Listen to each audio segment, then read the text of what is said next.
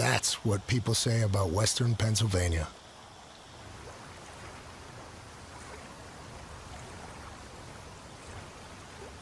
It's a metaphor, but it's true.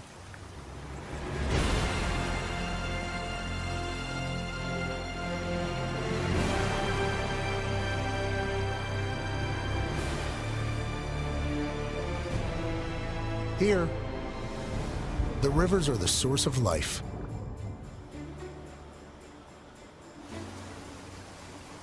They were here before man. They brought man here, and they will outlast man in his grand designs. The Allegheny River begins as a trickle in Potter County, Pennsylvania.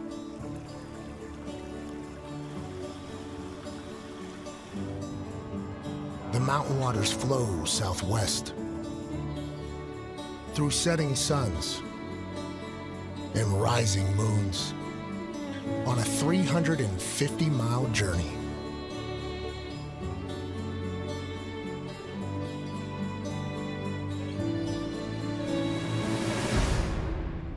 There's another river.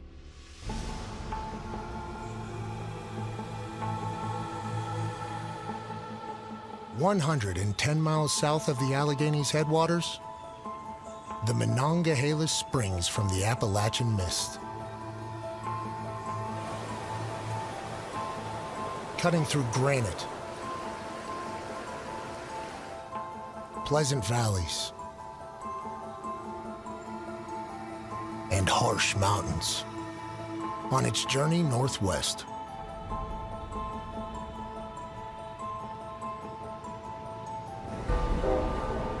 Two rivers on a collision course.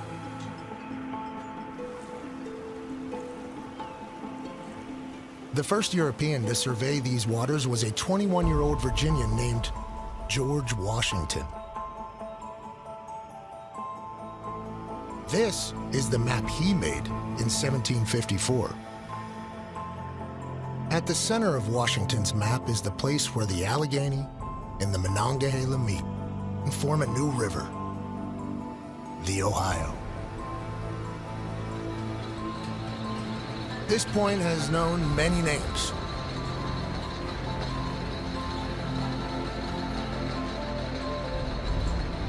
The Forks of the Ohio, Fort Duquesne, the Golden Triangle, Pittsburgh. At the river's mouth, Pittsburgh, steel capital of the world, stands as a symbol of the power generated along the Monongahela.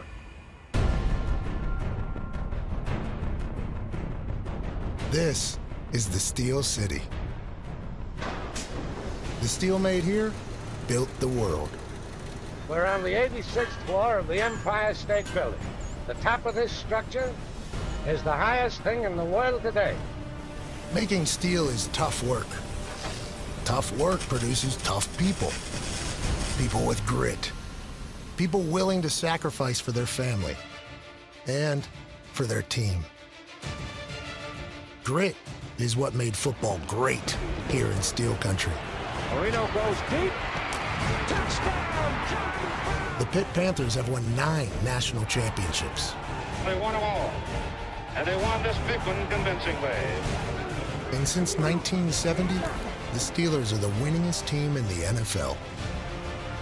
The first franchise to win 6 Super Bowls. The Pittsburgh Steelers have won the Super Bowl for a 6th time, unprecedented.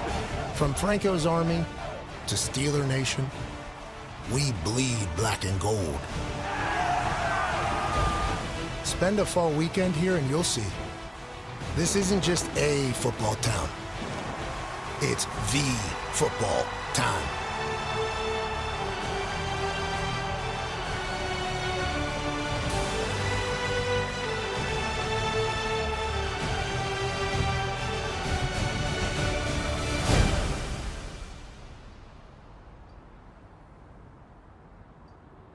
Here in Pittsburgh, our 3 rivers and our rivers of steel gave birth to a people.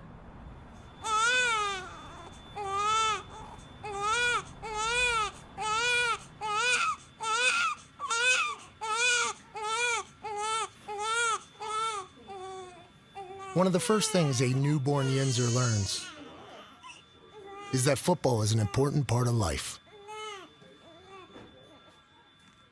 From the cradle to the grave and the milestones in between. Attention to re-enlist. Raise your right hand. Place your left hand on the Bible. I, Noah Nelson, Do solemnly swear do solemnly swear that I will support and defend that I will support and defend the Constitution of the United States. the Constitution of the United States. So help me God. So help me God. Congratulations, SDS1. Thank you, man. Go Steelers. Football is as much a part of Pittsburgh as the rivers that run through it. Along the banks of the Mon, just upriver from the point, the Pittsburgh Steelers and the Pitt Panthers are the only NFL and college teams who share a training facility. The pride of Pittsburgh practicing side by side.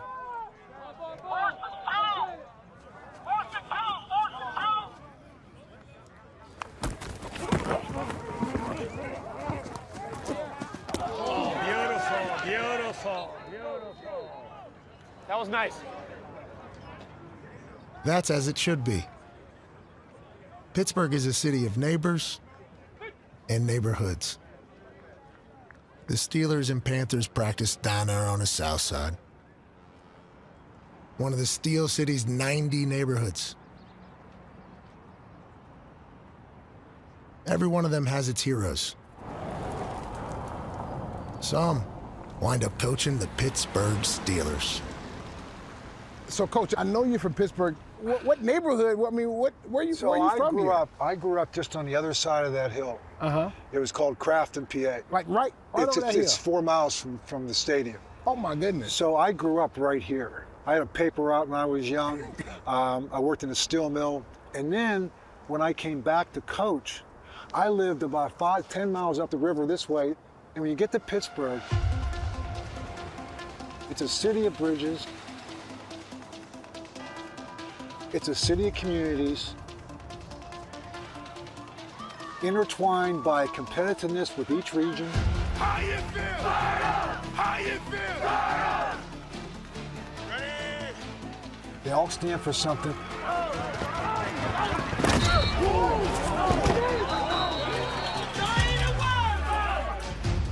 So when you play football here, Yeah. you're representing Crafton. It was personal. It meant something. Oh, it meant something. That's why I try to make every game personal. I grew up that way. Because Every game was personal. personal. Rush the quarterback. You understand? Rush the quarterback. Let's go! Let's go! Let's go! Yeah! Coach, I had the luxury of playing in Pittsburgh and having an amazing career. This is your city. Oh, man, no doubt. And you know what? You're my guy. I'm not from Pittsburgh, but to see all the great players that have come from this area, tell me what's in the water. What is it that produces such great players? It's the convergence of the three rivers, JB. We have the greatest mixture of everything, the Allegheny, the Monongahela. It forms the Ohio. The Ohio will take you right into Canton, Ohio.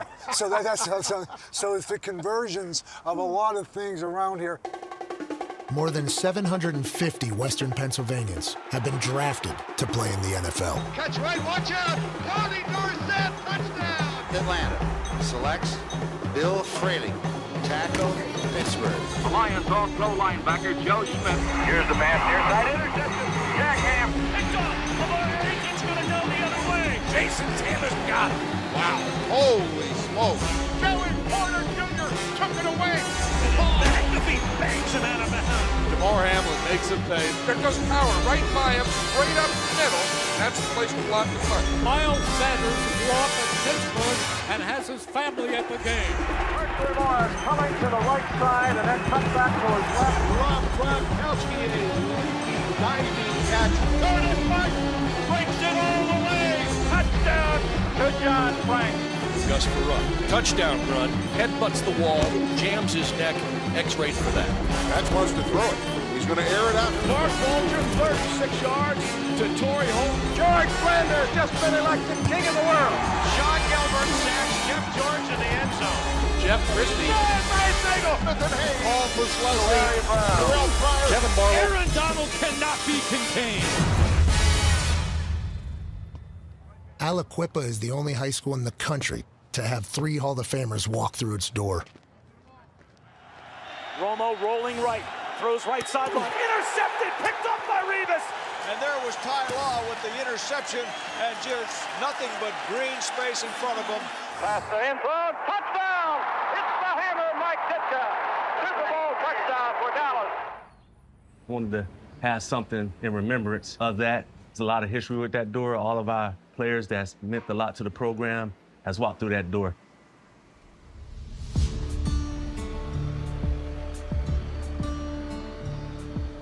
A football weekend starts with a bus ride across town, over one of the 3 rivers, to take on another neighborhood. High school football in Western PA.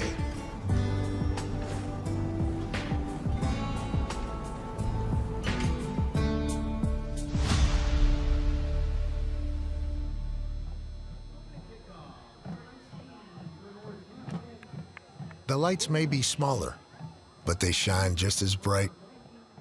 And they leave huge rebel emeralds glinting in all those acres of coal country.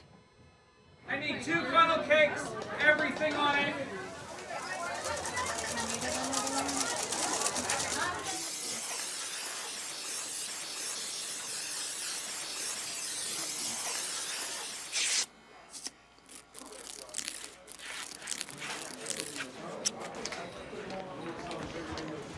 Get your minds right.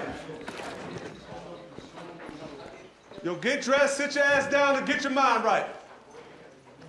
I want everybody to close their eyes in here and think about the first time you ever wore blue and gold. Your dad's, mom's dropping you off at practice to this very moment. Every single day you make a new memory, you lose a bit of your childhood. This is the game you've played since you were children. And no matter what happens here tonight, I'm gonna tell you this, you give me your best, I promise you, we will be successful. Do you understand me? Yes, Coach. Listen, man, this is a great opportunity for us. It's an opportunity for you guys to solidify your legacy. I'm gonna say that again, it's an opportunity for you guys to solidify your legacy. This is your story. These storms did not kill us, the wilderness did not kill us. All it did was make us stronger. Everybody got it. Coach, from now on, you are together. You play with swagger. You play with an edge.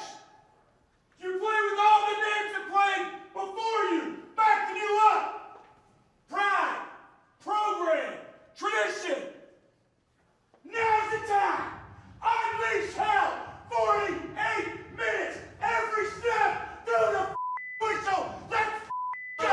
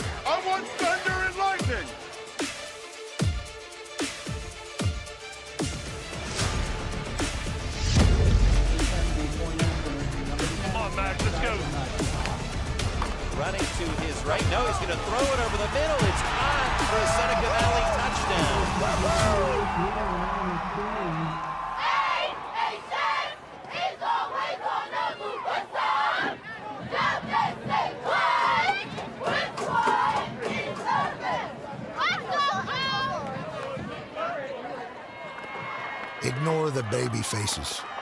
High school football in Western PA has all the grit you'd expect. You can never go wrong if you start with Lincoln Hope. Not a surprise when you see their parents. Quick slant again. Let's go, dude! Let's go, baby! Let's go, baby! Here we go! Oh! Come on! Run through it, all right? I got you. And you're not running to the ball every play. You're doing the start, stop. Okay. Go until he's down. I got you. It's 100%. Yep. You understand? Go. Come on. These are tough people, man. They live the grind. And so they understand that playing football teaches you how to thrive in the grind. Like, how big and how good he is one thing, but the Yinzer is a tough person. I ain't even gonna hold you. The Yinzer, he's a tough dude. Are we carrying him, yo? Nah, he's a man. He gotta walk. If his leg's broke, he gotta walk. Yep.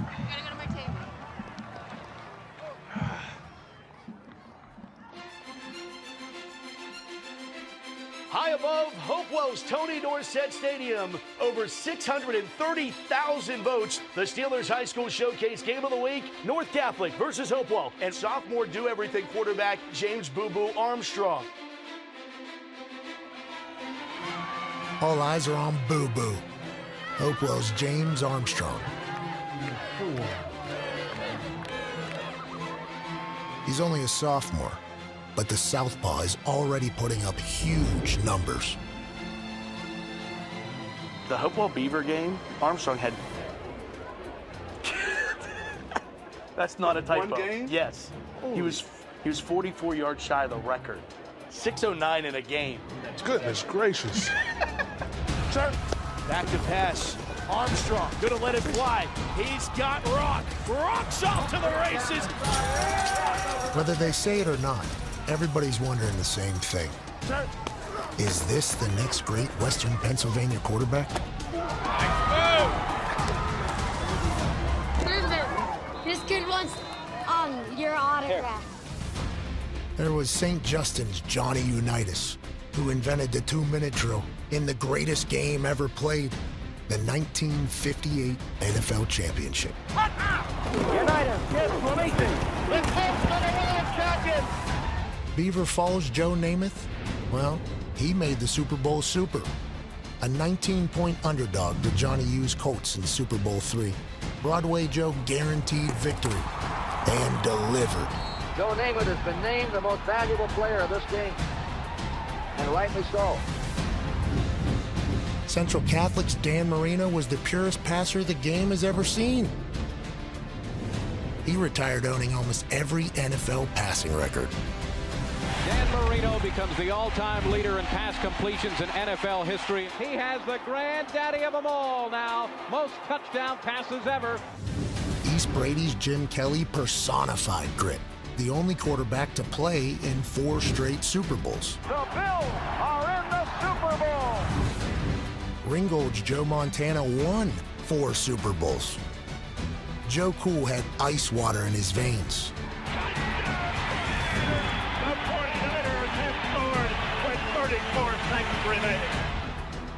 Maybe it was the Monongahela. This is why they call Western Pennsylvania the cradle of quarterbacks. And why on Friday nights every quarterback knows they're playing on sacred ground. Who knows? Maybe the next Canton-bound quarterback played on this night.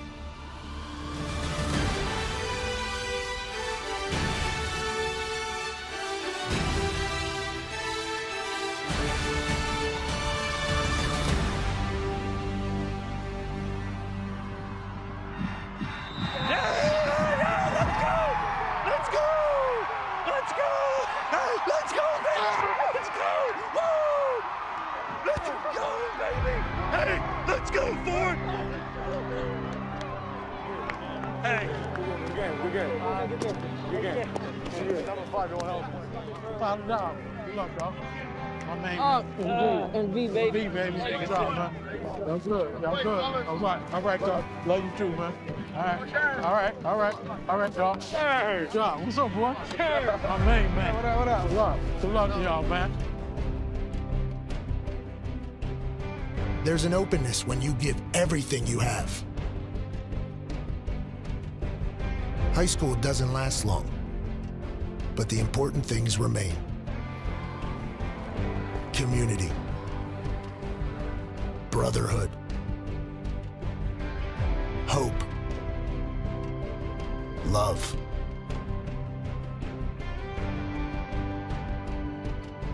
It's been a long journey. I'm proud of you. I love you. You mean the world to me, as does the rest of your team. You guys have changed my life for the better, and I love you and I thank you for it.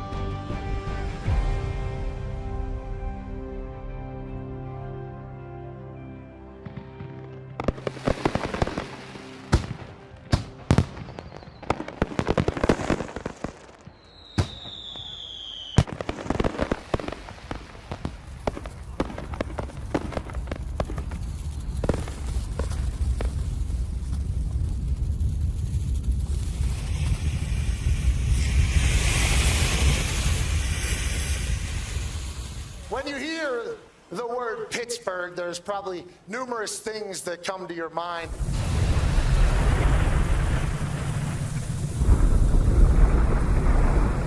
Certainly one of them has to be that this is a tough people town, okay? That's because we're a blue-collar town, and everybody knows that we birthed basically every other city with the steel that we created here. It takes men of iron to make steel, men who can withstand the searing heat from white-hot coke fires that are used to transform ore and scrap iron into molten metal. U.S. Steel's Edgar Thomson Works has been in continuous operation for 150 years. Steel made Pittsburgh a tough people town. And the steel those tough people made built skyscrapers, skylines, and stadiums. What the Roman Coliseum was to the first century is what Cowboy Stadium is to the 21st century. That swanky palace Dallas is so proud of, it was built with Pittsburgh steel. And here, at the confluence of the Allegheny and the Monongahela, the frame for Three Rivers Stadium was built from 68 giant steel C-frames.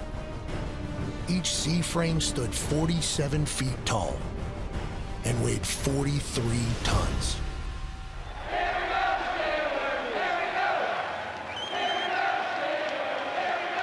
Steel also became the symbol of the Steelers. The logo on the helmet actually starts with U.S. Steel when they created the steel mark as a symbol for the entire industry. Republic Steel, which was a steel company in Cleveland, of all places, they called Art Rooney Sr. and suggested that he might want to use the steel mark. Those three, they're hypocycloids.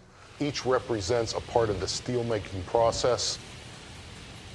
When they first put the logo on it, it was on a gold helmet. When it started, it just said steel. Why is it only on one side of the helmet? They really weren't sure whether they were going to like it or not. So just put it on one side of the helmet and we'll see how it looks and how it turns out. 1962, they had a very successful season. The NFL's third annual playoff bowl pits the second-place finishers, the Detroit Lions and the Pittsburgh Steelers. They changed the black helmets for the playoff bowl. Art Rooney asked U.S. Steel if he could change the logo to Steelers. They kept it on the one side, superstition, wavy, whatever it is, and that's the logo as it exists today. People from Pittsburgh being shirtless in this chilly weather is indicative of the toughness from this city. Go ahead and take the shirt off, boys.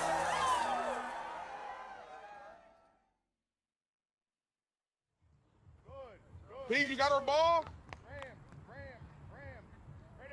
That Steeltown tough is passed from one generation to another on Saturday mornings. Come on, y'all, hurry up, let's go! Pop Warner allows kids as young as 3 years old to play tackle football.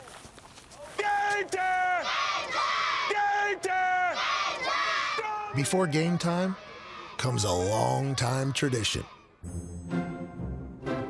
The joy of putting on pads.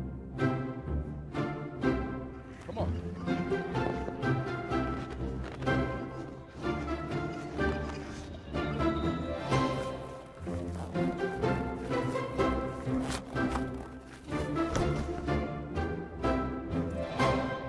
Yards of green grass and white lines, painted end zones. Where else would you rather be? Yeah! Dante! Steel Valley! They don't know what's coming! Dante! Iron Man! They don't know what's coming! Dante! Pittsburgh!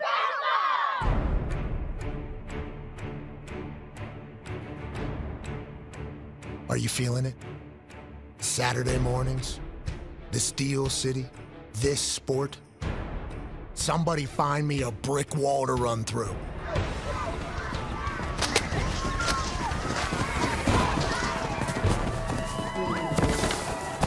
Oh my God! I got a heads and I got a tails. Call it loud enough so my referee can hear you over there. Tails. It's all tails. It is a tails. What do you want to do? Receive or defer? Don't worry about the noise. When the pads start popping, the noise comes. Let's go.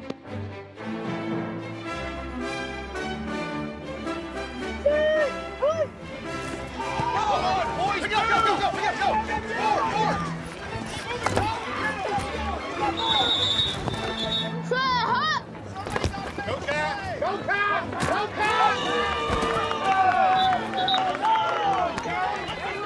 Grit is learned faster than the fundamentals.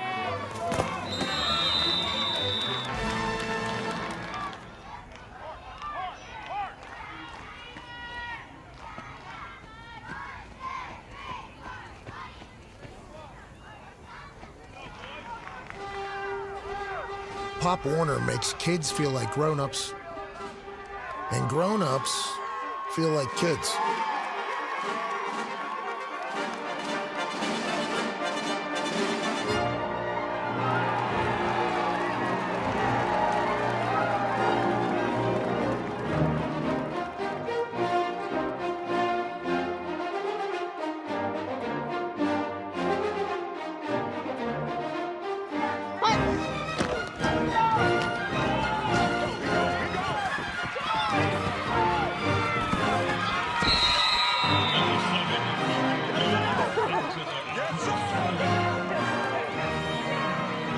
It's fourth down, we need to stop. Fourth down.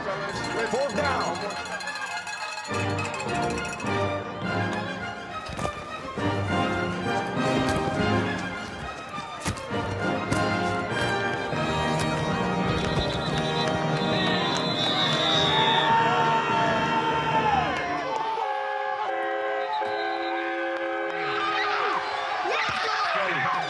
Saturday mornings.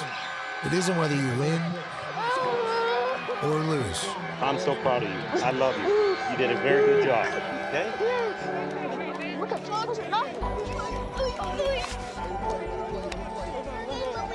But whether you get the donuts.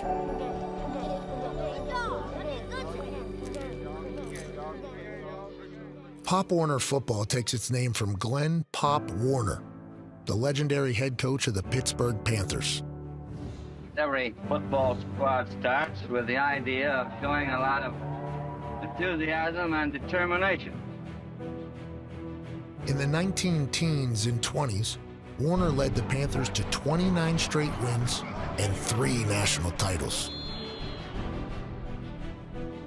Since then, Pitt has produced 11 Pro Football Hall of Famers, more than any school except Notre Dame and USC. Oh my, what a catch by Fitzgerald. Amazing.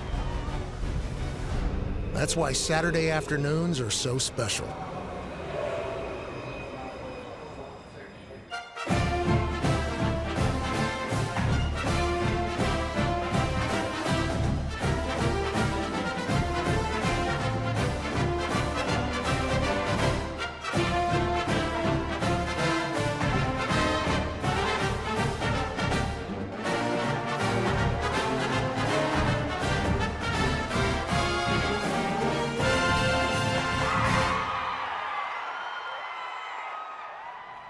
Opportunity. You only get so many, guys, okay? Got one opportunity today to get it done. Panther football. That's what we need to play. As long as we do that, we're in great shape. There will be ups and downs. Everybody understand that? Nothing will be perfect. We stick together. We find a way to get it done. Playing with great effort all day. And toughness. Nobody comes into our house. In our house! We will win! In our house! We will win!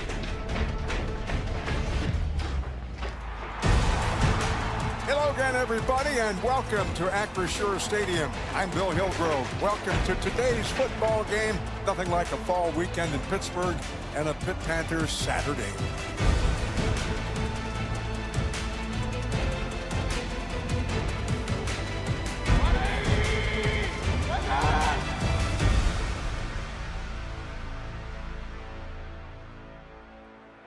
He wants to throw it on 1st and goal.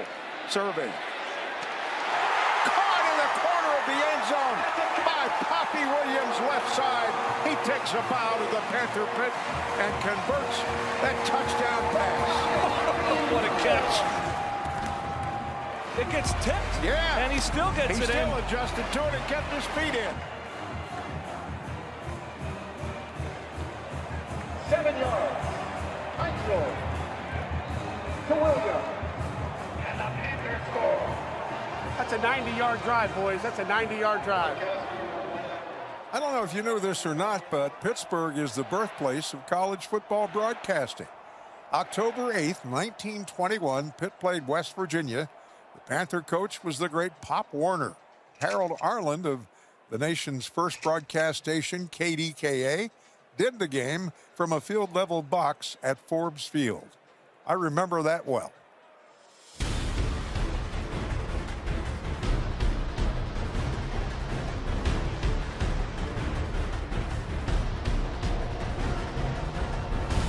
Pitt's been doing it all day long, making it look easy. Now read it motion to the top of your screen. Heinzel looks the other way.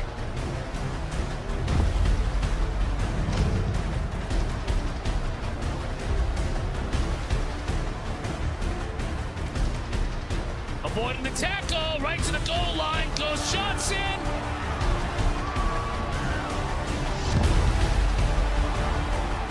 Touchdown! Stake in the heart! Stake in the heart! That should pretty much do it. Before the Panthers leave the field, Acrisure Stadium begins to change colors from blue and gold to black and gold. First of all, that's a hell of a win, let me just tell you, okay? Hell of a win, great effort. We found a way to get it done. We got stuff we can clean up, but hey, as a team, that is a damn good win, guys, okay? But we got another one coming, okay? But before that, let me see that ball, okay? Okay?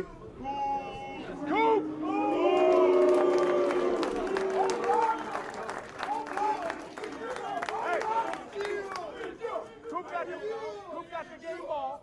Hey, and I know he appreciates it. I appreciate it. Hey, you make things personal, okay? And that was for you, Coop.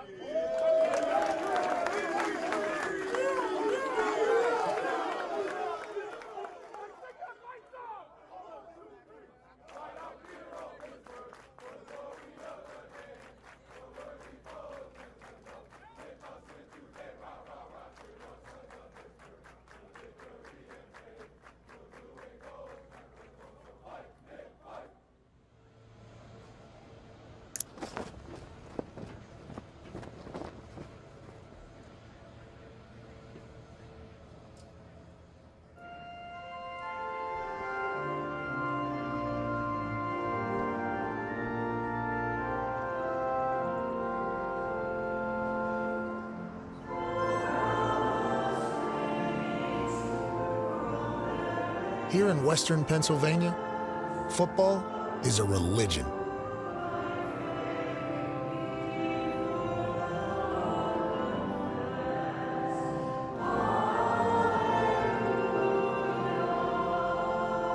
Good morning.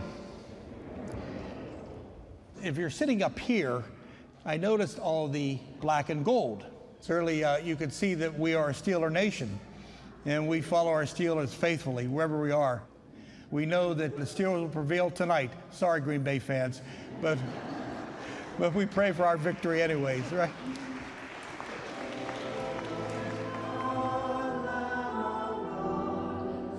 But where was this devout faith in the Steelers born?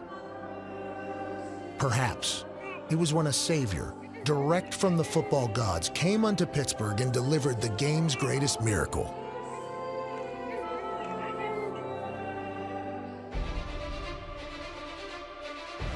Terry Bradshaw at the controls.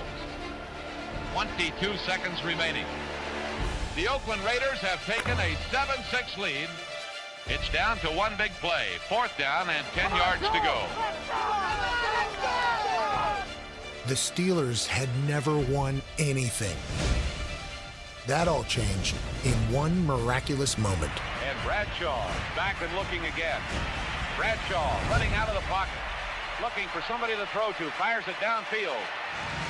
And there's a collision. It's cut out of the air. The ball is pulled in by Franco Harris. Harris is going for a touchdown for Pittsburgh. Where did he come from? Absolutely unbelievable. Holy moly. Fuqua was in a collision. Franco Harris pulled in the football. I don't even know where it came from. You talk about Christmas miracles. Here's the miracle of all miracles. Out of nowhere came Franco Harris, riding a white stallion, heading up Franco's Italian army, and galloping off into the sunset. How many times have folks asked you to describe the catch you made? Quite a few times, and it's still hard to answer, what really happened. What Franco did that day will never be forgotten in Pittsburgh. It's 1972. They're playing the Oakland Raiders. They're down to the last 22 seconds. Terry Bradshaw takes the snap. He has to dodge through defenders, and then he sees Frenchie Fuqua downfield. That's the actual turf that was on the field that day. That X marks the spot. That's where Franco made the immaculate reception. Those are Franco's size 12 shoes. Curators are trying to figure out how to preserve them. So we're thinking of using argon gas, like they use with the Declaration of Independence, to preserve Here, it for we honor our heroes and worship our idols.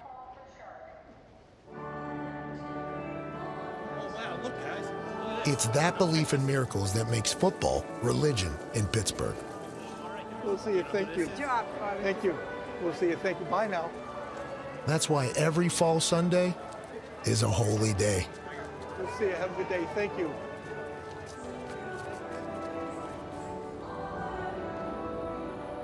A day of worship,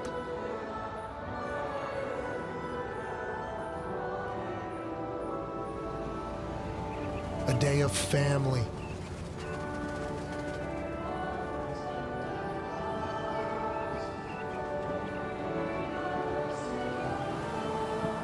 and a day for Steelers football.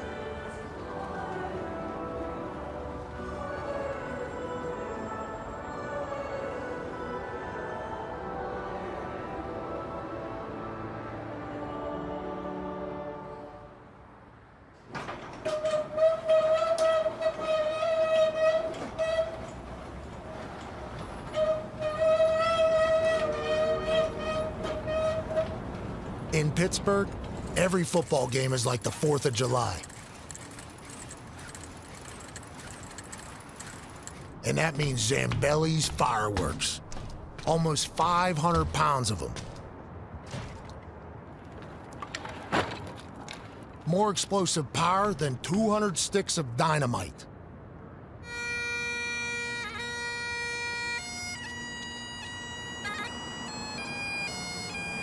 Bring out your virgins. Never been to a Steeler game? We want to see you right here. We're about to have a baptism. Now, children, do you all swear to root for one team and one team only as long as you shall live? from the waters of the Monongahela, the Allegheny, the Ohio, in the name of Ben Roethlisberger, Cordell Stewart, Neil O'Donnell, Bobby Brister, and as Pope Ben I used to say, those hot Roonies on TV, we welcome you all to Steeler Nation!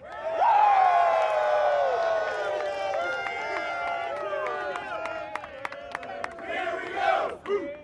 Here we go, Steelers! Here we go! Here we go, Steelers! Here we go! Welcome. Steelers fans have all kinds of ways of crossing the Three Rivers on their way to the game.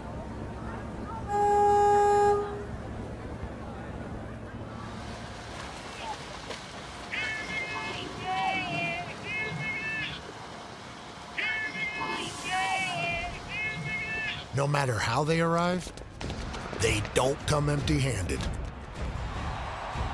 The Terrible Towel. The brainchild of Myron Cope has been Pittsburgh's battle standard for half a century. Yoin! Double yoin! And the towel is out. Oh, yeah. And the towel is surging. Feel the power, Myron. Oh, I can feel that power. Everybody got one. Look at the zero. Everybody got one. Everybody in the stadium got a terrible towel. Here we go, Steelers. Get those terrible towels away there.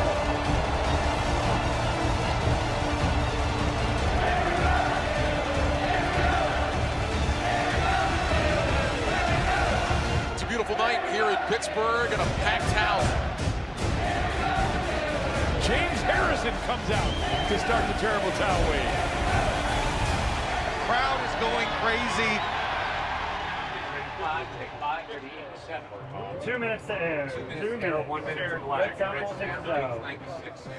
34, Pyro we see fly shot, run on if we need it. 20 seconds to the Steelers exit in A35. Remember the fireworks. 15. 15 guys on the air, 15. Have a great one tonight, everyone. Stand by the Steelers exit in 10, 9, 8, 7, 6, 5, 4, 3, 2, 1. Send it. Welcome, your Pittsburgh Steelers!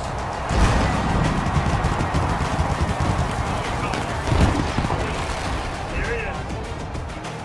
50 degrees, perfect October football night in Western Pennsylvania at Acrisure Stadium.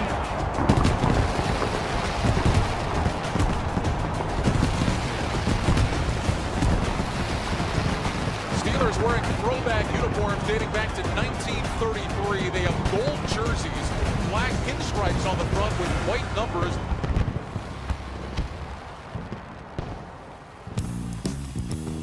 The franchise that Art Rooney founded in 1933 entered the NFL as the Pittsburgh Pirates. The name soon changed.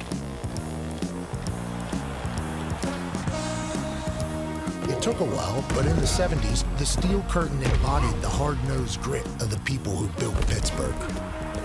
And the Steelers became everything Pittsburgh is.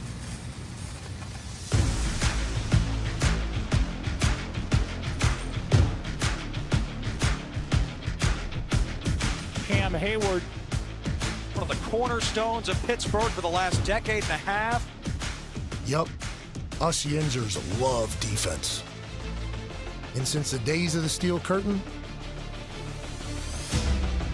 we've watched generations of legendary dogs. And T.J. Watt hammers Jacobs right at the line of scrimmage. Through the years, Pittsburgh has been home to a ton of the game's greats. In fact, for more than 50 years, every season has seen a future Hall of Famer in black and gold.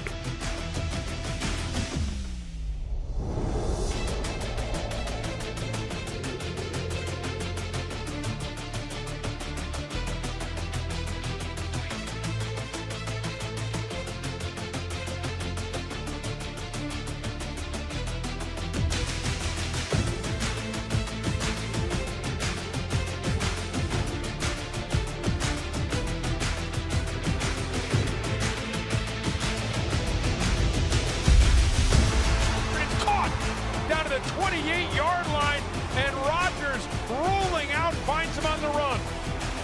Oh, this was a beautiful play design. He rolls out to his right. He threw the back shoulder fade. Beautiful play design, beautiful execution for the Steelers. Now the Steelers at the doorstep, just inside the 3-yard line of Green Bay. First and goal for the Steelers. Rodgers turns, throws. Touchdown, Pittsburgh Steelers. Is DK Metcalf from 3 yards out.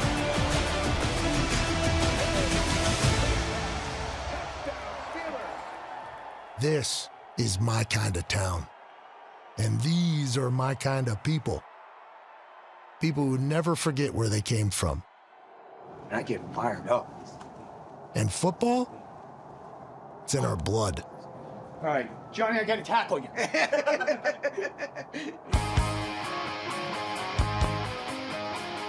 Coming to this stadium is beautiful, with the whole crowd, the fans, the terrible towels. Football here is insane. It might be a little chilly, but we're under 4 minutes, so it won't be very long. Oh, I'm ready to go. And there's lights on your back. The colder the better. This is football weather. Yeah. Please welcome former native and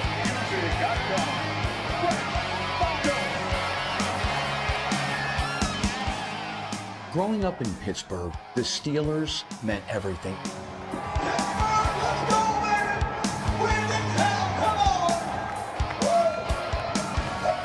One of the most inspirational moments in my life is during the Super Bowl. Roy had missed a kick. No good. Rivella pulled it left.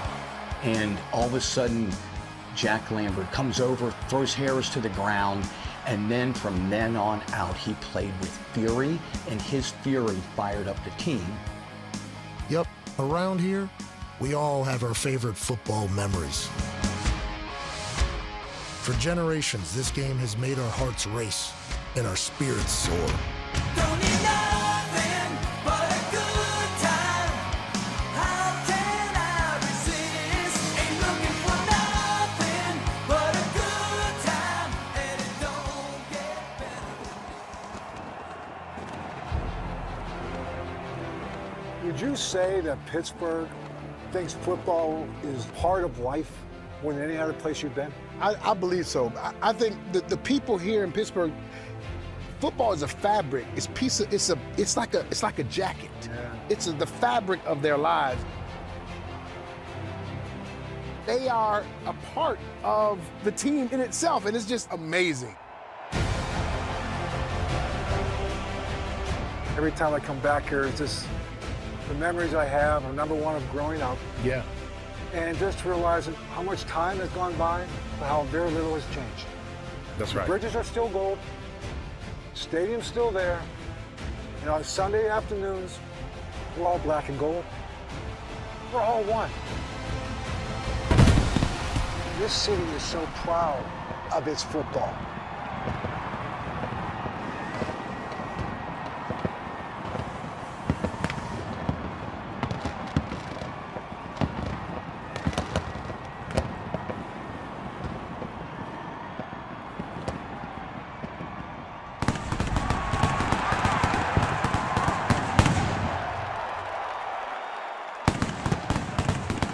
These fall weekends are cause for celebration. And football fields have long been where we forge our identity. This tradition is as much a part of the city as the rivers of steel that run through it. Joining city neighborhoods and neighboring cities into a people.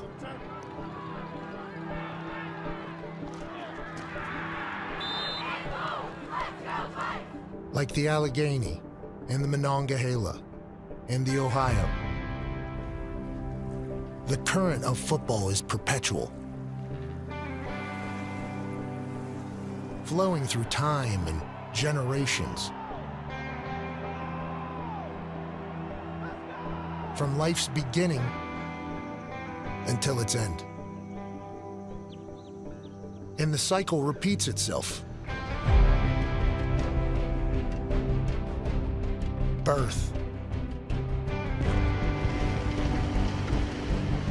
death,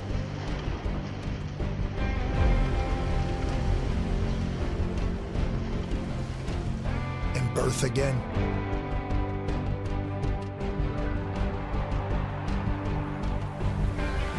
Rising from the dead, like the Appalachian waters that are the wellspring of it all. Stronger than steel, stretching for the heavens. This is the football time. Here, miracles happen. Every fall weekend is one of them.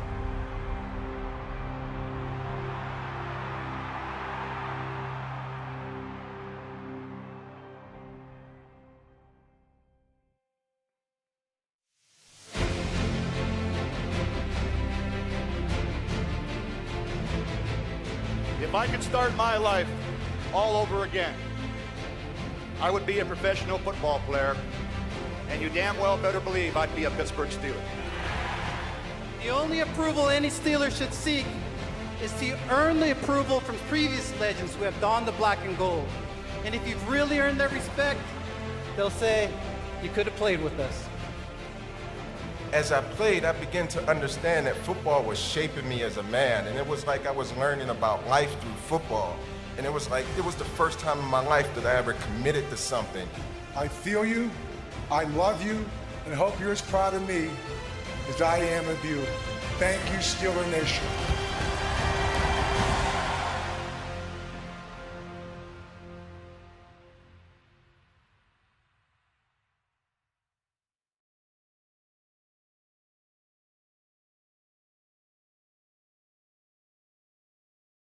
This the draft, spectacular, let's let it ride. Every player's dreams could come alive. Pittsburgh to the world, next gen the ball. All the names you hear could end up in the hall. So welcome to the league, says the comment show. Whole city can change when a pig becomes a fish.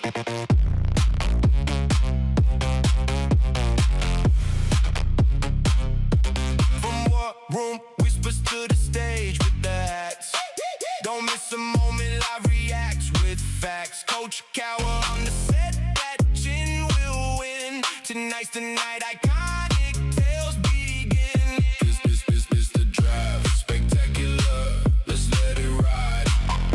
Every player's dreams could come alive. Pittsburgh to the world, next gen the ball. All the names you hear could end up in the hall. So welcome to the league, says the comment show. Whole city can change when the pig becomes a fish. It's the draft, spectacular, let's let it ride.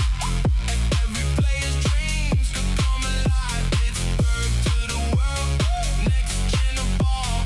All the names you hear could end up in the hall. So welcome to the league, says the comment show. Whole city can change when the pig becomes a fish.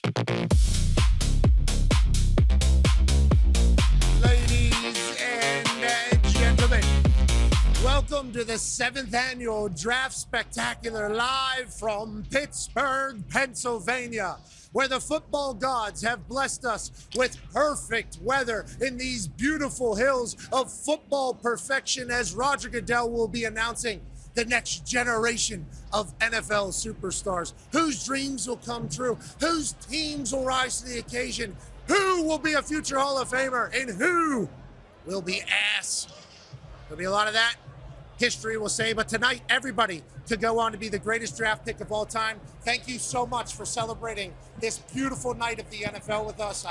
We saw the aerial view there. Pittsburgh has shown up. The weather is remarkable, something that I don't think any of us could have ever expected. Maybe the hottest draft that we have had on record. The views, immaculate. The city, alive. The casino actually had a couple winners walk out of it. Kennywood was delivering on all fronts. Everything is special, and we're thankful and lucky to be a part of it. It's not just me, obviously. The Toxic Table is here, although it looks a little bit different. At Boston Connor, and Mad Mel Kiper has come out of his hole. Yes. Good to see you, Mad Mel, once again. Thank you, Pat. Good to be with you guys, as always. Listen, I know I may reside in Baltimore, but Pittsburgh, what an unbelievable city. Great locale for the draft. I think a lot of people don't really know what's going to go on tonight. I know obviously much more than several of these pundits up here on the stage, and I still don't have a fucking clue. So I'm excited. I'm ready to get this thing going. I think the question marks all across the board are certainly a big topic of discussion. Arvell Reese goes from being the favorite at the second overall pick to the Jets to David Bailey being the favorite for the second overall pick with the Jets. David Bailey's top 30 visit is canceled with the New York Jets. We have people saying stay strong on it, but right now, minus 250, I believe, minus 230, I apologize, for Arvell Reese to go number 2 overall. He could be the first of many Buckeyes disappearing into the NFL out of Columbus, Ohio. A man joining us who looks incredible tonight, obviously dressed for the occasion, former number 5 overall pick, Columbus Buckeye legend, AJ Hawk. AJ, good to see you, Hawker. Good to see you, Hawker. Hey, Ohio State's going to have a big night. I know Ryan Day's here. He's talking. You guys are going to be on display in a big way. Congrats to you. Yeah, thank you. Obviously, a bunch of talent coming off the board for Ohio State, most likely in the first round tonight. Arvell Reese, most likely the first one from the Ohio State team, but you never know. I think there's going to be some fireworks, some teams moving around, especially the top 10, 15 picks. Yeah, there's an interesting conversation happening about this draft class. You know, not as many quarterbacks, but there is a quarterback conversation looming with the number 2 quarterback in this year's draft. Where is he going to go? Is he going to slip out of the first round where many mocks had him at the very beginning of this entire process in Ty Simpson? Or is he maybe on a ladder right now? Wait a minute. Because he's a quarterback. I mean, Mad Mel, you'll certainly know more than most of us, but D-Butt, there's been so many question marks. Former second-round pick to the New England Patriots, obviously a pillar of the draft spectacular showcase every single year. This year, question marks all across the board. Skill positions, I'm not really sure we know many things about any of them. Yeah, it's a quarterback-driven league, so I do think Ty Simpson hears his name called tonight. I know he's in the building, but yeah, my eyes are always out there on the auto buy, those wide receivers in DB, so I'm interested to see how many go tonight, which ones go, where do they go? Carnell Tate, Jordan Tyson, who comes off the board first? I know Tate is favored. And then after Delane, the corner out of LSU, what other corners go and to get their name called tonight? So I'm interested to see what happens out there, out the numbers. Yeah, and I'm excited that we got somebody that'll be able to just kind of roll with whatever. 15 years he was the head coach of the Pittsburgh Steelers. 20 years he's been crushing NFL television. And at this moment, he is the coach of the entire city of Pittsburgh. Even Mike McCarthy, who's the head coach of the Pittsburgh Steelers, understands this guy's kind of the coach of the city. We're so lucky that he's a guest of ours here tonight at the Draft Spectacular. Pittsburgh legend and icon, Super Bowl champion, man from Crafton, right down the road here, up a hill, around the bend, down into the hometown of legend, Bill Cowher. You know, and Pat, listen, I am very honored that you picked me to be the guest to represent the Pittsburgh Steelers. Remember, a year ago, it was Mike McCarthy representing the Green Bay Packers. Of course. And now Mike McCarthy will be picking on behalf of the Pittsburgh Steelers tonight. And I think the draft, I got this, and you asked me to do this a couple weeks ago, I dove back into the draft. It just takes me back into the process. We're talking about the picks, but I think what we want to talk about is what's taking place in those war rooms around the National Football League tonight, particularly as they get on the clock. What's taking place in terms of who we're thinking about taking. Maybe we moved on. Maybe a guy starts to slip that we want to go up to. And what is the compensation? What is the capital you have to give up to do that? All the things, I'd love to be a part of it with you guys as we're up here doing this tonight. And again, beautiful Pittsburgh City. Thank you for embellishing me, taking me to Crafton this morning, and sit there and allow me to do that, going over to the south side with the Pittsburgh Steelers this afternoon. So it's been a heck of a journey so far today. It's been so much fun experiencing Pittsburgh with you, brother, because I grew up here, so I very much understand who the hell you are and what the hell you are. And I think I hope you understood what you were to this city before this particular trip. This has been fantastic to watch. Just know this guy's holding court in any room that he's in. Wherever it's at, everybody is following his lead in this city. That's Cowher way up there in Crafton. That's the alley right behind the house that he grew up in. That church right there on the corner, it's where his dad was. There's a lot of things that have been learned on that alley. Most of it grit and everything that Pittsburgh appreciates and Pittsburgh wants to be represented by. So we appreciate you doing this. When I was calling you, I was nervous. Yeah, no. Doesn't have an iPhone, obviously. It's Bill Cowher. Of course. Bill Cowher doesn't have an iPhone. Okay, so green text message. Who knows if that's delivered anywhere? You know, that could have been sent out into the vast open space. The fact that you joined us and the fact that you answered, we're very appreciative of you being a guest here tonight. Well, it's going to be a special night. Be with you guys tonight, and I want to hear what Mel Kiper has to say down here. To my right, it'll be interesting to see his assessment of the talent. I know you call yourself the best of all time, and we will see how you do tonight. Well, I don't just call myself the best of all time. It's kind of just a given fact. Okay. I am the best of all time. Listen, Coach, we're not going to get into it right away, but I got a couple picks, in your storied career that I hand up right away. Oh, so the good ones, right? Troy Polamalu, Ben Roethlisberger. Yeah, those are okay. I'm thinking more towards, 1999, when Javon Curse is on the board, Coach. I thought you were a defensive coach. I was saying it for weeks leading up. This guy doesn't do it. And then You're talking about Troy? Yes. Edwards? I'm talking about Troy Edwards, okay? He had a pretty productive college career. Okay? Think about that, Matt Mel. Must be nice to have a microphone on a grandstand instead of being in the actual seat as the crowd here that he's filled in. Hundreds of thousands, I would say, packed into this parking lot. Pittsburgh wants to celebrate ball. Can't wait to hear. Yeah, Roger Goodell has made his way onto the stage. We should let him talk for sure before we go to the bunker, boys. Pittsburgh, here we are. Yeah, we are. Come on, you do better than that. Roger has a lot of history with Pittsburgh, actually. Went to school We have over 300,000 people. Let's go. He's hear you. That's a lot of There people. you go. Okay, Rog. Welcome to the 2026 NFL Draft. We are proud to be here in a city built on grit, built on steel, and home of the one of most dominant franchises in history. Your six-time Super Bowl champion Pittsburgh Steelers.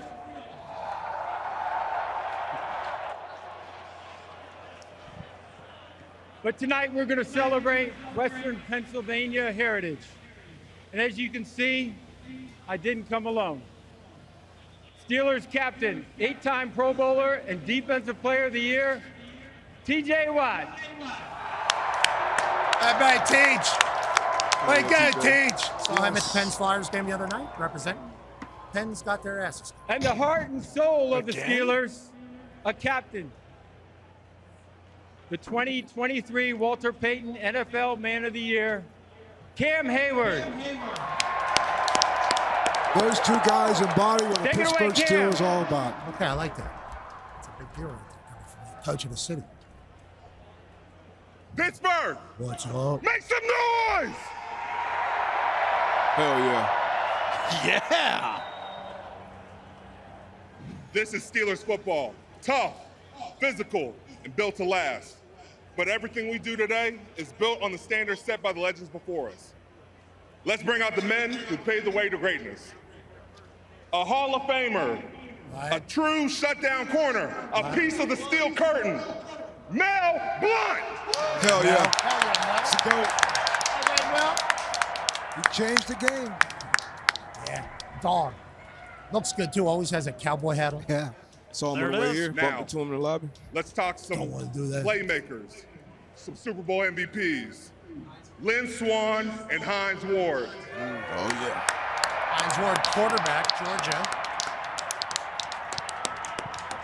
Turns into icon wide receiver for Pittsburgh Steelers. And then Lynn Swann, obviously, storybook. NFL Films. And now, we got to talk quarterbacks. Two quarterbacks. Right. Two eras. Right. One standard. Super Bowl champions. Right. And legends of the city. Gardell. Ben Roethlisberger. 7.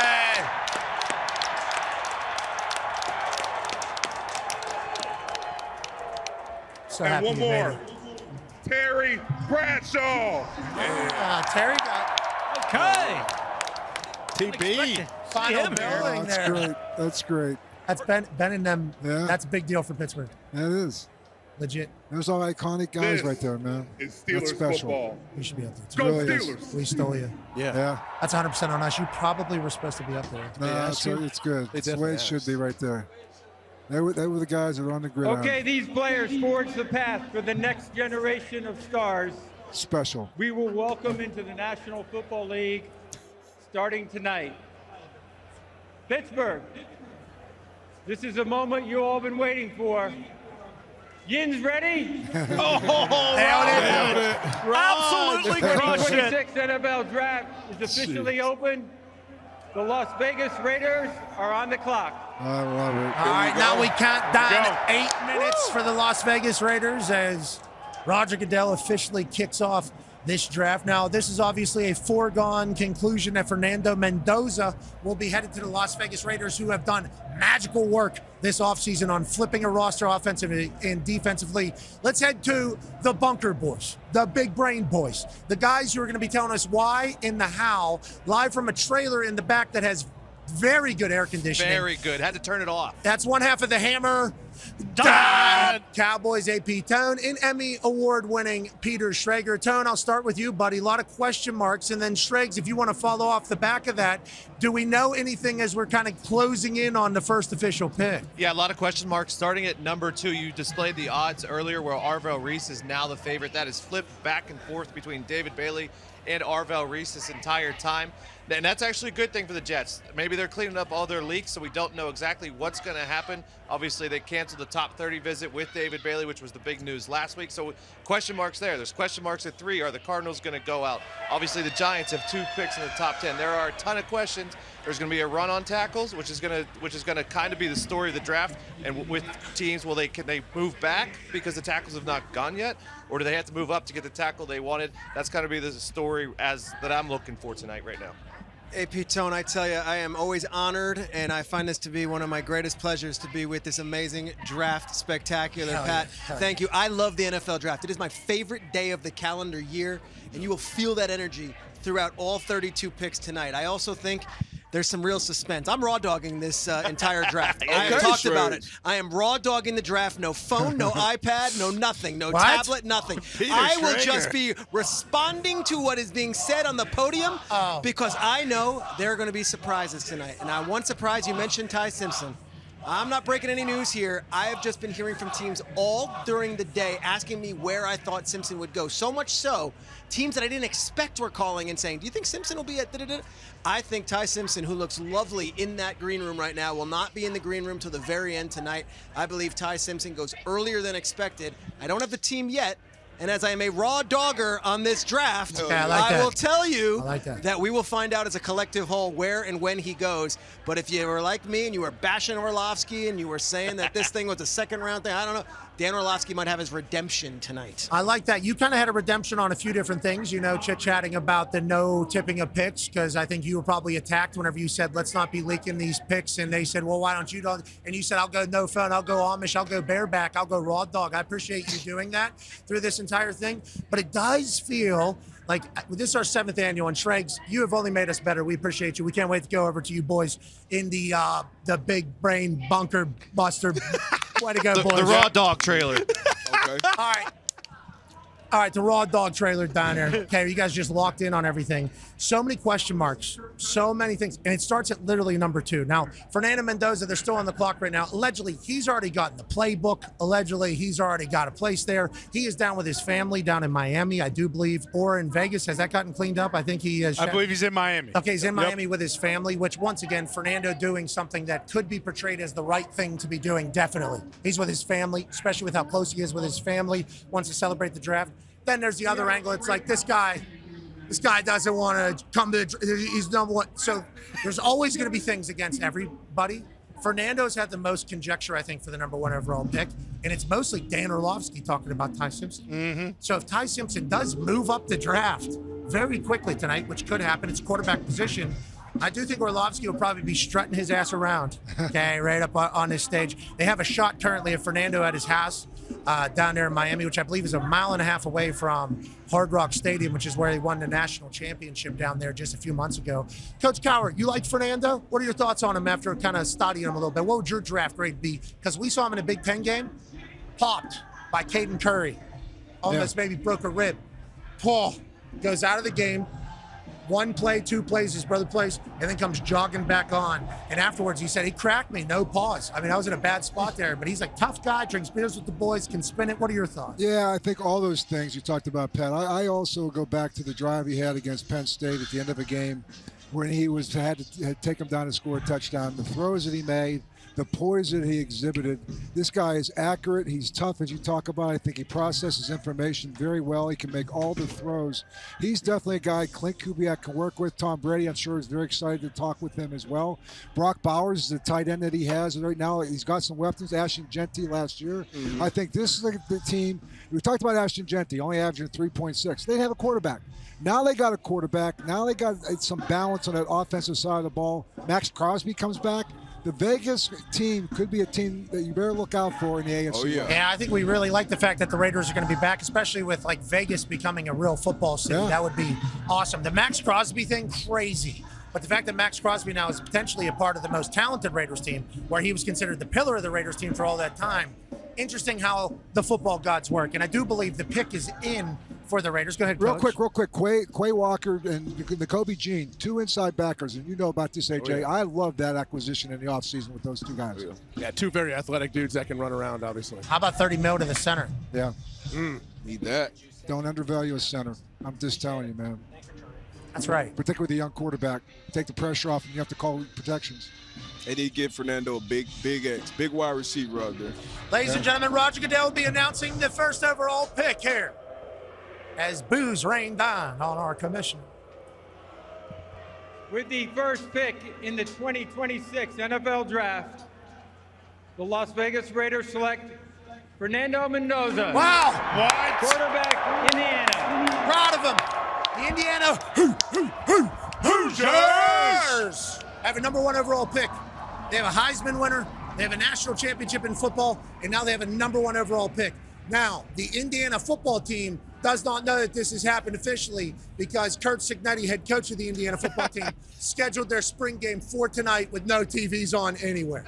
No way. I love that. I do. He's a Western Pennsylvania guy as well, so shout out to Cignetti. We met another Cignetti today in our journeys amongst a bunch of Italians. Mendoza, though, special season, Mad Mel, and what he did and where he did it matters. He put Indiana football literally on the map for the first time ever, Mad Mel. Yeah, without a doubt. I mean, you guys talked about it. I think the big trait of his, obviously, all of the intangibles are there. He can deliver the ball on time. He's accurate. We saw what he did throughout the playoff run. He is tougher than a $2 steak, Coach. You know about this. He got smacked time and time again. I saw him get his goddamn teeth knocked out against Iowa. Like Jack Hughes? Pretty much. Very, very similar. Still delivered a touchdown, win that game late. I don't know. I don't know what the conjecture is. I think this is a slam dunk pick for the Raiders, especially considering that they signed Kirk Cousins this offseason. Okay, now it gets interesting, right? And Jeremy Fowler of ESPN just tweeted out, once the Raiders select, expect the Jets to hang on to clock a beat, okay? See what calls potentially come in. New York has done a good job camouflaging their plans. Let's head to the bunker, boys. Peter Schrager, you've been a part of this number 2 overall pick odds swing a couple different times. Mock draft 1, David Bailey at 2. Mock draft 2, David Bailey at 2. You've considered that the number 2 pick this entire time. Today, Arvell Reese's odds skyrocketing to be the favorite for number 2 overall. Are they trading out of there? What do you think happens here, Schrager? There was such a swing today to go in Arvell Reese's favor. A swing that I've never seen before. I can only compare this to the Trey Lance Mac Jones year when everyone going into draft day was all in on Mac Jones being the 49ers draft pick at 3rd overall, and then Trey Lance was the surprise pick to some. Others afterwards patted themselves on the back and said, oh, I knew. No, you didn't know. You would have said it if you knew. I was a Mac Jones guy. I was wrong on that one. I've been David Bailey all along. I'm not getting off David Bailey Island. And yet if it's Arvell Reese, I will tip my cap and say, well, I guess I did a poor job leading up to this draft. Listen, he was a skater boy. He said, See you later, boy. That's Arvell Reese. Yep. Yeah. And It's what complicated, Pat. It's very complicated. That's an Avril Why song. you gotta be so complicated? Yeah, I understand. Swinging a hot bat. He is. Canadian. Jacked up. You said he was going to be excited. You going Raw Dog's crazy because you could potentially be getting information right now. I'm not Shrek. checking anything. I'm raw dogging this thing, and I like it better that way. I'll tell you, my information's good. I don't need to be on the phone tonight during the draft. Jeremy Fowler, thank you for that very useful tweet right there. I don't know what we did. Look, of course they're taking calls. Let's go. Put the phones away, Fowler. We love you. He's your co-worker, for Christ's sake. I love Fowler. Last year, number 2 overall pick gets Sure. traded gigantic. Now, we have since learned from source that the Cleveland Browns were going to take Travis Hunter at number 2 as well. So that was going to be their pick. Instead, Jacksonville Jaguars, day of draft, make massive trade. They get up in there. I'm going to be honest. Jeremy Fowler's tweet, informed me that people are thinking about trading number 2. I hadn't heard that at all this year. Have not. I heard there was going to be really not that much movement, but I like that we're getting a little bit of a This shake, is why we love this rattle, stuff. and roll. And ladies and gentlemen, the pick is in D-Bud. I'm excited to see what happens here for the Jets. I'm very excited to see, too. Peter Schrager just talked about the Mac Jones pick. I never thought he was going 3 just because of the traits. The thing about these guys up here at the top of the draft, Bailey and Reese, they both have those elite traits. So I'll be excited. Either one of those guys get their name called right now. Okay, the pick is in. What does that mean, Coach? So they called and said what it is. Now Raj is in the back getting the card made. So how long do we think we have? They had their pick in before Mendoza. They knew today who they were going to pick. They were waiting to see if there was anyone that had any seriousness about them moving down and what they could get for it. But I think that this is a pick they're going to make. I think it's going to be Bailey. Okay. Wow. Why, Coach? Because he's proven? Is that what you would do, Coach? Because he's proven? Yeah, versus... I would. I mean, I ever release hybrid player. I get all that. But Bailey, to me, is the best pass rusher in this draft right now. And to me, that's the guy you get. Who would be his comp for you? If you have one. I mean, he's got a little bit of James Harrison. He can bend. And he's not a real tall guy, so I love his ability to bend and get around the corner. And he's got great speed. He's powerful. And he's got a great motor. I mean, there's not a whole lot not to like about this guy. Ladies and gentlemen, this number 2 overall pick was a big storyline because Aaron Glenn was keeping everything tight over there. Very. They need it. Bad. In the worst way. Yeah. This better be a fucking home They run. didn't have 1 interception. They had like 14 sacks the entire year. Ladies and gentlemen, who will be a New York Jet? Is this the pivotal turnaround piece for the New York Jets history? With the second pick in the 2026 NFL Draft, the New York Jets select David Bailey, linebacker, Texas Tech. Schrager! Come on! Hey, Schrags. Come on! Schrags, good for you, buddy. Okay, you had to hold. Yeah, he did.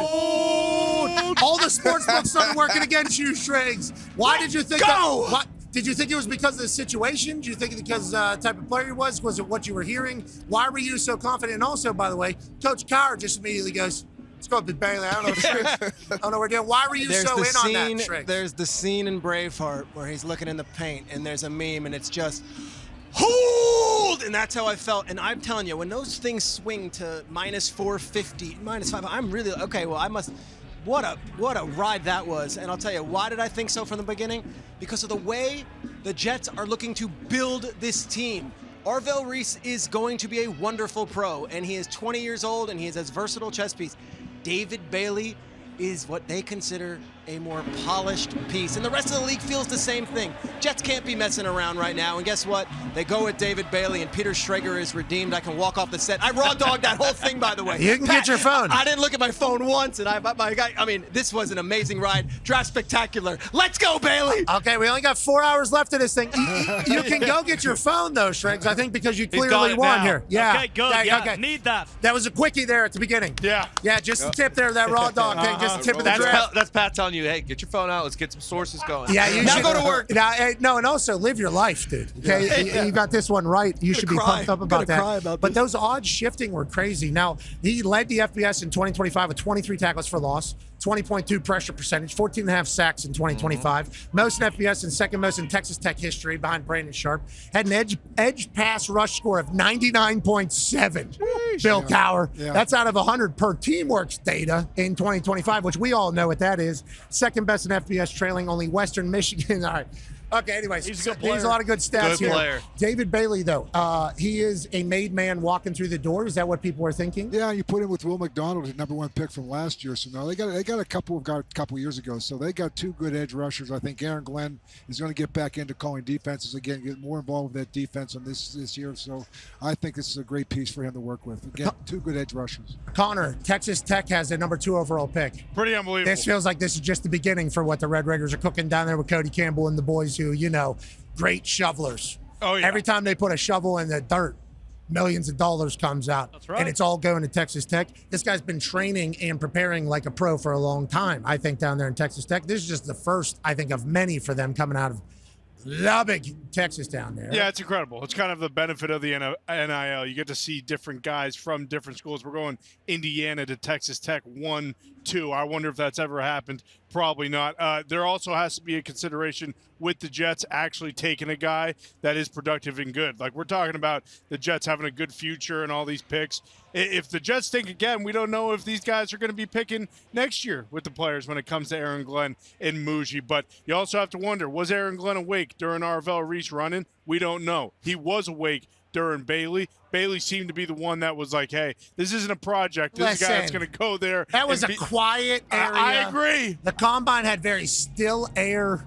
Okay, it was a lot of boring atmosphere. Yep, no music. Every once in a while, you're going to just doze off, especially whenever you're handling business late at night. They go with the more mature pass rusher, I guess, at this stage of ball. But 99.7 rating on a Teamworks data per rush of super duper. You don't know what it means, but it's got to be good, right? 99.7. Schrager was talking raw dog. You watch David Bailey. He's raw dogging out there. Yes, no he wristbands, does. no gloves, no wrist tape. Like Carnell Lake, a great safety that you coached for a while. You could always spot those guys. I wonder if he's going to do this at the next level. Anytime you're playing with no gloves on, immense respect for you, because once you wear gloves and play football, it's tough to take those gloves off and feel as safe and as confident hitting people. And this guy's a monster. Obviously. I would assume he sprays his own water bottle. Definitely. Yeah, definitely. You got to be a dog to come out on the field dressed like that. Too, because that. And those things, you have to. When he gets You gotta be older, a monster. yeah, but I do like the crop toppy, loose bottom. But the fingers by the end of this guy's career are going to be awesome. Oh, yeah. They're going to be awesome. We appreciate your service for football. Good luck as a New York Jet. Obviously, they need it over there. Okay, the Cardinals are now on the clock. Let's go to the bunker, boys. Hey, Tone, Cardinals have been linked to quarterback, but everybody says too early at 3 for a quarterback. Then there was a conversation, DN could go, then DN again, and then we'll get a run of something else. What are we eyeing for the Cardinals here at number 3, Tone? So there has been a lot of talk about them potentially trying to move back because of you can't take Ty Simpson at 3. But why, though? On that note, you're right. Bingo. For a lot of this draft, everyone's like, if you like your guy, Dano likes him. Take your guy. That's true. I wouldn't take anyone that Dan Orlovsky likes. That being said, the guy sitting next to you there, he was saying Dan Orlovsky might be reigning supreme by the end of this. He might, and we will see. But I still believe that Mendoza went ahead of Ty Simpson, so we'll see there. Okay, go ahead. But if it's a stick and pick, they think it might be Jeremiah Love. Arvell Reese, the Cardinals have had issues with tweeners before. They have a pass with that, so that's kind of a bad taste in their mouth.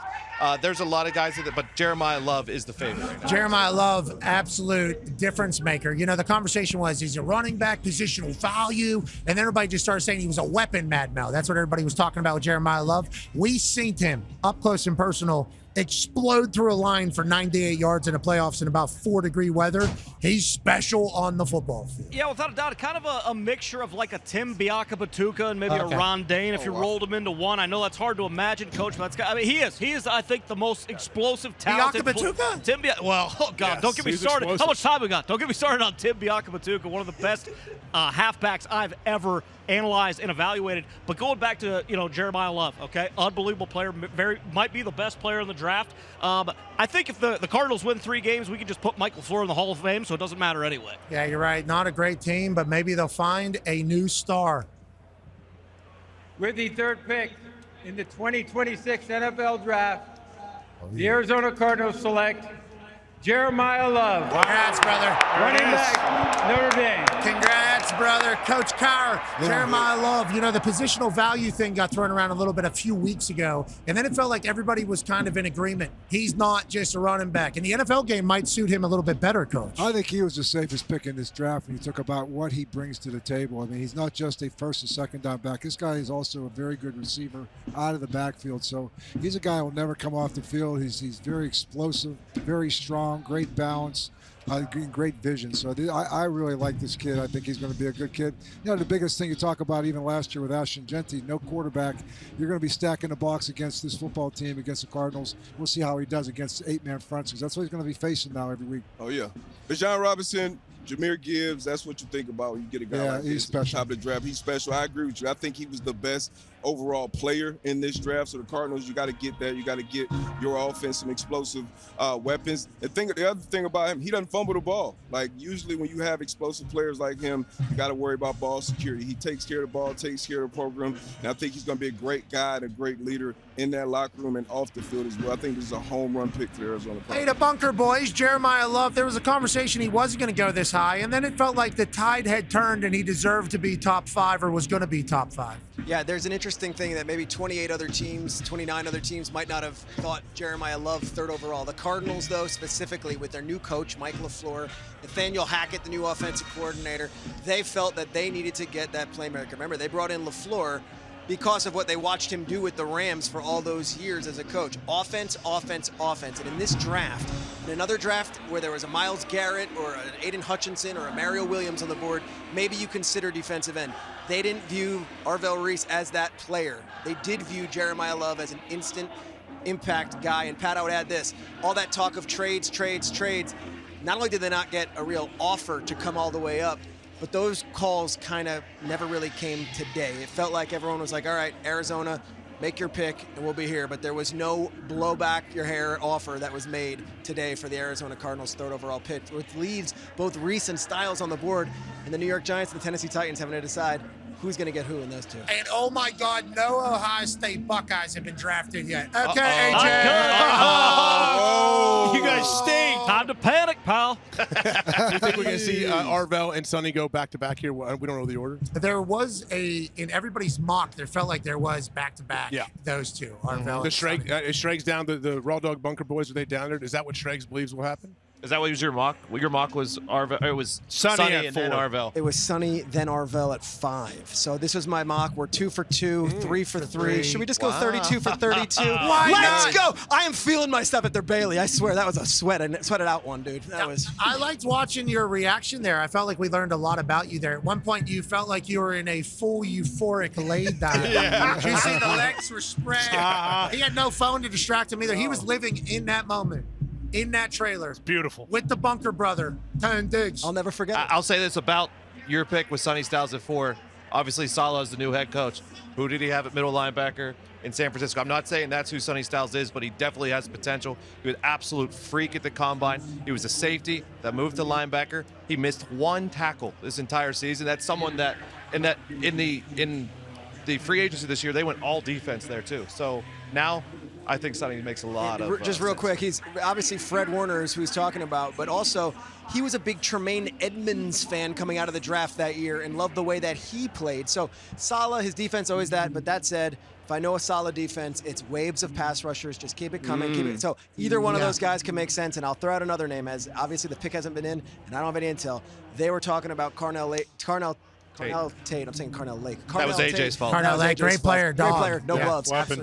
He was talking about those guys too. So you could have one of those 3 guys that could be a possibility right now. And I love the suspense. It's awesome. Okay, so Rappaport tweeted that the Titans are sticking and picking. And so not tipping picks, but maybe Letting you know, trades. As long as the pick hasn't been in yet, I love that. That's good reporting from Ian. Coach Kyle, okay, I like that you're becoming the authority on it as well. I do like that. I do like that that's happening. And also, it's a good thing. We got to experience all this together. Yep. I like that. I like that a lot. Now, Coach Cowher, you're the Titans. You're Coach Saleh trying to turn around a program. Obviously, they've kind of had self-inflicted wounds along the way, but it does feel fresh. He's a defensive guy. Does that make you lean? He's obviously going to go defense here? Yeah, I think Arvell Reese is the guy because I think he also gives you pass rush. He gives you coverage. He gives you a guy who's kind of a hybrid player. And so I think when you go think defense, though? Yeah, he's going defense for sure. And I think Sonny Styles makes a good place. I'll tell you the guy I am intrigued by is Caleb Downs. I think Caleb Downs is a guy that maybe not right here, but if he doesn't go here, look for the next pick with the New York Giants because I think he looks like a Kyle Hamilton type of guy. Okay, I like that. John Harbaugh would obviously love to see that continue. Remember, Dayball was brought in for Cam Ward with the Tennessee Titans as well. Well, they try to protect him, too. There's so many different ways to view this. New head coach, though, Coach Saleh, who we've seen him be a head coach before, get another opportunity at it. What would he want to get different if he could do it again? I'm fascinated by this pick. There's so many things that could happen. Kind of why I'm surprised there's no trade. Like Schrager in his mock draft had the Cowboys moving up to make a pick, and you would think with Arvell Reese or Sonny Styles, maybe they would move back and then give Saleh more picks. But now you get, a top 4, maybe the number 1 linebacker, maybe the number 1 receiver. Like, that's also a great way to start your tenure. Here comes Roger Goodell. The pick is in. The Titans. Coach Saleh, Dayball. With the 4th pick in the 2026 NFL Draft, the Tennessee Titans select Carnell Tate. I love it. I love Hey, it. let's get Cam Ward I a love it. weapon. Yep. They say big pop in the back here. I don't know if it's a positive one or a negative one because of the way our headphones are in or whatever the case is. That is a shocker though, D-Butt. I But love like it. getting a weapon for Cam. We're just talking about explosive players, explosive plays. We know how important that is and how the NFL is played today. So you got quarterback, you got wide receiver, corner, pass rushers. Those are kind of those premium positions. So this kind of lets you know how the NFL view Carnell Tate. This is a high spot for a wide receiver. But if he's going to be a game changer for your young quarterback, you get a big play. You're talking about Saleh, and he loves defense, but he's also been a head coach on the sideline with a very, very shitty offense. So get him some weapons, get Dayball a weapon. I love this pick right here if you have conviction And on Robert Carnell Tate. Saleh can do more with less. I mean, that's the one thing he's proven to be. He's a guy like, listen, I'll take care of the defense. We already do it by scheme, get the best out of some of these other players. But let me get my offense, put some points on the board. I got a young quarterback. He addressed that. I think if the running back was there, he would take that. So I think they obviously had an intent on helping the young quarterback. I love to hear that. And Dayball obviously been great with developing quarterbacks. I think his fit is fantastic here. I think absolutely slaughtering this. Yeah, like the way it is come together. And he had some interviews obviously leading up to the draft process. And when he was asked what he does off the field, Tate said he loves to build Lego sets. Oh, He's currently working on Titanic. another Lego guy. He's been working on it since the beginning of the 2025 season. However, he says his favorite one that he built, Eiffel Tower. Tell you what, feels like this guy is going to Nashville, Tennessee. An incredible mind, incredible talent, and hopefully he and Cam Ward can become the next 1-2 punch of Mad Mel. Yeah, I didn't realize that. Listen, I'm not huge on the Lego stuff. I think it's pretty fucking childish. Maybe, grow up and find an adult activity to do. But again, these kids these days, I don't really get them like I used to. That's neither here nor there. I love Carnell Tate, absolute technician. Again, he was kind of always the number 2 guy at Ohio State, so he's not going to come in and be requesting the ball from nonstop. He knows what his role is, and again, you got to help the young quarterback here. I get the prospect of wanting to add one of these flashy edge guys or linebackers on defense. Help your young quarterback so that you can get him to a second contract. Okay, there was a list put together by the lads, Con Man, and let's go to the Bunker Boys, Tone Digz. Whenever it was listed needs here for the Tennessee Titans, interior offensive lineman, linebacker, edge, cornerback, safety. Wide receiver at 4 to the Titans. Tone, how do you feel about the move for Cam Ward? I think D-Butt made a great point earlier. When Saleh was the head coach of the New York Jets, their defense was amazing. Their offense was the absolute worst. So then him doing this, making this, and I talked about during free agency, they were defense in free agency, and a lot of people are like, you got to help out your young quarterback. They did this here with Carnell Tate. He caught 80% of the balls that were thrown to him over the last 2 years. And you talk about him being like number 2 wide receiver. We said that about Mecca Buka last year. He came in, he tore up the league in the first, 10 weeks or whatever before he had some injuries. I love it for the Titans. I'll tell you, Pat, I did my first mock draft about 2 weeks ago, and I had Carnell Tate going 11 to the Dolphins. His agent, who's been on your show, Drew Rosenhaus, and I had a conversation, and he's just like, Schrager, I love you. I'm going to look out for you. There is no way in hell that guy is around at 11. And I'm like, all right. And I said it to you before the pick was in, so I do feel like that has been a small, simmer. If they go offense, Tate would be the guy. I will tell you, though, I thought with Styles and Reese on the board, I thought there was no doubt they were going defense. They took a guy, Corey Davis, in the first round before all these guys, a couple years back from the MAC, and Corey Davis did not actually develop out there. This is not Corey Davis. This is a guy who did it at the biggest of stages. But I'll tell you, anyone who's saying this isn't a surprise, this is why the draft's the best. I didn't see a single mock draft that had Carnell Tate going 4 to the Titans. Now, on that note, the Giants are on the clock now. So the first Ohio State Buckeye off the board is Carnell Tate, which obviously everybody had projected. Now Reese and Styles both available. Giants, John Harbaugh. I saw some people, I'm not going to go after anybody. They put like a wide receiver to the Giants. It's like, we know the Harbaugh family. Yeah. John Harbaugh's first number 5 overall pick in a new place is going to set a tone. Like, hey, this is what we're doing. Jim Harbaugh took the biggest offensive lineman he could draft whenever he went to the Chargers. Yeah, first pick was definitely going to be in the trenches. John definitely going, in my eyes. No doubt. Defense. I mean, no way. There's no way they go with a skill position. Where's Jordan Tyson on that health? How do they feel that medical team about his health? Because if you look in talent, I think he's the most talented wide receiver in this class. You just saw Tate go number 4. I think if they feel really, really good about him, it's a real possibility here. I agree. I understand John what you're saying. Harbaugh taking a wide He's receiver. always loved a great middle linebacker and a great safety. He's always done that. This has got to be Sonny Styles. Always. You got Brian Burns. You got Abdul Carter coming off the edge. Give me that guy in the middle who can get everybody lined up. He's the green dot right now. He'll run your defense. He'll make the adjustments. You talk about what they have to do over there. So this guy is a legitimate first-day starter on week 1. Okay, so Sonny Styles is your pick. Who you go with John Harbaugh? Go ahead, Con. Yeah, no doubt about it. I would agree. It's him or Caleb Downs. Like you're talking about also Patricia. Yeah. Like he just played in a NFL type defense, so he's not going to have a problem coming in calling all the plays. And when you think of the Ravens, it's like, yeah, Ray Lewis, Ed Reed. You could argue that the biggest acquisition they had as far as free agency or trades was Roquan Smith. And Roquan Smith came in and dominated for him. That completely changed their defense again. Hey, Bruce Brown, Giants fan extraordinaire. Who do you hope they go with here, pal? What do you want in the John Harbaugh era message to be with the 5 overall pick? It's the Ohio State Buckeyes, and you can't go wrong with any of them. Arvell Reese, Sonny Styles, Caleb Downs. Give me any of the bunch, and I'll be happy. Amazing how it all worked out where they are all available here. Kind of a pick of the litter for John Harbaugh, the Ohio State 3 that were supposed to be 3 of the 4 in the top 10, which could still happen. We are still very much in play for this to happen. The other thing right now, he's got 3 guys I could take. I might move down a couple spots right now and say, you know what, give me some more draft capital right now. And so, you know what, I'm listening to what you have to say.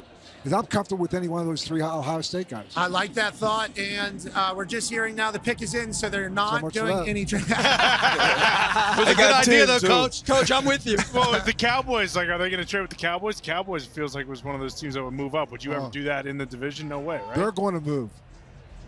Oh, what's that? Is that who's moving? They're going to move and probably move with the receiver that they have just signed to the other. Wow, look at that. He's really, look at him grinning his ass off. There's a reason he signed that tender today. I don't know. The franchise tag, George Pickens did get signed today for the Dallas Cowboys. Dallas Cowboys have been quoted as saying that George Pickens will play under the franchise tag.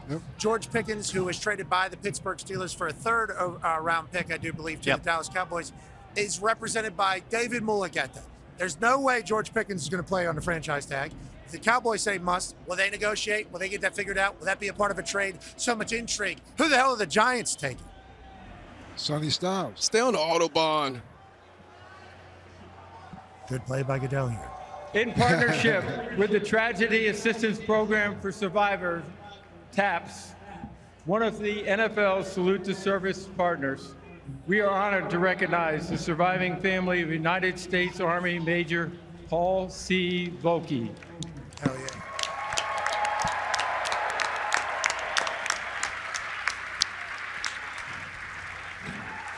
Major Volke sustained tragic, fatal injuries while deployed in Afghanistan. He is survived by his spouse, Tracy, and their 2 sons, Andrew and Benjamin. Major Volke was raised in the Hudson Valley and was a lifelong fan of the New York Giants, a tradition he proudly passed on to his sons. Volke family, take it away.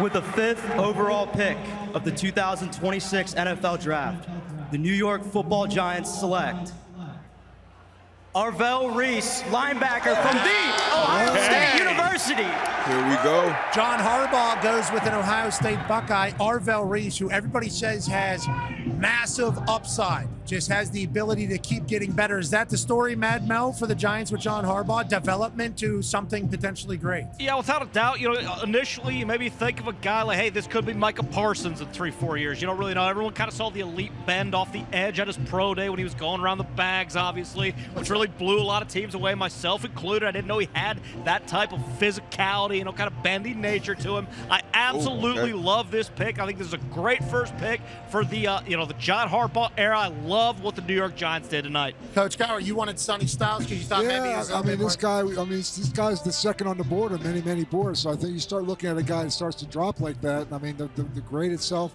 the versatility that he gives you, the ability, as you talked about, the rush, the coverage, and he's a young player that's going to do nothing but better. So the upside was absolutely there with Arvell Reese. So John Harbaugh goes with defense. Schrags, as a non-biased, kind of biased Giants fan in the Bunker Boys his bunker right now. How do you feel about Arvell Reese being the first selection for John Harbaugh? And this is who I had them taken in my mock draft, and the reason was there was expectation that this guy would not fall past the New York Giants, that you can use him in so many ways.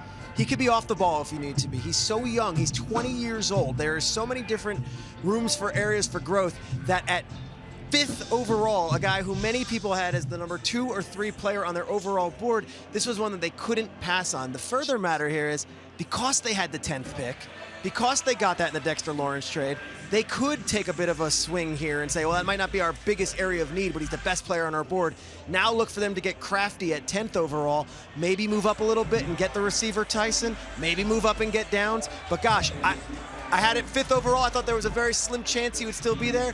I got it right at the Giants, but I will tell you this one. The Giants feel like they hit a home run. Buckeye, A.J. Hawk. Another couple Buckeyes still available to keep up with the 1967 Michigan State Spartans, who had 4 draft picks in the top 10. Buckeyes can still pull that off. Your thoughts on Arvell Reese heading to the Giants? Well, you don't want to say, like, we talk about his, like, unbelievable upside. He's not a project. That's not what he's not one of those guys. He just only started for 1 year at Ohio State. It's kind of cool. He got there, he developed, he gained weight, he got bigger, stronger, faster, and then all of a sudden he's unleashed in his 3rd year at the school. So I think the guy's awesome. It's a great pick. Between he and Sonny Styles, they are a little bit different in how they play. But Sonny played safety, moved up to play linebackers. He has that big vision. Arvell is playing off the ball, he's playing on the ball. I guess we've heard you have to have a plan for him. You bring Arvell Reese in, where are you going to use him? 3rd down package as a blitzer? How much is going to be off the ball? How much will he be rushing off the edge? We'll see. I am sure the Giants have already talked about that. Yeah, and Harbaugh, I think, probably has great faith that they're going to be able to do damage in the development department. And I knew there was no way he was going skill. The Harbaugh family? It's a draft. No chance. It's a TV show. Come on, spice it up a little bit, Harbaugh. But this is a great pick. And like AJ said, no, it's not. He's not a project. But if I'm coaching him, if I want him in my building, I know he'll have to develop at this more than he would at the off-ball position. I want him at that edge. Just like we saw with Michael Parsons, Matt Mel mentioned it. I want him at the edge. That's where he can impact the game at a greater pace. And you already got Abdul Carter and Brian Burns. Yep. So, you and Thibodeau, too. Thibodeau. Could trade Thibodeau, move up if they want to. 4 ones across the D-line is obviously something that all the successful teams have been able to do over the last couple of years. Dexter Lawrence gone, though, to the Cincinnati Bengals, obviously able to get some things done. We have some breaking news.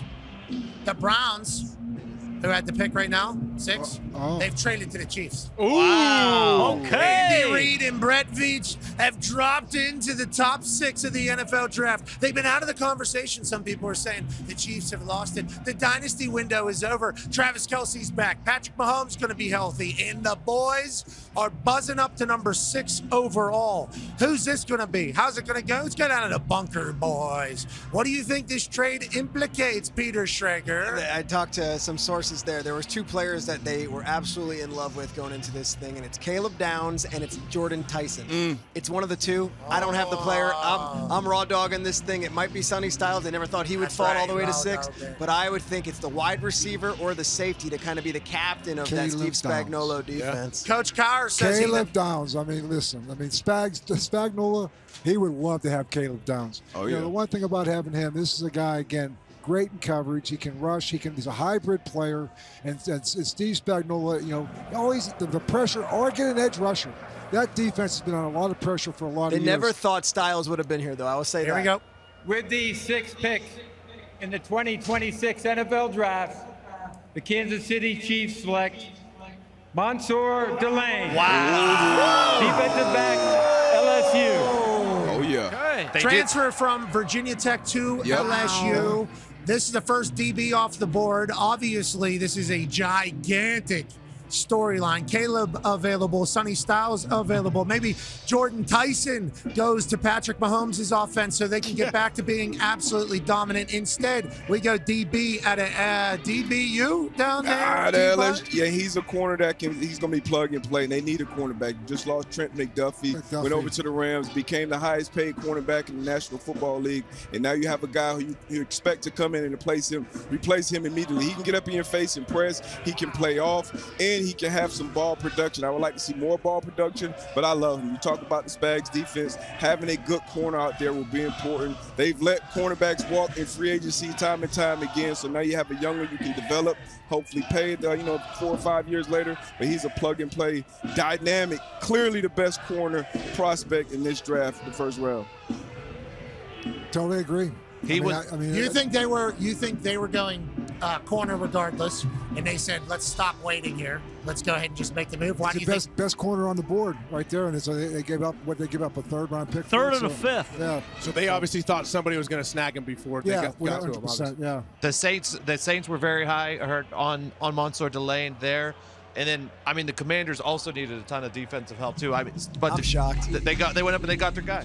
I'm shocked. If I'm going to do a celebratory dance over getting David Bailey and Arvell Reese right, I just said 4 different names, and it's going to be Styles, it's going to be Tyson, it's going to be Downs, and it was the 4th guy, Delane. They moved up. I'll tell you what. Yeah, he's bummed out. That's exactly how you feel. He's bummed out. Going through a ride. What are you, at Kennywood right now, I'm pal? at Kennywood. But I'll say this. That leaves Sonny Styles to the Washington Commanders, who I don't think in a million years thought he would be sitting there, and that is the perfect fit for Adam Peters. But you guys can go back to talking to Delane. I got this one wrong. I didn't see that coming. You mentioned there right before the Chiefs pick that nobody thought Sonny would be available right now.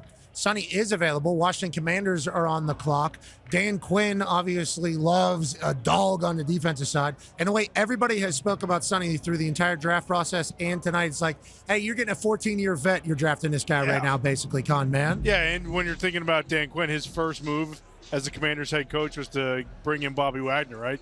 Like, he was with Bobby in Seattle for the Legion of Boom, and then Sonny Styles basically becomes like the next iteration. That would be perfect in Washington. What do they need in Washington? They need a safety. Is Caleb Downs a potential here? They could use another weapon on the outside for Jaden Daniels. Yeah. Jordan Tyson, maybe? They can definitely use a ton of defense, but with all the talk of, the positional value or those being out of the window, we've had 5 of the first 6 picks be those premium positions outside of Jeremiah Love being a running back at 3 because, and once again, most people probably felt like that's the best player in the draft, so him going to 3. But outside of that, it's kind of been the traditional pass rusher, quarterback, corner, wide receiver. The trade full comp here. Yes, I'll head down to the bunker here in a second. Full trade was Chiefs get number 6 overall. Browns get a swap, obviously, there to number 9, 74th overall pick, and 148 for them to bring in DB to replace in that Spags defense. Go ahead, Tone. Yeah, you were just talking about their needs. So I was looking at, they are bottom 6 in scoring defense in 2 of the last 3 years. They were 27th last year, and then 10 takeaways was the second fewest last year.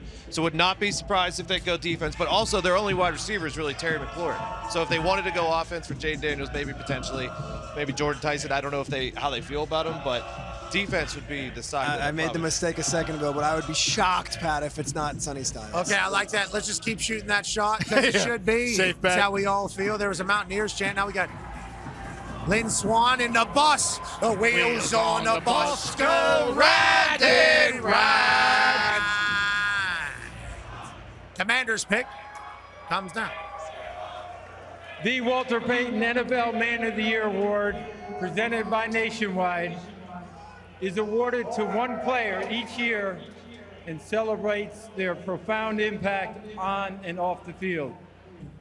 I'm joined on stage by former winners Lynn Swan and Jerome Bettis. Way to go, boys. And the league welcomed its newest member to the prestigious club 2 months ago, Super Bowl champion and 6-time All-Pro Bobby Wagner. Way to go, Bobby. Ceremonial. On behalf of the Payton family and Nationwide, I encourage players drafted this week to make their community and the league a better place. You want to go for it, or you want me? I like that. Yeah. With the 7th pick in the 2026 NFL Draft, the Washington Commanders select Sonny Styles, linebacker, Ohio State. Congrats, Sonny. Everybody says glowing things about Sonny Styles, and he dropped. Yeah. Okay, that is considered a remember on draft night, Sonny fell a little bit. Still top 10, still a dog. In Washington, Mad Mel, feels like they pick up a Bobby Wagner replacement. Yeah, absolutely. And, this is a big draft for them. I mean, they're a couple years removed off going to the NFC Championship. You really think, hey, this team's really going somewhere. They kind of shit the bed last year. Obviously, injuries are part of that. But you mentioned it. A lot of people have mentioned it. This is exactly the guy that Dan Quinn wants to get into the building, get his hands on, kind of mold him into the next, franchise linebacker for the Commanders. I love this pick. All right, so now the Washington Commanders bring Sonny Styles in. AJ, the Buckeyes. Here we go. Ryan Day's having a big night of recruiting. A big night ahead. You come to Columbus. You're a top 10 pick. Good for you guys as it continues to cook. Sonny Styles, I know you're a big fan of his. Oh, I've been watching Sonny play since he was in high school. I watched him beat my high school, Centerville High School, in the state championships. And Sonny is an absolute freak. Oh, the Elks just couldn't keep up. Oh, yeah. The Elks were bopping wood, playing great defense, but a guy that's like 6'5", 240 dunking on you in high school, that's kind of tough. I think he jumped over a few kids in that game. But watch him. If you watch all these clips of Sonny, obviously the physical tools are there. Not many people have the physical tools he has. But look at his eyes, his discipline, everything about him. Tony even said he only missed one tackle all year. So to get a sure tackler that's also freakishly athletic and so sudden and has a burst to him, it's no-brainer. That's another rare combination, too. Just kind of how that Jeremiah Love, when you talk about that speed, explosiveness, and being able to take care of the ball, the fundamental stuff, having a combination with a linebacker like that who is going to be your most athletic player in the building, and then also being fundamentally sound. And he's mean as hell, remember? Yeah, we've talked about this, He got a hair trigger, as they say at times, which is he's a great thumper. thing. Toes that line. Yes. Yeah, Coach Cowher, you think he would have been a good Coach Cowher guy? Sonny Styles? Yeah. Oh, 100%. This is a guy, getting a guy that can operate your defense and make the adjustments, which he did for Matt Patricia. He would actually just make adjustments on the field. In his own mind as he saw a formation. So this guy is a general. He's a quarterback on the defensive side of the ball. He's a great pickup right for Dan. Saints are on the clock. Schrager's down there with the Bunker Boys. What do you think the Saints are looking for down there with Kelly Moe and the Shuck Monster might be the guy down in New Orleans I'll tell you the next what, 10 years. This is a really good spot for them because the two names I heard tied beforehand were Caleb Downs and Jordan Tyson, and they're both on the board. So to me, you have both of these guys for the Saints. One is a wide receiver and one is obviously a safety. Brendan Staley had Derwin James in Los Angeles. Yeah. And that was his thing, and he loved it. But I don't know if Brandon Staley, the defensive coordinator, has the voice in the room to say, that's my guy. They might just want to get Tyler Shuck a good deep threat, and that would be Jordan Well, is that Tyson. Connor? You don't think Brandon Staley's calling shots in New Orleans? No, I don't. I think Tyler Shuck and Mickey Loomis is probably chewing his gum thinking, what can we do to make Shuck the next kind of guy in New Orleans going forward? But I'm still waiting for a trade. All right, we've been talking for weeks about someone trading up. Kansas City. I get the Kansas City for Mansour Lane. I don't care. Okay, can we get one for Caleb Downs? Can we get some? Just a little bit of explosivity, please. Just a little bit. Okay, I love it, and it's great, and it's so fun to celebrate the Chiefs doing cool stuff. It's not. Let's get some. Can we get Jerry Jones? On a phone, please. Can we get something like that? And again, Mansour Lane, great moment, coolest moment of this guy's life. I'm juiced for that guy. I think he's gonna be a hell of a pro. Yeah. But can we get something, man? You want a little I don't sauce? Know. Maybe just a little more sauce. We just had one. And again, it was great. We didn't expect that one. This guy's an ingrate, Coach. No, it's good. He's got a good point. They're probably listening. Thank you, Coach. They're listening to the offers right now because they need some people. The only other name I would throw out there, I know when Stone talked about, Kenyon Sadiq, the tight end from Oregon. Whoa. You talk about a young quarterback. One of the best things you can do for a young quarterback is get him a safety net tight end. I know when we got Ben, the next year the very first pick I took was Heath Miller. So I'm just saying the tight end right here is not a bad choice. Nick is in for the Saints. There's no trade. Go ahead, Tone. Tight end is not a bad choice. One thing to look at, I don't know if they're going to do it. The offensive line was 29th in the NFL in pass block win rate last season. Shuck was sacked 31 times in 10 games. Would they go Maui Noah? Would they go They've taken line the last 2 years. That's the only thing I would say. And Ruben Bain also still out. Oh, I forgot Ruben Bain. That's a good one. They've taken line the last 2 years. They have. Shuck is still getting slaughtered. Going every way here. All right. Maybe you look away from the big guy next to you. Well, I was going to say, when in doubt, you find the biggest, fattest oos on the offensive line that you can get, you bring him in, especially when you got a guy like Shuck, okay? Listen, they made a huge mistake last year, not drafting Shedeur Sanders, not going to get back into that, obviously. It worked out with Shuck. Oh, and by the way, Shedeur was a Pro Bowl, so it looks like, Matt Bell knew what the fuck he was talking about once again. But yeah, go offense here. Shuck's a guy. Let's make sure he is the guy.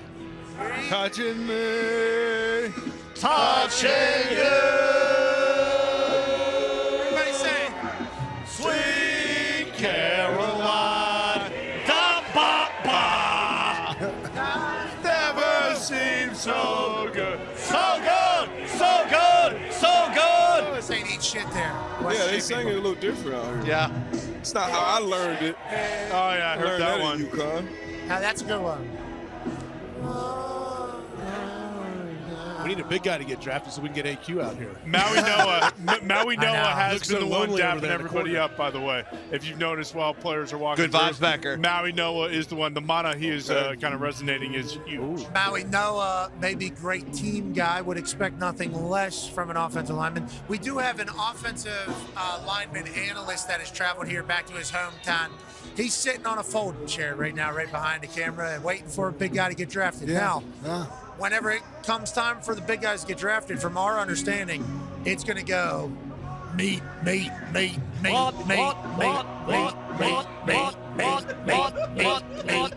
That's what they're saying. Once one massive man made from massive amounts of meat. It's going to continue to go. That's what you heard too, Coach Cowher, right? We're going big guy, big meat, more meat, another piece of meat. You got a lot of meat on the bone right now. Nothing's been cut off yet. That's right. The best tackle out there. That's right. So maybe that is what the Saints go with, who are still, are we making a pick? Or I think it's in, but this Neil Diamond cover band is just dominating. I will say they're in a commercial break. Hey, do the business. It's a cover band? I think so, yeah. I saw them down there at Dolan. There was a Dolan Pianos place down there on the south side. Coach Kai, you ever been down there? Yeah. Dolan Piano spot down there? No, I've not been down there. It's good. Not bad. A lot of this going on. A lot of sing-alongs. I'm happy that the Pittsburgh people showed up in a big way. They did. Very friendly, Coach. They're And I think very it's good. because you're here. No, they're good. This is a place very special. They've been looking forward to this for years, since they was named. Saints have their pick. Oh, Roger Goodell has kind of orchestrated the crowd to do their thing. Yep, they're saying it, Coach. New Orleans Saints down there in the Bayou. As Roger Goodell, the commissioner of our NFL, awaits the return from the commercial break. Get this band off the stage. Whoa. It's a commercial This break. is the draft. We're back now. Go back to your shanties, people.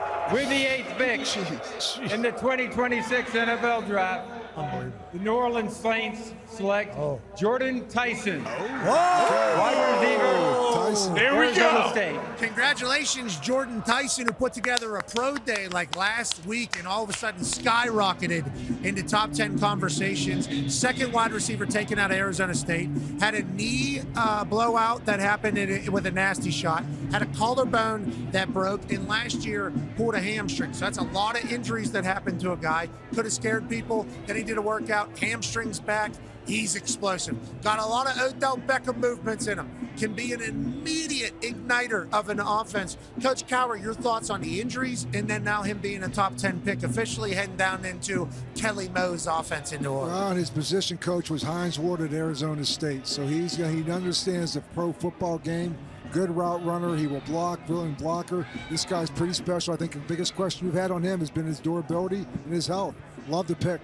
All the measurables are there. I love Jordan Tyson getting an opportunity after injuries. Yes. Now, on that note, it does scare me a little bit. Yeah, big time. It scares me a little bit. Yeah. Now, granted, with this particular draft class, they're saying he is one of the only 5-star athletes Blue across chip. the board. And they got chip Olave already. type guy. So, I mean, maybe this is a play that makes the Saints a good team. They were much better than they were supposed to be last year. Kelly Moe seemingly having success. They have patience down there for them to be great in the NFC South. Shuck getting a second year. Yeah. Tyson getting an opportunity. Are the Saints back down there, D-Buy? Shuck surprised us, and now look, his second year jump can be even bigger with how mature he is. You get another big time weapon like this. Grant. Hopefully he stays healthy. That's the big thing. That was the only question about Jordan Tyson. So, but getting an unbelievable guy like this in the building, congrats. Saw him move on the football field. Then you saw what he put together on the pro day. Like, this is a big time pick, man. Obviously, he's enjoying this moment. I love to see it. I like how emotional he is. I assume with the injuries, it's a very isolating feeling. It's a very defeating feeling, especially when it starts getting called into question. So him having the emotions that he's having on this massive night in his life, I'm incredibly pumped for him. I'm higher on him now after seeing he's actually got snot coming out because he's so excited and thankful to be in the NFL. Coach Cowher, I like the emotion coming out of Jordan Tyson. The one thing about Hines Ward, I know we drafted him in the 3rd round. He came in with a chip on his shoulder, and we talked about he dropped all that way. So he was coached by a guy who played in the National Football League for a long time. A lot of people had doubts about whether he could do it. We drafted Hines Ward. Next 2 picks we drafted was Troy Edwards. We talked about him earlier, and Plexico Burris. And so he was constantly trying to prove himself. So I think that sense of, have that chip on your shoulder, prove everybody wrong. You are healthy, and go up there and just show people why you should be a 1st-round pick. So I think he has the right guy coaching him, and I think he's got a great opportunity down there with a young quarterback.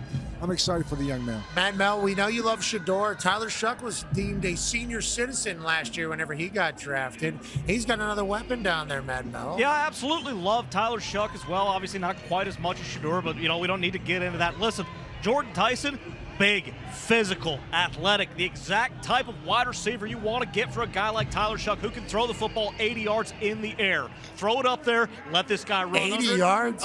Yeah, well, that's kind of half-assed it, too. I'm guessing he can throw it out of the Superdome if that's what he wants to do. 240 feet? Is that what 80 yards would be? Yeah, roughly, give or take. Is that a home run anywhere? Is that a short porch? No. Unless you're playing at some fucking Mickey Mouse, unless Savannah Bananas maybe, somewhere they play, some fucking Mickey Mouse league it might be. Not in the big leagues though, but Tyler Shuck, you want to talk about big leagues? That's a big league quarterback. I love that they're kind of addressing, the situation. Obviously Chris Olave, great player, but he's one concussion away from, never playing again. So, we'll see. I love Jordan Tyson. Bunker Boys, Browns are on the clock. This is from the trade swap with the Chiefs that we had just moments ago, even though Connor wants more. What are they? The pick is in. It's the Browns. Pittsburgh hates this city. I would be shocked. This entire offseason, all they have done is revamp their entire offensive line. They still need a left tackle. I would be shocked if they don't take a tackle in this situation. Yeah, look, this is a team that had the 6th overall pick and let these guys fall because the value for a tackle or a guard in this case, it depends either one. Truth of the matter is, I think it's either Fano or Mawinoa if they go that way. Fano, of course, as you've heard all the time, played right tackle, but could also move inside. And Mawinoga is a right tackle and could potentially play left, but has the back issue. So curious to see, but Browns here, while everyone else is taking these players, all along they've been feeding out feelers that, hey, we're not in the Carnell Tate game. We're not in the Jordan Tyson game. We're in the offensive line meat and potatoes game. Let's see who it is. And the difference between Fano and Mawinoa, Mawinoa has always played right tackle. Fano is a true freshman, played left tackle. His last 2 years he did play right, but he can play wherever he needs to. He has said that I will play wherever he needs to. He has the shortest arms of all the tackles that were in this draft that went to the combine, which, is fine. It worked out well last year, so we'll Here's see. Raj for Cleveland. With the 9th pick in the 2026 NFL Draft, the Cleveland Browns select Spencer Fano, tackle, Utah. 2025 unanimous All-American, 5th Utah player all-time to earn a distinction, and first player in Utah history to win Outland Trophy. Joining us now, ladies and gentlemen, is our offensive line specialist, man who's a Super Bowl champion coach, owner of the Shipyard, getting pancaked by the boys to make them better. Ladies and gentlemen, AQ Shipley's here. Hey, baby, what's up, boys? Why was he the first offensive lineman off the board, and why do you think the Browns did this? Yeah, we finally got one offensive lineman off the board. Now the big meat domino is about to take effect. Okay. Spencer Fano, as Digz mentioned, played a little bit of left tackle. He will probably move into left tackle. He's a very good football player. He's got elite feet. He plays a little bit high in the run game, but very good hands, very good at recovering.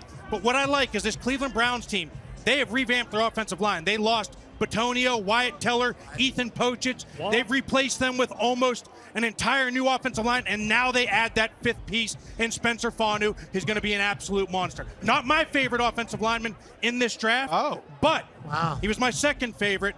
Maui Noah still will come off the board very soon, but Spencer Fanu, great pick. Who is your favorite?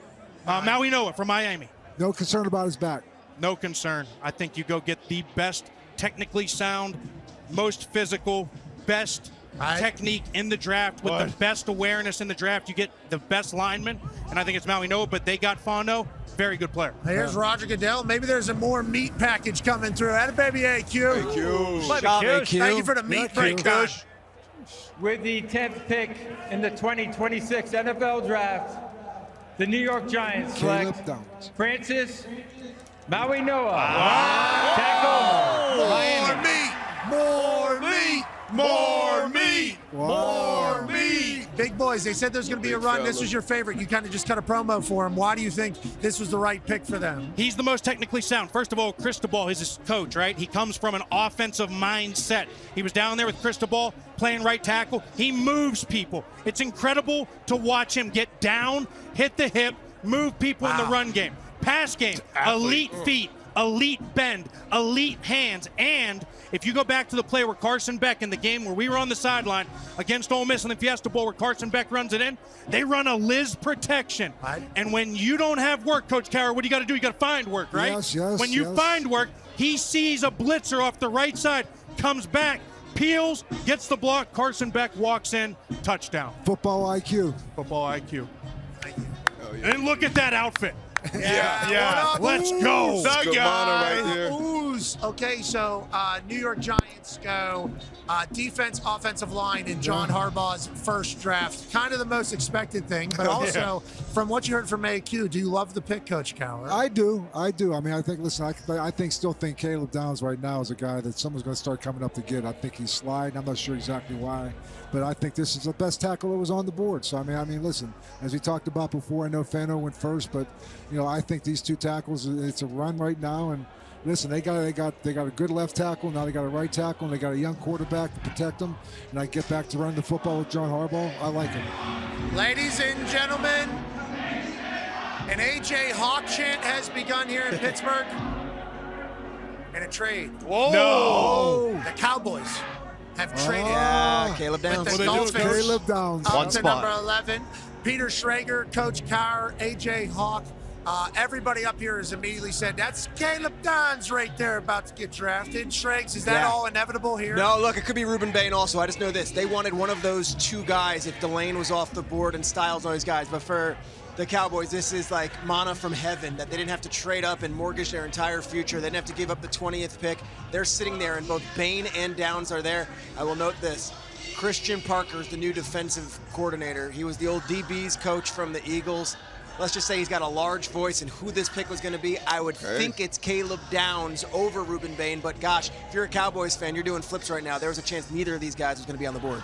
But the Cowboys have needed defense for years. Absolutely. For both years of they've needed defense. So how many places did the Cowboys move? Just one spot. 12 to 11. They were worried to the Dolphins ensure were going to they take their get guy. one of these guys, yeah. Yeah, so Jerry said, we'll keep it interesting. Heard Connor said he's a little bit bored. And what'd he do? I'll do everything I can. I'll move up one spot. What am I going to go with? But I like if they get the defense kind of sealed up. You know, they bring in Quinnen right in the middle of the season from the Jets in a trade. Obviously, the Micah Parsons thing goes down before last year. And Jerry goes, they got Micah. We didn't. We had. I'd rather have 10 players than one player. These is all his reactions. Shoddy understands, I think, what they need. What are your thoughts on Dallas making a play here, D? I love both of the guys Schrags mentioned. I love Ruben Bain. He was, I know the measurables with Bailey and everything that Reese does physically, but I love Ruben Bain. He was my favorite edge coming into this draft because of what he does in the pass game and in the run game. His power, how he uses his hands, how he uses his leverage, how he gets around the edge. Relentless effort, too. Relentless effort. Cut you off. That guy plays hard all day. He never he's stops. a monster. He's the guy you want leading the ship on one side of the ball. The same thing with Caleb Downs. He does. He's going to make everyone around him better. He's a great communicator pre-snap, great to run game, can blitz, can cover, can do everything. So I think either one of these guys will be a home run. The pick is in for the Dallas Cowboys. Coach Cowher, you like that they did this to ensure that they get their guy? They've waited long enough is what they're saying? 100%. This is defensive player, and I think it's going to be Caleb Downs. Okay, Caleb Downs, if it was, he has not allowed a touchdown as a primary defender in 2 seasons at Ohio State. 823 coverage snaps, 4 interceptions, 9 pass breakups since joining the Buckeyes in 2024. And remember, before the Buckeyes, he was at Alabama with Coach Saban, and everybody at Alabama said this guy showed up as a Hall of Famer. Bain now? Hey, but that dude, when he decided he wanted to take over that Texas A&M game, correct, and basically every game, it was very evident. Now, him and Mesidor were an incredible tag team off the edges, but Bain was a special talent as well. Not that Caleb isn't. I love Caleb Down. I love both these guys. Yeah. But Bain was a monster throughout the college football playoff. Yeah, that's why kind of a win-win, but also with Miami being next, like Ruben Bain, Miami guy, stays in Miami. He goes to the Dolphins right after with Jeff Hafley. Like Jeff Hafley just got a Micah Parsons in Green Bay last year. Realize how important that is. He could easily go Ruben Bain next too.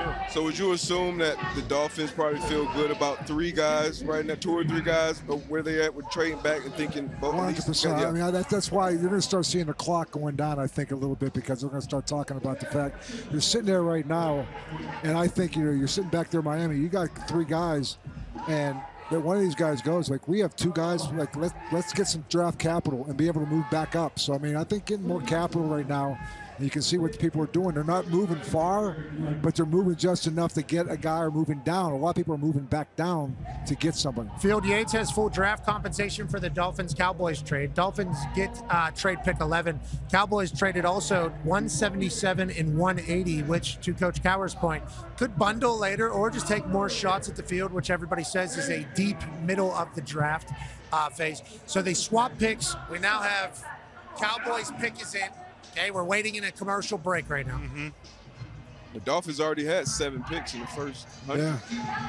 Are the Dolphins cooking over there? Hey, Gumpy in the truck, are you excited that the Dolphins said, you know what, we'll go back one, I guess, Jerry Jones? Yeah, Sully's at the wheel. It's got to be Bain at 12, though. Keep him home. We need Bain to stay in Miami. Oh, so you think Jerry Jones could potentially say, ha, ha, ha.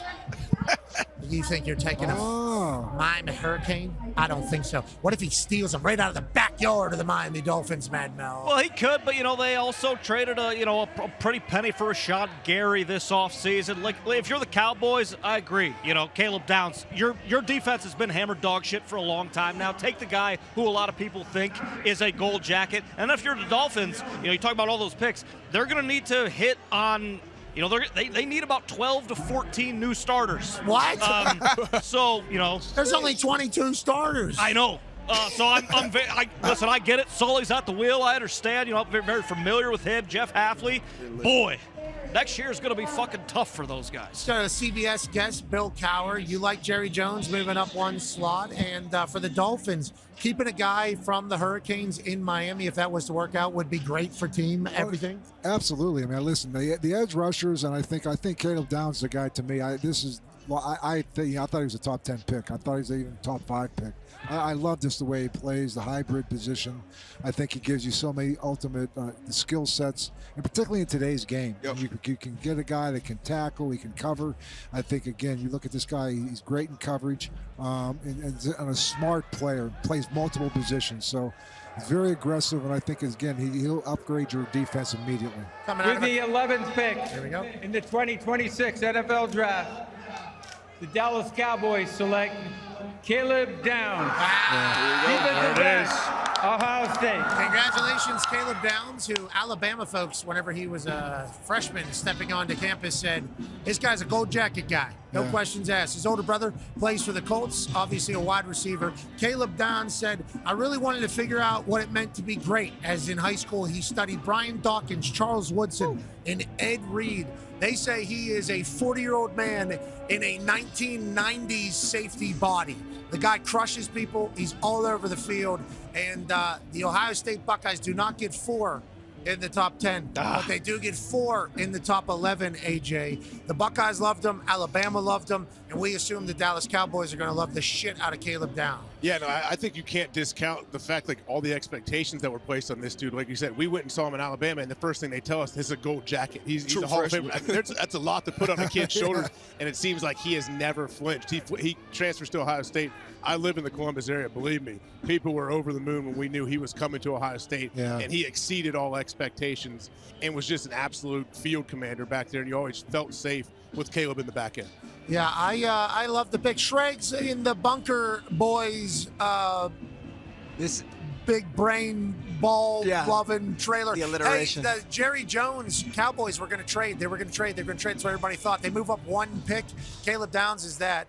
Now, obviously, Dolphins on the clock. Schrags, how did we get here, you think? Couple things. First, the Cowboys, to get Caleb Downs, if you were to take this survey a week ago, I think most NFL GMs and coaches would say there's no chance he's going to be sitting there at 12. Well, they move up 1 spot, and they get who arguably might be the smartest player in this draft and also might immediately become the smartest player, like as far as seeing everything on their defense from day one. So they're doing flips. If I'm giving out a grade right now, the Dallas Cowboys have already won the draft in night 1, getting Caleb Downs. A+. A+.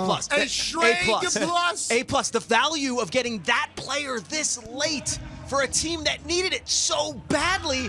This is everything. It's like the stars aligned, and if you're Jerry and Will McClay and all the guys on the coaching staff, you got to be doing flips. You got Caleb Downs. The guy's the franchise face of the franchise. They were dead last year in points per game and passing yards per game on defense. So you just get the best safety that's come out in the smartest.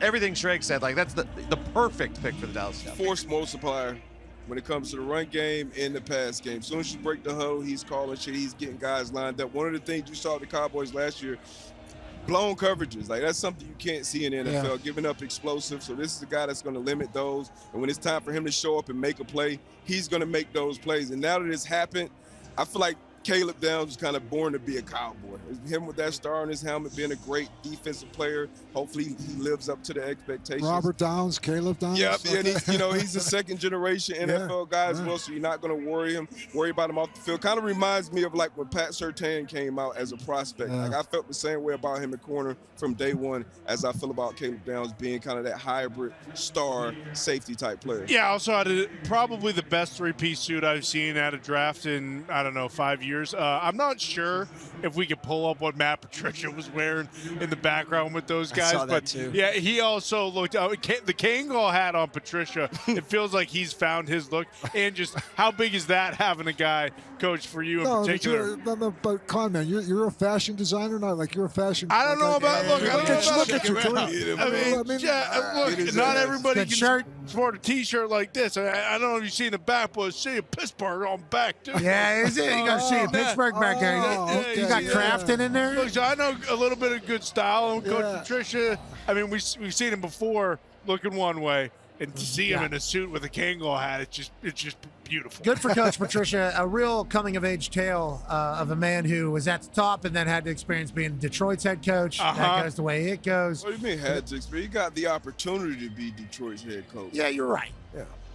But you get what I'm saying. You get what I'm saying. Anyways, let's do a report on what's happening right now. Dolphins are on the clock. They obviously just swapped picks with the Dallas Cowboys. Dallas Cowboys take Caleb Downs. We would like to do an update from the internet because this show is on the internet. There has been no leaks on who the Dolphins are taking at this pick. It is the first pick of the night that there has been no leaks on the internet of who it's taken. Immediately after the Dolphins, though, we got some big news coming. Oh, really? Love the it. Rams. Love this spot by Dolphins. With the 12th pick in the 2026 NFL Draft, the Miami Dolphins select Caden Proctor. Wow, man. Hey. He's going to love Miami. Wow. Okay. Holy shit. Get in the trenches. AQ. All right, so we always talk about a potential get you fired. So hopefully this isn't a move where you take a guy who has massive potential. I talked to plenty of people that said the good on this guy. When you watch the 10 plays a game that he is good, it is elite. It is Tristan Wirfs. But there is some laziness. There is some get beat inside. There's some get beat around the edge. There's a little bit of that. So you're taking the 10 plays where you see elite, and you are betting that this is going to be your franchise tackle. This is a guy that struggles with weight. Plenty of character concerns. You heard Nick Saban say that. But he's going to Miami. This is a perfect place to sweat it out. Perfect place to sweat it out. Sweat it out. But got to go to the beach, so you got to be in shape. This guy does have elite bend and elite power. When I turned him on against Georgia, first game that they played Georgia this season, he was bending down and taking people off of the ball. Now, again, that's one of the 10 plays where he's elite, but you got to take those 10 plays and hope that this coach and this team can make him do that for 60 plays. Way to go, AQ. Way to go, AQ. Coach Cowher, the coaches believe that whenever he's in the building with them, he's going to be a stud. Right. He also had completions this year. He's obviously incredibly athletic. He's powerful. He's got it all. Will he be the guy for the Miami Dolphins as they try to, rebuild and reestablish a culture? Well, if there's anything you can do, is you can stay right within the same territory so he doesn't get too far away from your facility. But I think, like you said, I think it's a guy with a lot of upside. I think he splashes it, just maybe not on a consistent basis. So I again, was he the third tackle that you should have taken in this draft? We'll see. But I mean, they liked him and they feel good about him, and it'll be interesting to see how it pans out. Congrats to Caden Proctor, Mad Mel. It sounded like you were certainly pumped for him. Iowa guy, I think. Yeah, a little bit of a turncoat. Committed to Iowa, then backed out, went to Alabama after Coach Saban retired. He, transferred back to Iowa for the spring semester, collected a little NIL, then went back to Alabama again to play there. Coach, just He's curious. playing the game. Yeah, play the game, Smart. sure. In your time as a head coach, would you say that the guys who the general consensus is, hey, guess what? If we could somehow find a way for this guy not to have a home or not have an apartment, if he could live inside the facility, and we could make sure that one of our support staff, coaches, whoever it may be, is always by his side for the entirety of his career, how many of those guys typically work out? I'm just curious because it doesn't sound. We're talking big boy football here. You need to be fucking self-motivated. You can't be showing up to camp at 485 pounds. Wait, that hasn't happened. He won't. 485?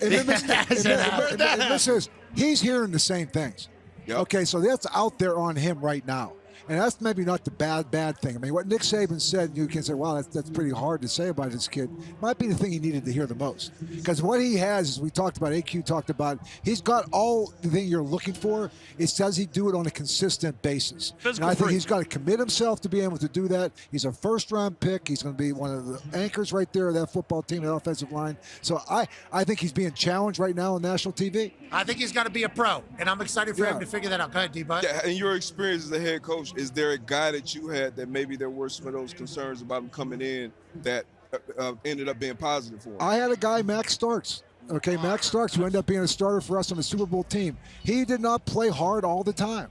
And so the thing was to get him to play consistency. So you have a locker room, you have an offensive line room, you have an offensive mentality that challenges him, surround him with a bunch of people that we're about effort, we're about finish, we're about sitting there and being very accountable for who we are.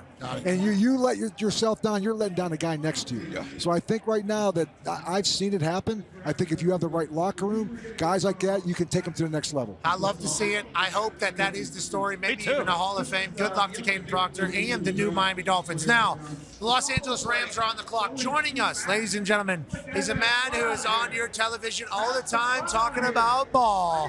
Friend of the program, Dan Orlovsky. Yeah, Dano. It's my quarterback. Dano, we got a camera right here that we'll be on camera together with. This one right here, right above the TV there. You see it? Yeah. Okay. Dano, a lot of things have happened in this could draft. go bad for me. No, take a knee. Hey, you take a knee. Okay, Dano, thank you for making an appearance over here. This did come together late, but I think the reason why we wanted it to happen was you were a big part of this draft cycle conversation. You went on a high horse for Ty Simpson, and then you got bashed in the shins. People question your integrity. You stayed on that hill of Ty Simpson. Yeah. Still available. They're saying it could get really exciting for the likes of the people that like Ty Simpson. How do you feel about this draft thus far, and what are your thoughts? So, obviously, I was convicted in thinking I thought he was the best quarterback in the class. I firmly thought he would be a middle of the first round pick. And then everyone kept saying, can't find a team for him. And my thought was, there's no way that as smart as the NFL is coaching-wise, I could watch what I watched and people wouldn't feel that way. So I just truly got to a point about a week ago, I was like, everyone's lying on Ty Simpson, like everyone. And I then got to a point where I was like, he's going to go. Was that the tweet that you said about the film? Always got to trust the film, or is that about somebody else? No, that was that. All right, sweet. I just truly, and maybe I'm wrong. The Rams are picking. That was a place everyone.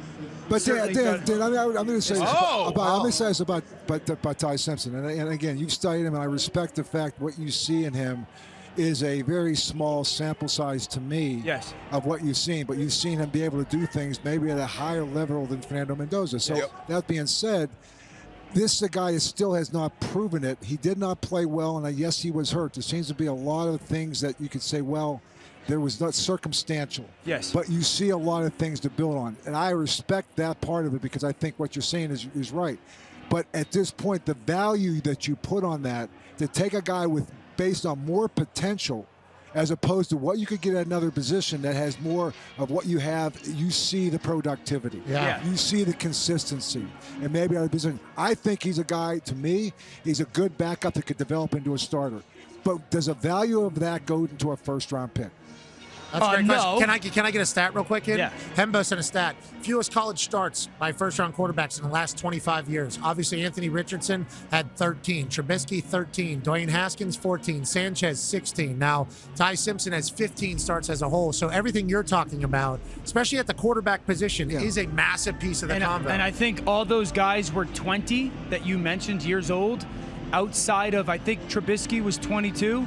Ty Simpson's going to be 24 next NFL season. Yikes. And so, I mean, there's a lot. There's a lot of age there. Like, I think that 20-year-old, 21-year-old with a lack of – listen, it's an outlier. There's no question about it.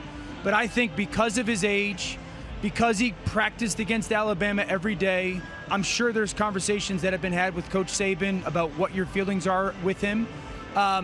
And just his tape coach is just so good. And listen, the last 25 years, 25 times teams have moved up into the first round or moved into first round to get a quarterback. Yeah.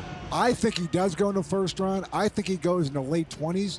I think Arizona moves back into the first round to get a guy like this. Yeah. So I just don't know if he goes this high. I just don't think. I don't think his toe. I don't think his tape. I don't think he's going to be around in the late 20s. I just don't. Guys, why do? Come on. I thought we just brought him over here to make fun of him. I didn't think because I'm making fun of Dan. I think Dan's about to With have the 13th pick in the 2026 NFL Draft, the Los Angeles Rams select Ty Simpson, quarterback, Alabama. Whoa. Let's have a time. Hey. Good for you, Dano. Good for you, Dano. Good for you, It's my guy right there. Thanks, man. Lots of reach. Thanks, but, man. Congrats. Hey, it was a pleasure doing business with you, bud. It's great. It's a pleasure. Congrats, man. Hey, listen to these people. Take a bow. Go Do ahead, it. go ahead. You guys remember? Take a bow. You guys remember Miracle is one of my favorite movies ever. Slide into frame. Herb Brooks. Hey, you're a hockey they guy. win the Olympics. He walks into like underneath the bleachers and he goes out. He's Yeah. That's how you feel. Yeah. He As you did that should. alone. Fuck yes, dude. As you should. He did that alone, and he swore. Hey, such a good fudge, out of you, deep from your Gosh, soul. that makes me feel good, dude. Congratulations, you. Let's head to the bunker, boys. Schrager's obviously tight with the Rams. Schrager's had a little bit of an inkling before the draft started that Dano might be doing the miracle thing that he was just doing right there. Schrager's, what are your thoughts on Dano and the Rams taking a backup quarterback here? That was a great moment for the show. Dan just got the shit kicked out of him Fudge for a yeah, month. Peter. And I'll tell you what, I'm so happy for him because he stuck to his guns and his conviction. Yeah, Mendoza went beforehand, but there wasn't anybody who had Sit your Ty ass Simpson down. going before 25, 26, and then today the heat started coming. I said it on this show. I said it on NFL Live. He's going to go far earlier, and the truth is, it was McVay and the boys all along, and they kept it close to the vest. Now, I've also been told, and I will say this is breaking news, Stafford was aware of this when the pick was made. So it's not as if this is being a bomb drop like Cousins and Penix. They at least communicated it to him. We'll see what the conversation is. But here was your shocker, and it's the story of the night. Ty Simpson doesn't go second round, goes 13th overall to a team that played in the NFC Championship game a year ago. Yes, SEC boys over there in the quarterback room for the Los Angeles Rams, Matthew Stafford, and now formerly also Stetson Bennett in the past. Now Ty Simpson's there. You know, Dano was saying that he needs to go early for a long time. And as we know, draft day, Jay Glazer had a tweet earlier today, said Rams are drafting quarterback Ty Simpson with the 13th pick. Sean McVay actually told Matthew Stafford today of their decision and made it clear it's for whenever Stafford decides to move on, says Jay Glazer. Hashtag Jay New. Mad Mel, I didn't see that shit coming from your mouth or your Twitter account. Well, yeah, because it's a fucking stupid pick, in my opinion. This is nothing against you, Dan. This is the 13th pick in the draft, and we're anticipating this guy might be the starter in 3 years. I mean, what the fuck are we doing? Hey, this is the Aaron Rodgers situation again. The Rams were on the precipice of going to the fucking Super Bowl. Oh, hey, you know what? Let's go draft a backup quarterback. It's idiotic. I don't like it. Listen, they know what they're doing out there. I get it. Fuck them picks. Yeah. All that mumbo jumbo. He'll be in the Pro Bowl in 6 years. Great. 6 years. Sean McVay might be fucking dead in 6 years. We all might be. Yeah, bingo. That's dark. We all might be. Didn't you have this same? Not you. Didn't someone that looks like you have a somewhat similar reaction to when the Packers took a guy at quarterback? Yeah, this is the same guy. Yeah, no, this is Matt Mel. Same guy. It's the same thing. Yeah, that was me, dickhead. Yeah, I did. And didn't you then feel like, all right, maybe I was a little bit aggressive in that moment? I don't know, because the Packers still haven't went to the Super Bowl or won it, and who knows, the guy they got there. But now, obviously Jordan loves it. But you love him. You love him. I do. But has he won the big one? Again, this is the 13th pick in the draft. Again, different situation. That was 26th pick in the draft, 13th pick. All right, let's have an honest. Hold on. It's a brilliant pick. Let's have an honest question. Let's have an honest question, and Coach, you can speak to this. The Rams likely are picking 28, 29, 30, 31, 32 next year. Okay, so you're not getting a good quarterback in that draft, 29 or beyond. Any year that Sean McVay's their coach, they're not picking early. So at some point, you strike when the opportunity's there to get a guy that you believe is a starting quarterback at a minimum and take advantage of the situation. This is we traded with the Falcons and we took advantage of it. My question would be, Jimmy Garoppolo has already talked about walking away from the game. Yes, sir. And so they didn't really have a backup quarterback on their roster. So my question was, Jimmy Garoppolo says, I'm coming back. Does that change their thinking in any way or form? Yeah. I don't know. I think that they sat there and said, 15 games is a small sample size. It's also an example of he's just getting going. It's just scratching the surface. Yeah. And I would say you can take his tape and you would put it up against anybody's and say bona fide champ. I agree. I think they really view him as a future franchise quarterback. And it's kind of the old adage for some teams, the Packers being one of them, draft a quarterback when you don't need one. So you have a veteran who's going to be great. You expect to be good, at least very good or great for the next couple of years. And then you got a guy waiting in the wings. Everybody was saying coming into this draft, it's 12 guys, and then after that, it's whatever. So that's a good move for the future. Ty Simpson for the Ravens. Ravens 2026 NFL Draft. The Baltimore Ravens select Olai Vavenga, Ioane, guard, Penn State. Ty Simpson into guard out of Penn State. AQ, I know this is a huge move for you as your microphone is straight up and down. Yep, I'm back. Okay, I'm back. What are your thoughts on the Penn State guard? I'm fired up. I've watched more film on this guy than anybody else in the draft. He's from my alma mater. We are big-time pick. This is a Baltimore Ravens pick if you could spell it out. I mean, they are so good at drafting linemen. This is the safest pick in this draft. In my opinion, this is a multi-year Pro Bowler. He will play for over a decade. He is so powerful. Look at him go in motion here and absolutely deplete the defensive end and then finish. He's a prick. He's nasty. He gets 2 feet in the ground. He's got great technique, great hands, great feet. Baltimore Ravens, awesome pick. I know one thing: the Pittsburgh Steelers loved this kid. Yeah. Like they had, not thrilled that he went to Baltimore. No. Yeah, stays in the AFC North. Obviously, AQ is going to love him because he's from Penn State, so he has to put him over. Dan Orlovsky still glowing. Okay, from Ty Simpson. I honestly don't know what's better. I'm being honest. I'm on a desk with Coach Cowher. No, this is great. I love Dan, honestly. You have convictions about things and you see certain things. And that, to me, We get people that waver, go back and forth, but you were very convicted, and I love that. I may not agree with you, but I know being around you, you will bring out the very best in him because you're going to make him feel better about himself. Thank you. So that to me That is means like a lot. that's what coaching's all about. That's a cool moment here. I met Coach last night. The chance to meet Coach Cowher, me, 8-year-old me, has no business doing that, and now I'm sitting here talking about the draft with them. And I love And your you're taking passion a for it. victory lap too. Dude, Yeah, it's a good moment for Dan. I feel great right now. Hey, Pat, can I here in the bunker, can Schrager get a damn victory lap here for tipping everyone off? I mean, I know we're going to do the Glazer tweet, but Orlovsky, what did I tell you today at 3 o'clock on NFL Live? Said it's going to be your night, baby. Let's go. Peter sent me a tweet. Peter sent me the eye emoji tweet. I said, we were talking about the Jets, and Laura goes, should the Jets take Ty Simpson at 16? And I looked at her like this, and then Peter sent me eye emojis. He's like, what do you know? I was like, I don't know anything. And he was like, I think you're going to be vindicated. Wow. Peter Schrager. Peter knew. He knew, baby. Tell you what, got to keep some close because they wanted him at 13, but they were scared of Arizona doing a little funny business and moving back. So I could not say a word. Glazer could not say a word. Wow. It was one of those where you spoil. Yes, you can report that they're interested, which we did, but I don't think anyone thought with the 13th pick. I think everyone thought they would trade back. Had they not drafted Jeremiah Love and Arizona traded back, that would be where it got a little hairy for the Rams, and it might have been even higher for where Ty Simpson went. That was everyone's fear, that Arizona actually had something up their sleeve. They didn't. This is the mechanics of the draft and why it's so good. I said it earlier to start the show. I didn't have Ty Simpson first round in my first mock. I had him 32nd 2 days ago. I came in today being like, shit, he might go top 10. That's how the draft is so amazing, and I love to be a part of it. And this is the move. Like, both the guys. This guy's living pretty high life, right? Hey, here's to you, Dano. We know you don't. Cheers. Well, hey, actually, tonight might be the night.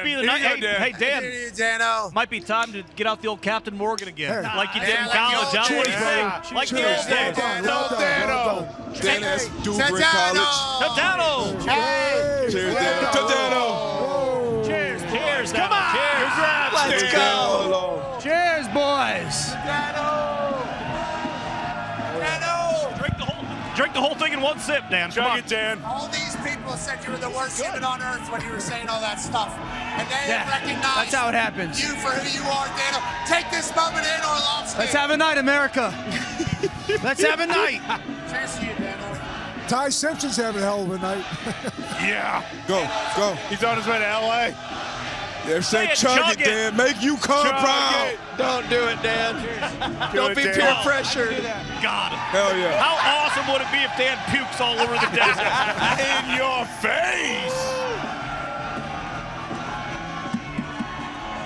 I'm a baby Dano. Flip it upside down, Dan. Flip it upside down, Dan. All right, I'm going to be honest. Oh, no. Hey, not bad. Hey, good enough. Baby. That was back one. It's Pittsburgh. You're a baby. That was a good one. Come on. Boo. You're like, I did the thing. Dano, you're in Pittsburgh, man. A drop is a drop. Fucking, you don't drop any fucking beer. Okay, you don't fucking leave any beer in that can. Coach, I would have picked it up and. You sure as fuck don't spill it on the ground, Coach. Yeah, I mean, yeah. I didn't even know that was a beer. So good, isn't it? That's good. It's legit good. I thought that was one of those probiotic sodas. Chug another one. Nah, if I chuck another one. Let's go to the bunker, boys. The Buccaneers are on the clock. What are we thinking here? Because obviously we studied this deep into the draft. I think this one's pretty obvious. Ruben Bain's the best player left on the board. Messidor, like they're both sitting there. Yeah. But They need edge help. They're the worst red zone defense in the NFL last year. Ruben Bain fixes a lot of problems. He's a tone setter for that defense.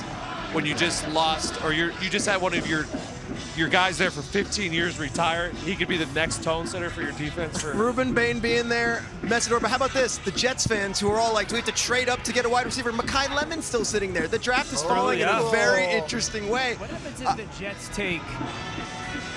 What's that? What happens if the Jets? Guys, I don't like Lemon there. Hold on. I'd rather the Jets. Can we get Mike Foss to get this guy a water, for Christ's sake? I'd rather the Jets take slurred his words already than Mekhi Lemon. What's that? I'd rather the Jets take Sadiq than Lemon. Yeah. Who are the Bucs taking? They should take Ruben Bain, yes. Okay. All right. We're all on the same page. This is straight out of Miami. Mario Cristobal going to celebrate allegedly. We think. Here comes Roger Goodell, who's doing a great job here today. Good suit. With the 15th pick in the 2026 NFL Draft, the Tampa Bay Buccaneers select Ruben Bain Jr., linebacker, Miami. Oh, yeah. We love the way Ruben Bain played football. We love the way that Miami team operates. I think he also carried like shoulder pads onto a pool deck whenever there was a bunch of recruits there this spring, like letting them know, like, hey, we hit people around here. He has set a culture for Cristobal down there, Coach Cowher. I love this man. Great motor. This guy is relentless, gets after the quarterback. I mean, he's, like you said, I think you said it there, D-Bot. I mean, his motor's unbelievable. Oh, yeah. His finish, his burst, his ability to read plays and get them finished before they even get started. He talks about a tone setter. Long-time pillar there in that organization. Levante David retired. A Miami high school legend. Another Miami high school legend who you hope comes in that building, be a pillar for that defense. Tone mentioned as well, they were terrible in the red area. They were terrible creating pressure as far as getting after the passer. So this is a knockout pick. And he's coming in with a huge chip on his shoulder. He's heard all the talk about the arms. Now he kind of slides, in my opinion, in the draft. But I think he ends up in a good spot playing for Todd Bowles. Yeah, absolutely. You know, as a scout, all that kind of stuff, you are going to worry about the T-Rex arms just a little bit. But listen, if it wasn't for, you know, Fernando Mendoza and that Indiana team, he was the story of the college football playoff. Every game we went to, that guy took over the game. He was unblockable. He was unbelievable. I mean, Dano, as a guy playing quarterback, this guy's lined up on the other side of you. What do you think? I mean, the last thing you want is this guy blindsiding you and putting the weight of his body. Hey, you're hoping the end zone's 11, 12 yards, aren't you? They got him back. He got you pretty good. Didn't take long. Oh, man. I looked at Coach to see if he was laughing. He's laughing. It's good. I got you joking, Dan. That's a great night for you. It's a great night for you. It's a great night for me, brother. I would say strictly football. I would hate playing as a quarterback. Hated playing against relentless, like never endings, never stop rushing defensive ends. Jets are on the clock They now. were brutal. Yeah, Ruben Bain took over game. Him and Mesidor on the opposite case. The Jets should take. The Jets should take this Sadiq kid. I wouldn't take Lemon here. Okay, so Sadiq is the best on your board right now. It sounds like I just Dano. think like Garrett Wilson for me is a work the middle of the field. I want to move him slot type of receiver. So is Mekhi Lemon. I would rather have like a difference maker, athletic tight end. And you know what they say, Sadiq's the freak. If he was the one, let's go to the bunker boys, shall we? Schrags, what do you expect from the Jets here, who obviously have a very tight-lipped operation over there? Yeah, we learned that. I think what's interesting is that they thought they might have to either trade up to get one of the top three guys or to just trade back and do it. I'm still curious. Obviously, they're not talking. The pick is not in. Sadiq and Lemon would make a lot of sense. I've heard they're not in on Omar Cooper from Indiana, and I don't think they're in on Concepcion, so it really limits it if you're going to go pass-catching option there. But Tone Digz, you've done the work on the guys. What are they getting? Is Lemon too much like Garrett Wilson? Yeah, the thing is, like Dan was talking about, I agree with him a ton, but like Garrett Wilson led the team last year in receiving yards with 395, and he was out for the majority of the year. So they obviously they made the trade with the Colts. They get another wide receiver there last year. Any offensive weapon, because everyone talks about 2027 is the draft for them. They're going to get a quarterback in the 2027 draft. So whatever weapon you think is going to come in this year and then help your quarterback next year, I think is the pick that they should probably go. Pat, just to button up before we get to you, I had them going David Bailey, Mekhi Lemon in my mock draft, so let's see if we can root for that one. Thank you. Okay, for your mock draft, we will certainly try to pull for you. For the good of the draft show, I hope the Jets just do something terrible. Yeah. Don't worry, they will. Why? I don't know. They will. It's because it's the Jets, you know. I think they won't, but I do hope that they potentially do. They did also take Mason Taylor last year. I know he's but Kenyon Sadiq is not to say. I know what you're going to say, Dan. The only thing I would say is my brain goes Frank Reich, who's their play caller, and Zach Ertz. Who did that? That was from the Bunker Boys. That was not me. Well, that was not the stage. We liked Frank. Frank was my quarterback coach. Zach Ertz, man. Like, he's just... We like Frank? I mean, look, I didn't do the yuck, but I don't like Frank. I mean, we're talking about the Jets. I wouldn't be surprised if they say, you know what? Carson Beck. Yeah, there's a chance. There's a chance. And here's Roger Goodell with the announcement for the Jets. With the 16th pick in the 2026 NFL Draft, the New York Jets select Kenyon Sadiq, Frank. tight end, Oregon. Okay, we're getting a little power football back, but obviously the tight end position over the last 10 to 15 years has had a full resurgence. We even have tight end university. I don't want to go through the whole thing about how important tight ends are. This guy's a special talent, Coach Cowher. Yeah, he is. He was the best one on the board. He's a guy. He's a matchup nightmare, really, at times, and he's okay in the running game. But this is a guy you talk about going out there, and you talk about getting hybrid type of players. He's that kind of guy. He's a receiver, tight end type of guy. He can go down the seam, great hands, big frame. He clearly was the best tight end on the board. Well, I'll tell you, Kenyon Sadiq ran 4.3940 at the NFL Combine. That's the fastest recorded by a tight end on record since 2003. 43.5-inch vert, tied for second highest by a tight end behind only short of Vanderbilt's Eli Stars.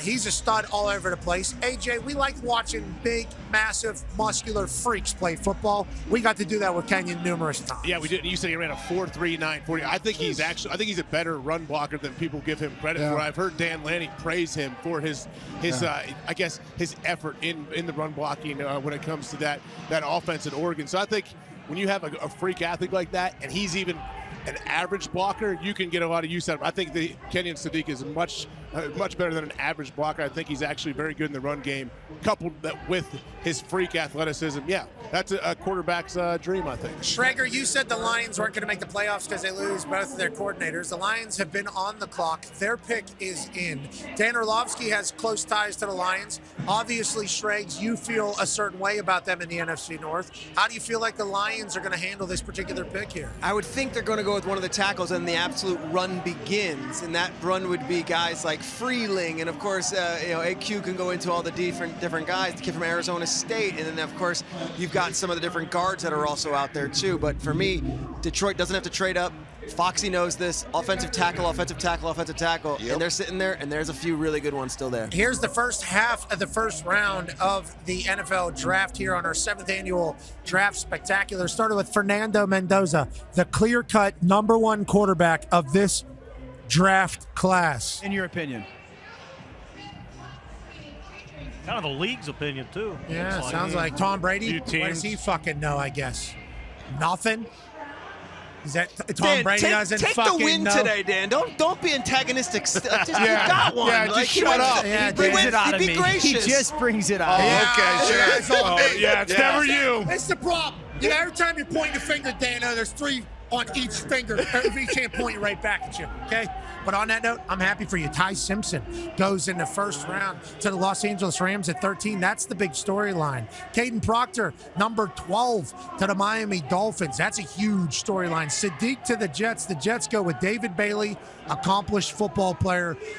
Kenyon Sadiq, accomplished football player. Want some vets in the building. Let's go ahead and start playing some better football for the Jets. Sonny Styles lasts all the way to number 7 overall. Bain is off the board, and now we have 16 more picks as the 17th pick is currently in, but we shall wait for the commercial break. Which, good time to remind everybody, Icy Light has Icy Light Mango.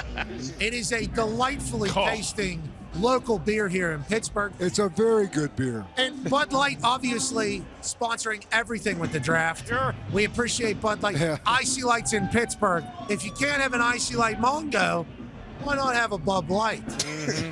Ain't that right, Dano? Yes. Yes. Yeah, Cheers to the mango. Cheers. You won't do the mango. No, it's too.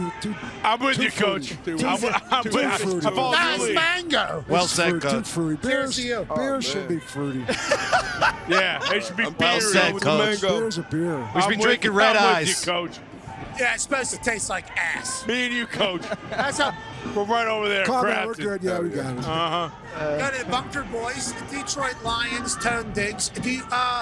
Obviously, the first half here has flown by. Yeah. The 8-minute thing. Right. Huge. This has flown by, Tone Yeah. Digz. Yeah, it has. It's been really cool. It doesn't feel like it hasn't affected the draft at all as far as that, but it has been better for us. But no, with the Lions, we talked about it. It's going to be a tackle. It just depends on which one they like the most. And this is probably where it starts the run of tackles because there's a bunch of Who are the tackle names? needy teams for the tackles. Yeah. Okay, so you got Ian Osher from Arizona State. Yep. Obviously, you have Freeling. Yep. Monroe Freeling from Georgia. You have Miller from Clemson. Blake Miller, yep. Who else am I missing?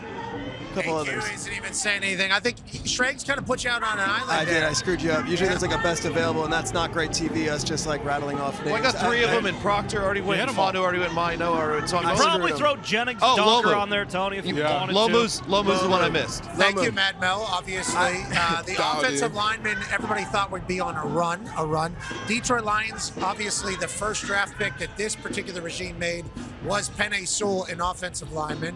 They didn't make the playoffs last year. Everybody else in the division is seemingly getting better. Lions need a big one here, Con Man. Yeah, and Penei Sewell being that first pick, probably going to the left now. And AQ has been raving about the Clemson right tackle, Blake Miller, that he played kind of exclusively right tackle. And 54 starts at right tackle. Yeah, 54 starts. So, So, like, you that know- would make sense if they're moving. You know, if you're going to move Penei to left, you got to get a right tackle. He's used to the right side set, Dano. I don't know if you know anything Left leg about forward? That. Yeah, left leg forward, right leg. You got to Right get leg your fucking kick? hip It's more tackle, man. You gotta complicated than get- that. That right side set that's suspect.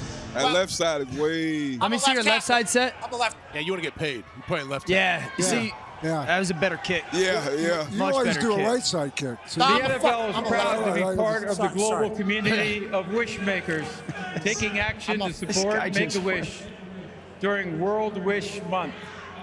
Tonight, you all have the opportunity to help grant an unforgettable wish.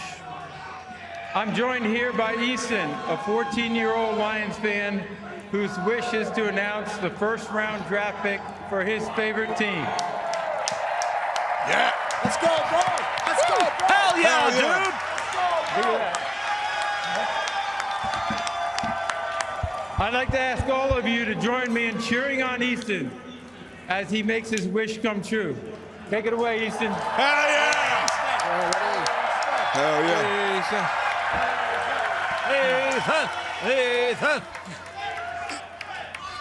With the 17th pick in the 2026 NFL Draft, the Detroit Lions select Blake Miller, tackle, Clemson. Great announcement there, kid. Absolutely crushed it. Blake Miller out of Clemson. You love him because he's a right tackle, AQ. No, I love him because he's a 4-year starter and he's a team captain at Clemson. And every single film that I watched of this guy, he's nasty, he's athletic.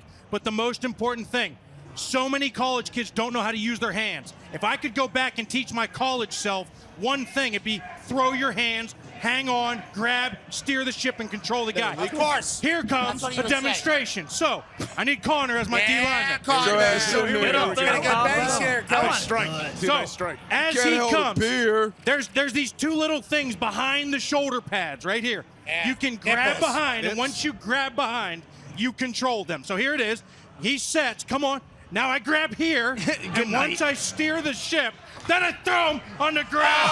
Hit him, That's hit a him. fucking and, pancake. and then you jump on top. But Yeah, finish. that is what Oh, Blake yeah. Miller does best. He grabs here. Let me help you up. Let me help you up. Let me help you up. Oh, that's good Come on, come on, offensive come on. lineman. Good, Come yeah, on, yeah. sportsmanship. Good, Con, man.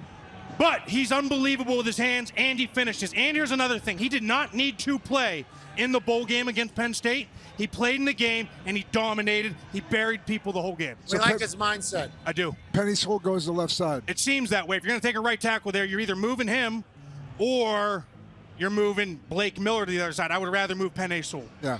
All right, we appreciate that. Blake Miller, congratulations. Going to the Detroit Lions. They love big bodies. How do you feel about Motor City Dan Campbell, MCDC, obviously head coach of the Lions? He's got a lot of Cowher in him. He's got a lot of Bill Cowher in him. Those comparisons are obviously made publicly. Your thoughts on the Lions pick? Fierce competitor. I love Dan Campbell. I think this team's a reflection of him. He's tough. He's hard-nosed. No nonsense. With the 18th pick in the 2026 NFL Draft, the Minnesota Vikings select Caleb Banks, defensive end, Florida. Oh, congrats to the Minnesota Vikings. That was quick. It was. That was quick. Hey, we're not dancing around here. We're going That's Caleb a Banks. shocking one. Caleb Banks is down in a house and with everybody he's ever met. I think Right. that looks awesome. Congrats to Caleb Banks, That's D awesome. tackle going to the Minnesota Vikings. AJ Hawk, this guy is a giant. Did you expect this? This is a bit surprising, but I was wondering where's all the big interior D line meat in this draft. Right? I thought Cade McDonald was clearly the first guy DT'd. I mean, That's what you would works, think, right, Coach? It Yeah. felt like coming into tonight. That's what everyone was talking about. But I mean, they saw something they like, and as you mentioned, Pat, he's a giant human being, Yeah, a giant he's human being big. that knows how to use his hands as as well, going off of what AQ was talking about, offensive tackles being able to use their hands. Schefter just reported that NFL teams received a letter this week stating that after a CT scan on Tuesday, Banks is on pace to be fully cleared for full football activities in early June as he recovers from a surgically repaired bone in his left foot. He was celebrating there in the living room. Let's go down to the bunker, boys. Schrags, Caleb Banks is a Viking. That was a quick decision for them. They got the card in earlier than any other team, as if there was a long line of people looking to get Caleb Banks. There wasn't. This was not a name I'd heard at all for the Vikings, and it's not a name I had heard at all by any of their GMs as being a first-round prospect. You heard his name as early second, and there was a DT run maybe at some point with him and Peter Woods and Katie McDonald. But I turned to my guy, Tone Digz. What do you got on him? Because I did not have him going in the first 32. So this is one of those guys, kind of like Caden Proctor, not like the weight thing, but when his good is good, it is unbelievably good. He's dealt with injuries a few times in his career. His tape, in not this last season, the season before, was unbelievable. So it's a situation like where there's kind of like AQ was saying with Proctor earlier, like there's 10 really, really unbelievable plays a game. And then there's a lot of plays where you want more out of the guy, but he's huge, 6'6", 330. Like, if they can get the best out of him, he's an absolute freak. Can I just jump in also on this? And this is where this draft is going to get a little more fun, and people are going to say, hey, look at the deal here. You have your 10 blue chip guys, your 15 guys. We thought this is where the draft falls off a cliff, and with surefire guys. So it's fascinating. A guy like Caleb Banks can go. You're going to see other names that maybe you didn't expect to go, because there are no more blue chip guys really in this draft, and it's like 31 flavors, Baskin-Robbins. What do you want? What do you need? Screw everyone else's board and screw Mel Kiper and my board and Phil Yates. Take what you want. Sorry, Mad Mel. Yeah, watch your fucking mouth first and foremost, Shregs. I'm gonna slide back down here, but you know what I mean. It's take the guy you want. Don't worry about what everyone else has at this point. Ladies and gentlemen, joining us up here is the head coach of the Miami Hurricanes after seeing Bane get drafted in beautiful fashion. Ladies and gentlemen, Coach Morrow, first of all. Coach, I don't like how low that seat is. I'm gonna drop down for you. So I don't like the way you look there. We can stand. You should stand. You should stand. I should stand. Yeah, you got it, brother. Yeah, because you're way too big of an alpha to be sitting down on that chair. Try-hard Steeler fan. Love you. Huge fan. My whole life I've been this big, so I want to get that in the open. I'm a diehard Steeler fan. Well, Coach Christopher, I'm going to tell you, what you've done down in Miami and what you did with that defense, that's that football team in general, man. You're doing a hell of a job. Appreciate Keep you, it Coach. up, man, seriously. Appreciate you. He would obviously, and you know this, would love the physicality of your team and the mindset of your team. Can you tell us a little bit more about Bane and what the NFL is getting with him? I think he's the most hard-nosed, toughest, most physical guy in the draft. I mean, he knocks you back. He plays with relentless effort. You know Jason Taylor. Jason tries to wave him off to catch his breath, and he waves him right back off, says, I ain't coming out. And so that's what he does in practice every day. And every day in practice, it was him and Francis going at each other nonstop. So you get what you get. Yeah, absolutely. Two studs obviously already off the board. More to come. Bane allegedly took the pads down to the pool area when recruits were there, trying to pass on the culture of we're beating people's ass. How big is that for your entire, kind of Miami mission? Physicality reigns supreme, man. You know, it's got to look a certain way. That's the way we practice. And if we bring a recruit on campus, he's got to be bought into that style of play and practice. Because if not, he's going to have an awful experience at the University of Miami. AJ Hawk has a question for you, Coach. Yeah, Coach, with Ruben Bane, what I was impressed with him, he's not just a pass rush specialist. That guy plays the run. There's not many guys, I think, at the next level that can be elite at both. Do you think he has the capability of continuing that and being an elite pass rusher and playing the run like he does? I think undoubtedly. And I think you see it not only in the playoffs, but his 3-year body of work. He's got the most explosive get-off. He's a big, powerful guy. He gets hands on you, and he knocks your ass back, and he knows how to use his hands. He knows how to get skinny when he has to. He knows how to go half-man pass rush and got a ton of moves, and he knows how to knock people back. And he set the tone for our defense along with Mesidor every single game. I know how to use my hands, too. I'm reserving the right now to kind of... brother, you're going down. Yeah, I don't know. Mad Mel has a question for you, Coach. Yeah, Coach, you just mentioned Mesidor. In my final mock draft, I had Bane going much earlier. What would you say? Do you think Mesidor is going to go before the end of round one here? What would you say to teams who are kind of, bringing up this bullshit about him being 25 and that maybe scaring him away a little bit? What's wrong with 25? I mean, you know what? It's like, just watch the tape. Both these guys kicked the crap out of everybody, did they not? Yes. Did they not face the best tackles in the country and whoop their ass and did it on a consistent basis? Yep. I mean, come on, man. Ball is ball, right? Let's not overthink this. 2026 NFL Draft, the Carolina Panthers select Monroe Freeling, tackle, Georgia. Okay, offensive lineman going, a lot of meat going. What are you guys in the middle of right now? What are you guys in the middle of? You got spring ball? Hold on, AQ. We just finished spring ball right now, and we're on the road recruiting, but we also have strength conditioning, workouts, OTAs, all that kind of stuff. We appreciate the hell out of you stopping by. Congrats to Appreciate you having me, boys. guys. Great for the program. Coach, Kicking ass. appreciate you, man. Yeah. Thank you, guys. Hell yeah, keep recruiting your ass off. Here we go. Love you, Coach.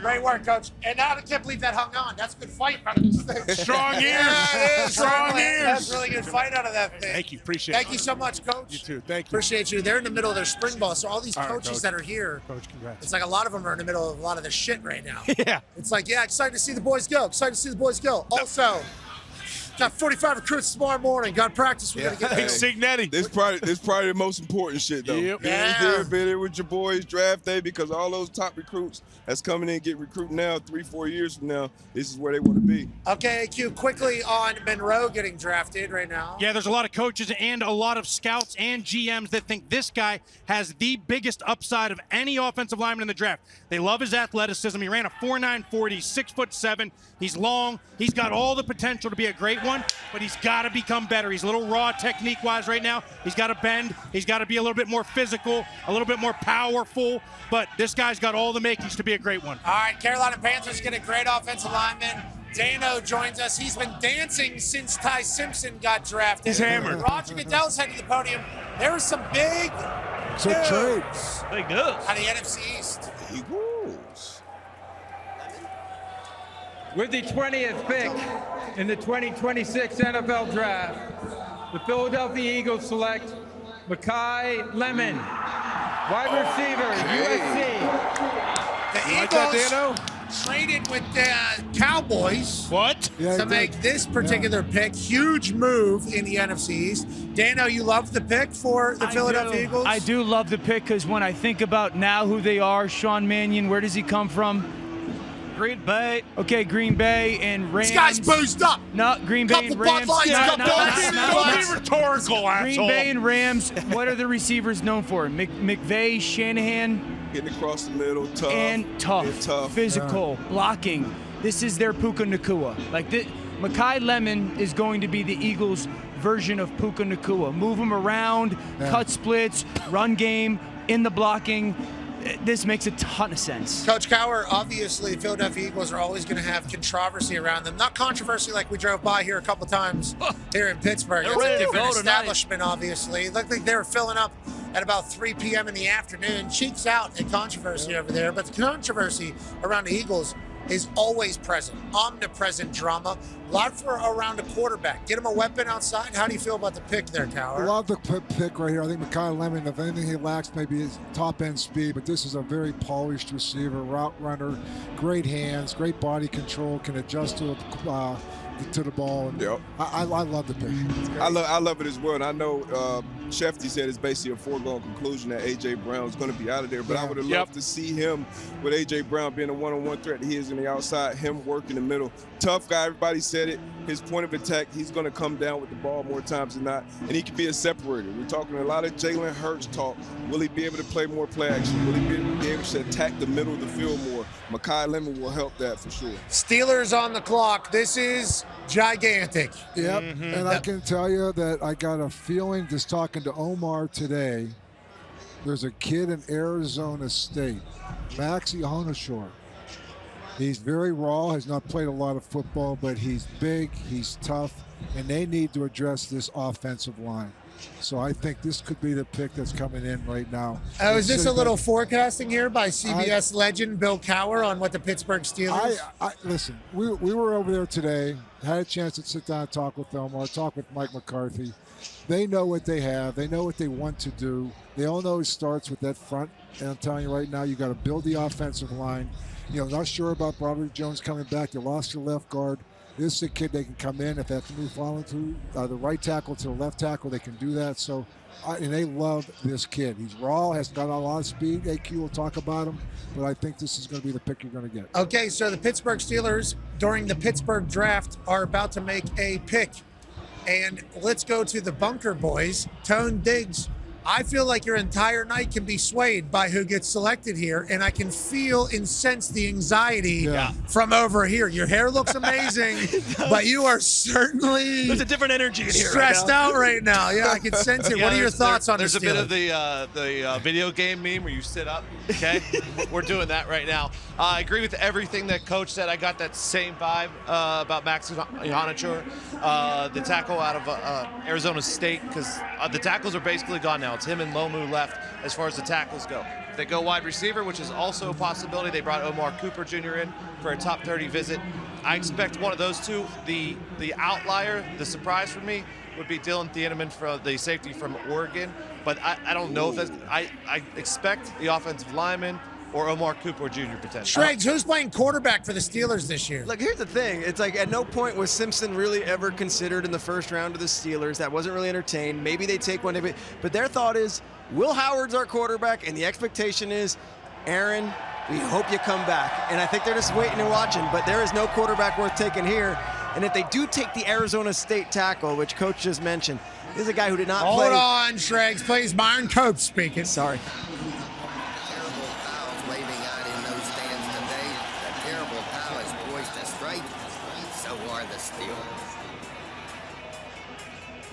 Oh.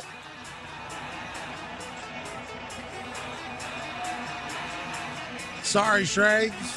No, are you kidding? James Farrier's on. I'm watching. Yoy.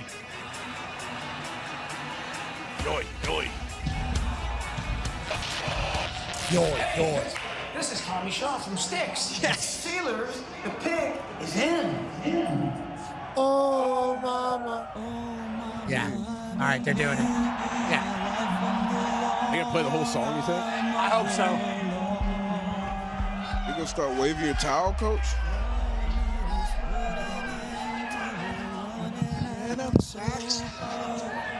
Let's go.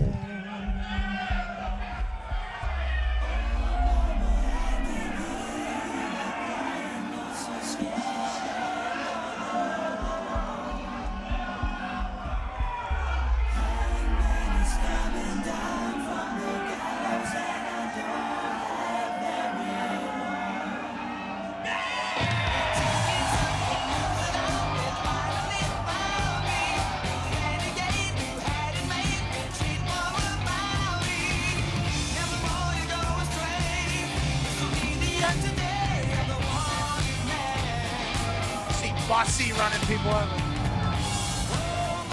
The Pittsburgh Steelers select. The Pittsburgh Steelers select. The Pittsburgh Steelers select. Joe Green. Alan Faneca. Derek Harmon.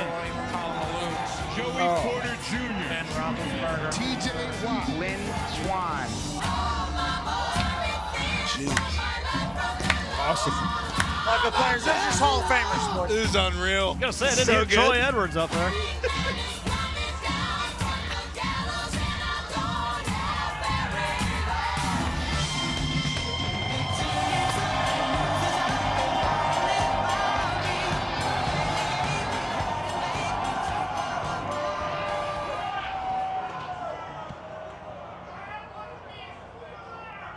Here we go.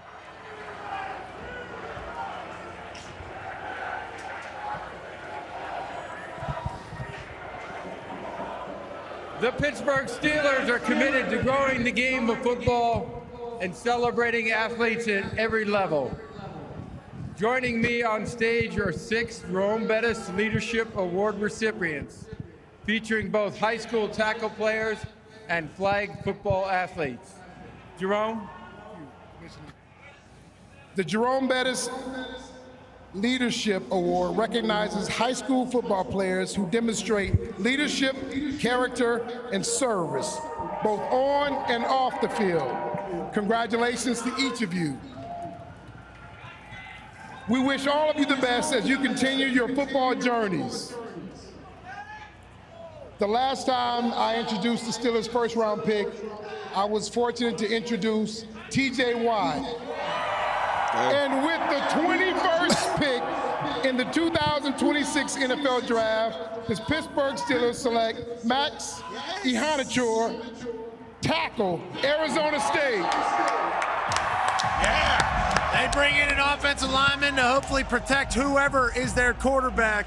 Obviously, they need it up front. AQ Shipley from Moon Township here in Pittsburgh. Obviously, it was electrifying as the pick was about to take place. And Jerome Bettis says they get offensive line help. Why is that, AQ? Yeah, that was awesome to watch, first of all, with Renegade playing, terrible towels waving. Jerome Bettis makes the pick, but they get Big Max. Big Max didn't even play football in high school. What? He was a soccer player. He was a basketball player. This guy's massive. He goes to JUCO. He goes to Arizona State. He is long as hell. Super long arms. They're going to put him in plug and play at right tackle. They got Fatanu going to move over to the left side. Digz, I know you're happy because Pittsburgh has been looking for a left tackle for years now. You move Fatanu over, you get Big Max, and all of a sudden, you got your bookend tackles for the next 10 years. You like this pick out of this guy? He's got massive potential. This is another guy that, hey, we're betting on the potential. Fired for potential. Okay. He's only played in one season of legit college football. He's the Ty Simpson O-line. But he's an athlete. He's massive. He throws people. He's long. He's got all the intangibles. My comp on him was Jordan Mailata. If he turns into Jordan Mailata, then Thank you, AQ. You hit a home run. Hell yeah. Coach Cowher, your thoughts on I Omar? love the guy. I get to see the look in Omar's eyes and Mike's eyes getting this guy. You're right, he's raw. He hasn't played a lot of football, but he's got all the measurables. You're talking about his athleticism, his long arms, and I think he does go to right tackle, and you move Troy over to left tackle, and I think that, like you said, he got bookends. Still got to address the left guard situation, but again, I think this was a great pick. Now the crowd is filing out of here, man. Jesus. Yeah, it is. They're See ya. filing out. Bye-bye. The Pittsburgh Steelers made a pick. We got an offensive lineman to help out the boys. Let's get the fuck home. There's only 2 lanes out of the city. Yeah, I was going to say, I can't say I blame them. You know, we got rivers right over here. We got beers to drink. We got fights to get into. I mean, who gives, no who fights. gives a shit? No There fights. have been no fights. No fights. There have been no fights, but which is, I think, cheers to Pittsburgh. Yeah, cheers to Pittsburgh. Cheers to Pittsburgh. Not fighting each other. Yeah, that's Probably why they're leaving. They know it might start happening. I think it's a great pick. I think so too. I don't think they're done. Let's go to the Bunker Boys. Tone, Digz, First round, I think how do you it's feel great. about the pick? I love it. We talked to Omar today, and he spoke glowingly of him. He's obviously he moved from Nigeria at age 13, came over here, obviously played a ton of soccer in Nigeria. Then he played AAU basketball when he came to the U.S. And then in 2021, they were like, why don't you give football a try? So he did JUCO for 2 years, and he started at right tackle for ASU for 2 years. Obviously, AQ talked about how he's raw, but he's super talented. He dominated at the Senior Bowl, and then he's just skyrocketed this entire draft process. I love it. And then he talked about moving Troy Fautanu over to left tackle because Broderick Jones, he was their first round tackle 4 years ago. That didn't work out. So finally, they've gone, their entire O-line is drafted within the last 3 to 4 years. Dan, So- you going to say anything good about the Steelers ever, Dan Orlovsky, or what? I love this pick for the Steelers. I did not think that they would go wide receiver, also given the receivers that are still on the board. Obviously, the trade for Pittman Jr. I think that Aaron's going to play for them. I think a lot of people believe that Aaron's coming back.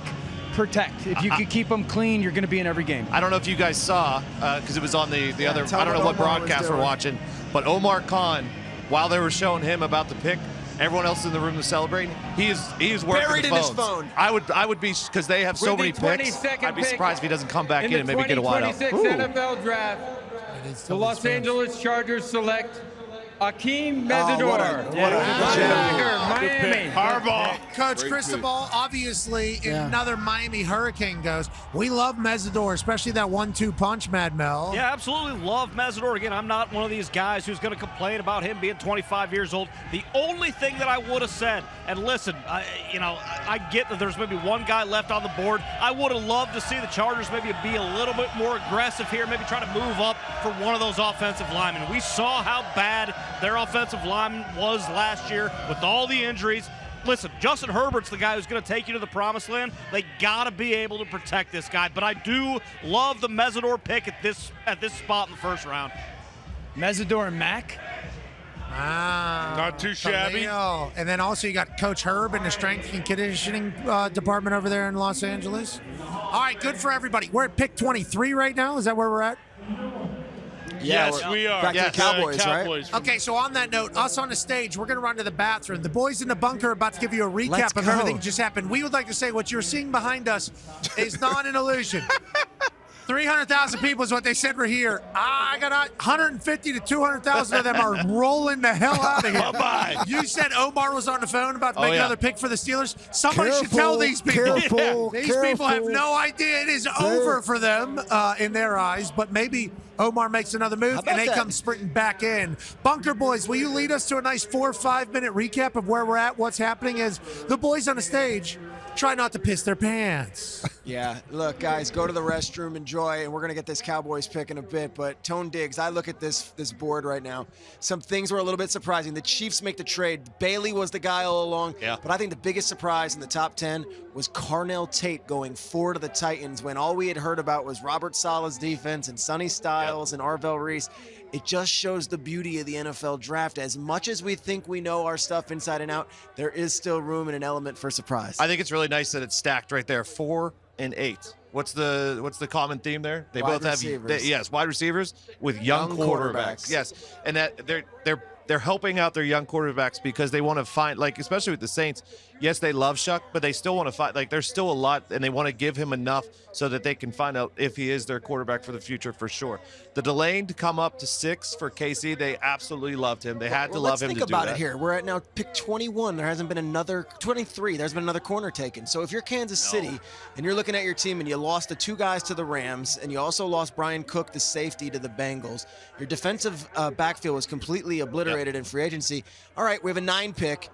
Let's get the best and only number 1 first-round corner that everyone has graded that doesn't have an injury issue, and let's go and get him. So at first we were like, okay, you're going to trade up to get Mansour Delane, 6th overall.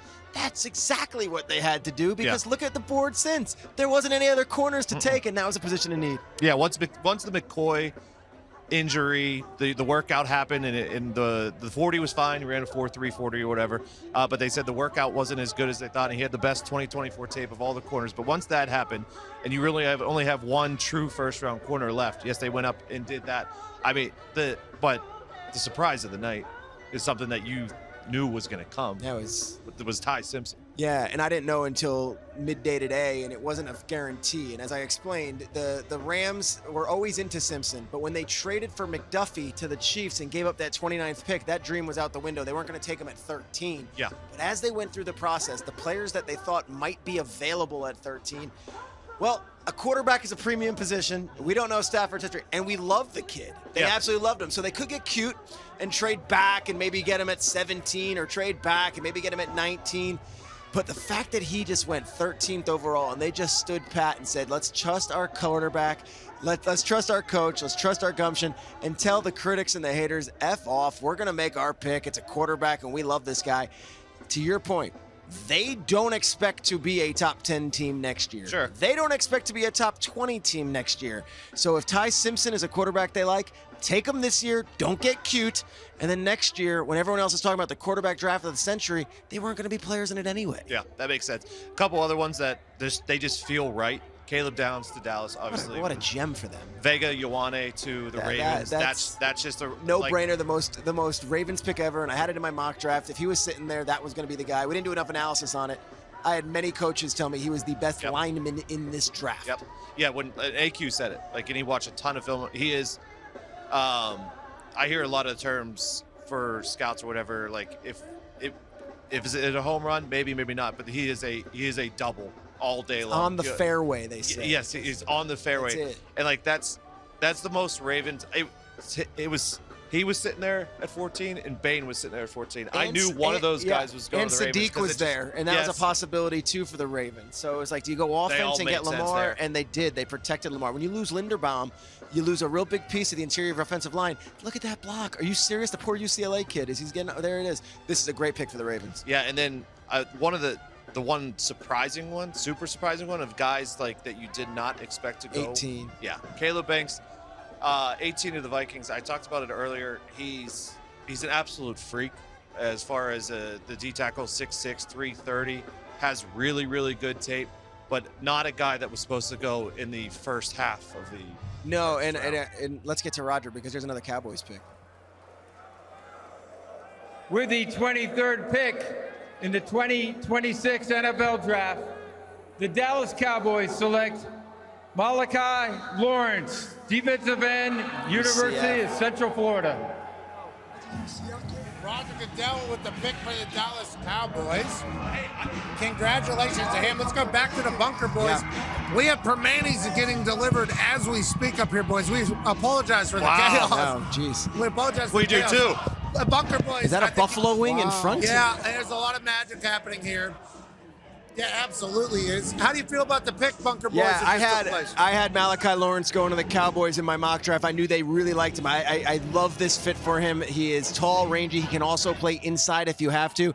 And what did we say about the Cowboys? At 12 and 20, if they can get 2 defensive starters, that's a home run. And if one of them could be a defensive back and one of them be a pass rusher, great. At 12 and 24, and they pick up some picks, they get their guys. Caleb Downs and Malachi Lawrence. Tonight was the Dallas Cowboys draft. I love what they got, and I love this young player. Yeah, Pat, this was a guy who has skyrocketed since the Combine. He came out of the Combine, he ran well, he jumped well, and then this whole process, everyone talks about how he just is, his pass rush moves, his pass rush artillery is one of the best in the drafts. He can do it all. They say he does need to improve a little bit in the run. It's not an effort thing or anything like that. It's just kind of a leverage technique thing, but his effort is always there. One of the best pass rushers in the draft. Look how happy he is. I love watching the emotions, dreams coming true. Mad Mel, Jerry Jones, kind of in his bag here tonight. Yeah, absolutely. Again, like we said, it's all going to come down. We know the Cowboys can score points. We'll see what happens with George Pickens. He's probably getting traded. That would be my early indication. I don't know. But again, their defense was so goddamn bad that last year. Just terrible. The year before as well, year before that. Hey, if you like this guy, if you think this could be one of those guys who kind of takes your pass rush to the next level after losing Micah Parsons, listen, Jerry's in his bag, bruh. Okay, it's about as simple as that. I like what the Cowboys have done tonight. Cleveland Browns, who's their quarterback? Is it Deshaun Watson? I mean, Deshaun. Yeah, anybody really but Dylan Gabriel, which is crazy. I've not heard his name. Not once. What do you think of the Cleveland Browns? Just as a whole. I gotta go receiver, Pat. Gotta. Omar Cooper, right? Omar Cooper or Concepcion from Texas A&M. I like Concepcion or Boston here. Okay, so Omar Cooper is incredibly smooth. Gets open, makes great catches. Yes. Big fan of the way he operates. You're saying the same thing. Yes. I like Concepcion personally. Here's my pushback to Cooper here in Cleveland. Jerry Jeudy is a possession, get open. Shout out Jerry Jeudy. Good player. So is Omar. Dog. So is Omar. I'd like a little bit more like vertical juice. Dan, you like Concepcion or I no? do. I like Concepcion. He's Jalen Waddle-ish to me. He's also a returner, right? Yes, does it and he's electric. I think he's a different style of player than Jerry Jeudy. He's a slot receiver, The Browns play. Very smart. It was no secret the Browns playing this entire time with their 2 picks. It's going to be offensive line and wide receiver. And there's 3 good ones left. Until Monken does something you don't expect, like draft a kicker in the first round. Boom. We saw what he missed the coach's photo at league meetings. We saw what he was wearing when he first got there. I wouldn't put it past Todd Monken drafting a guy who's playing, right field for LSU right now. Ooh. They're a good team. LSU's going to be getting hot. Yeah, pretty tough. They're pretty hot. There's a chance Todd Monken does do something special. You're a former Cleveland Brown. What would you like to see your former team do? I mean, I think the receiver right now is the way to go. I mean, I really do. The best receiver that you think is on the board right now. And, and again, I mean, the quarterback room, Deshaun Watson, is he going to come back to being who he is? I mean, I don't know. I mean, they paid him, give him a chance with Shador, and so let that play out. But I think getting a receiver and getting a playmaker on the offensive side is the way to go. Deshaun hasn't played 5-10 years. How long has it been? It seems like that. 4 years, right? Yeah, I think.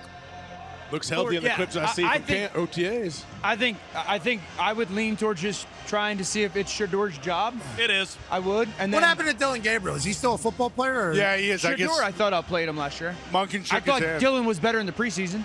Okay, and Shador's a winner. We saw that. Dylan was not at the facility at all this offseason. Now, people will say he was in Hawaii. It's fine, but Shador was there every day and Dylan wasn't. So that's at least a leg up for Shador. They should draft him. You mean in stuff that the team was there, Schrags, or just like in February? Even like before. No, in like OTAs, April when when no one has to be there, but you can work out. So there was nothing. He didn't have to be there. It's not like he was missing anything. But hey, the extra effort, Shador was there. For whatever it's worth. We know how it goes. And Monken said he wanted to draft him in Baltimore as well.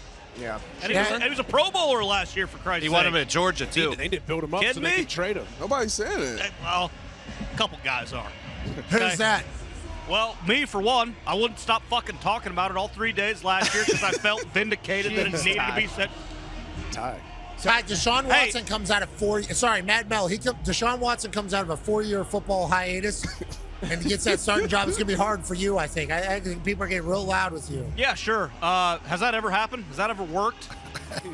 Still waiting on a guy to take fucking 5 years off for playing in the NFL. Listen, hey, we're not playing flag football at some fucking local muni on Saturday, okay? This is the men's league, okay? So, yeah, I mean, we'll see what they do. And, Dan, that's real rich coming from you, okay? Yeah. You drink one icy mango, you get pissed drunk up here, you start dancing around because your guy went at 13. So shut your fucking mouth, and let's see what the Browns do next. With the 24th pick in the 2026 NFL Draft, the Cleveland Browns select Casey Concepcion, wide receiver, There it is. Texas A&M. Suck it, Dan. Dan Orlovsky actually made it. I don't know if it was Dan or Tone. I literally said Concepcion. I said You didn't like him I here. love it. You didn't like him here.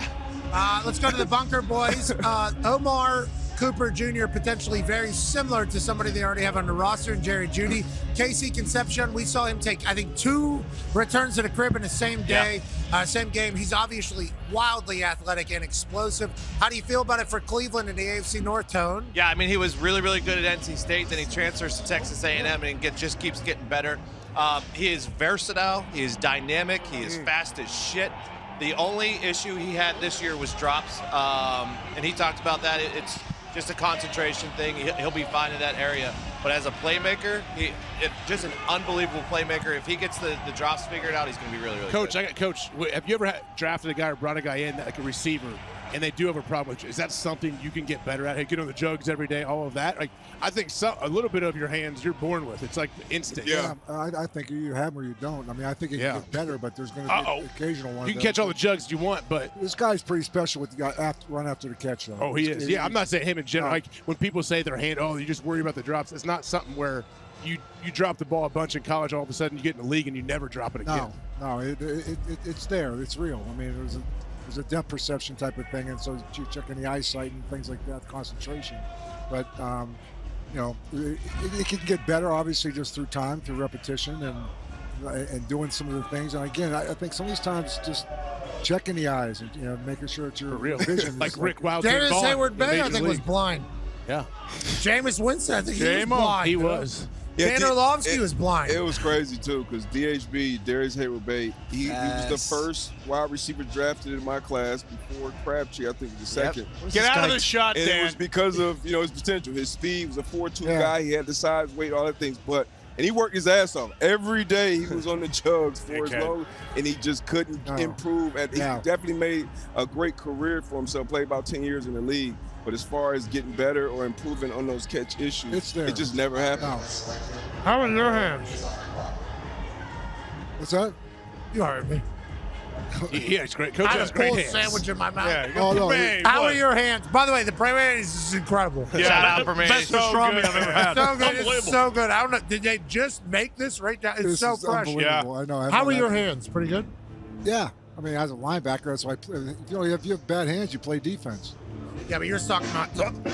Uh-oh, here we go. Dan, pump his chest. Hey, you got to watch out for those fries. Those fries will get you. I know y'all are Pittsburgh guys. I mean, what the fuck is this?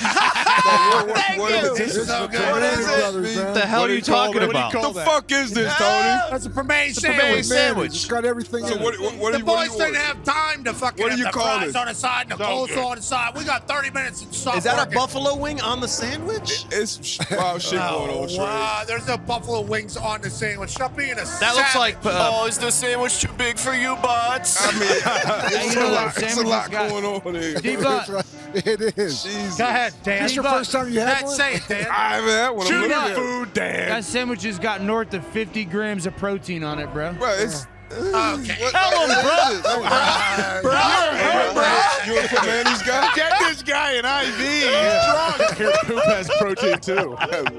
You guys aren't into protein? I love AJ, protein. you know. I love protein, but I think human poop has some protein. Don't eat that. That's true. I'm not That's saying not this. human poop. I'm not what is your comparing guys' Primantis to Well, human AJ, turds. to be I'm fair- saying a lot of things have protein that taste like turds. AJ before the show said, "Hey, if Primantis comes up there, I'm not eating it." They kicked my guy JD Vance out from the restaurant a couple years ago, and I have refused to eat it ever since. I think you guys, okay? Who's you Looks guys? like I'm First looking off, at we you said two you right guys. now. Who's you guys? You two. You two. Me, who? Me and Think about what AJ? happened to the people that were down talking something in Pittsburgh. Kennywood.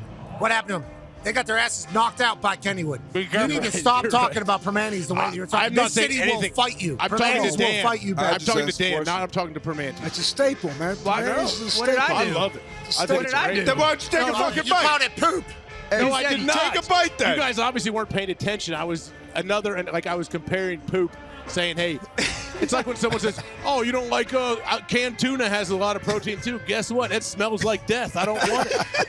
So, like, there's a lot of things that are good for you and have protein in them that are garbage and taste terrible. I don't think anybody's saying Primantis But is this good tastes for you. good. Yeah. Oh, eat I know. fucking I'm pastrami and actually- shut up, I'm pal. shocked, Dan. I'm definitely not Beggars now, but I can't be will. choosers. D-Bud, just take one bite. I got you. Coach Cowher, this is the best salted pastrami I've ever. I mean, Pastrami, holy salad. shit, is this good? I'll take a bite on the next break. Well, this fucking guy wants, boiled chicken and, white rice. So I had some sorry, great he's Italian food accommodated. today. All right, Brett. back to the draft here as A.J. Hawk and Darius Butler spit in the face of the entire what do you city even of order? Pittsburgh. What do you say? Unbelievable. Pat, Great song. What do you say for that? What's the can I word? just replay that A moment? Primanti sandwich is what Yeah. I fucking want. Please. That's what it is. What were you asking me about my hands?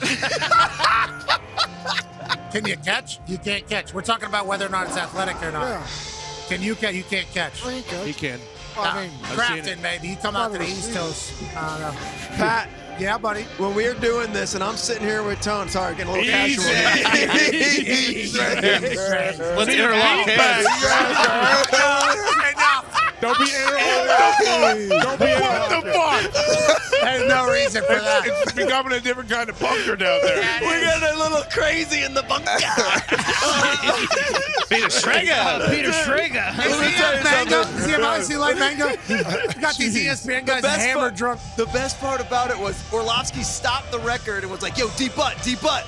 50 grams of protein, bro. That's the best. You can't make it up. You can't make it up.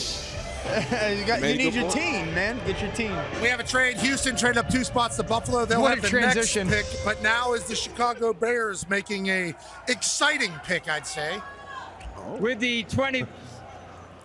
Oh, With Roger. the Right? 25th pick in the 2026 NFL Draft, the Chicago Bears select Dylan Thieneman. Ooh, yeah. Defensive Great pick. back, Very exciting. Oregon. Very exciting. Obviously, we hope to see him on the All-Everything DB team in future years. Gotta earn it. Cooper DeJean was able to crack the code over the last couple of years. Will Dylan do the same? D-But, what do you see from this incredibly fast white from Oregon? I'm honestly surprised he stayed on the board this long. You had Caleb Downs there, but almost everything that you can say about Caleb Downs as a football player, you can say about Dylan Thieneman. He's unbelievably explosive. He's a smart player. He's like another coach on the field. All right. He's a lunch pail type of guy. But I'll tell you what, when he went to the combine and ran that 40, I know that surprised me, and it definitely solidified his position in the first round. But he's an unbelievable football player. Now putting him on this Bears secondary, who lost a lot of talent at the safety position. Brisker actually came here to Pittsburgh, and some other talented defenders as well. Getting this young piece in there in that backfield, it's a great, great pick by the Chicago Bears. Looking sweet, too. Ooh, Yeah, we got fantastic swag, too. swagger. Yeah. Coach Cowher, how do you feel about the safety position? Obviously, Troy Polamalu is a safety that you're going to be synonymous with, especially here in Pittsburgh. Feels like it's a 4-down, got to be able to tackle and cover the entire field position yet again. Yeah, I mean, hybrid type of players. This guy can play in space. He can play in the box. I think as D-Bud talked about, he's just his speed is unique. And he's a hitter, too. And this is a big-time thumper, too. This is a guy who's going to knock you down, and he'll come after you. He's a very good tackler. very good in space, and he can cover. And he's got great speed, great range. I love this pick. How do you feel about Chicago as a whole? Caleb obviously came on better towards the end. Ben Johnson, offensive coordinator and head coach, said that Caleb's nowhere near being the quarterback we need him to be. So you assume they're only going to get better offensively. Defensively going to do the same thing, it feels like. They have to get better defensively. They're one of the worst run defensive teams. I thought a defensive tackle, I thought Cade McDonald might not have been a bad pick here as well. Because their defensive front is not very strong right now.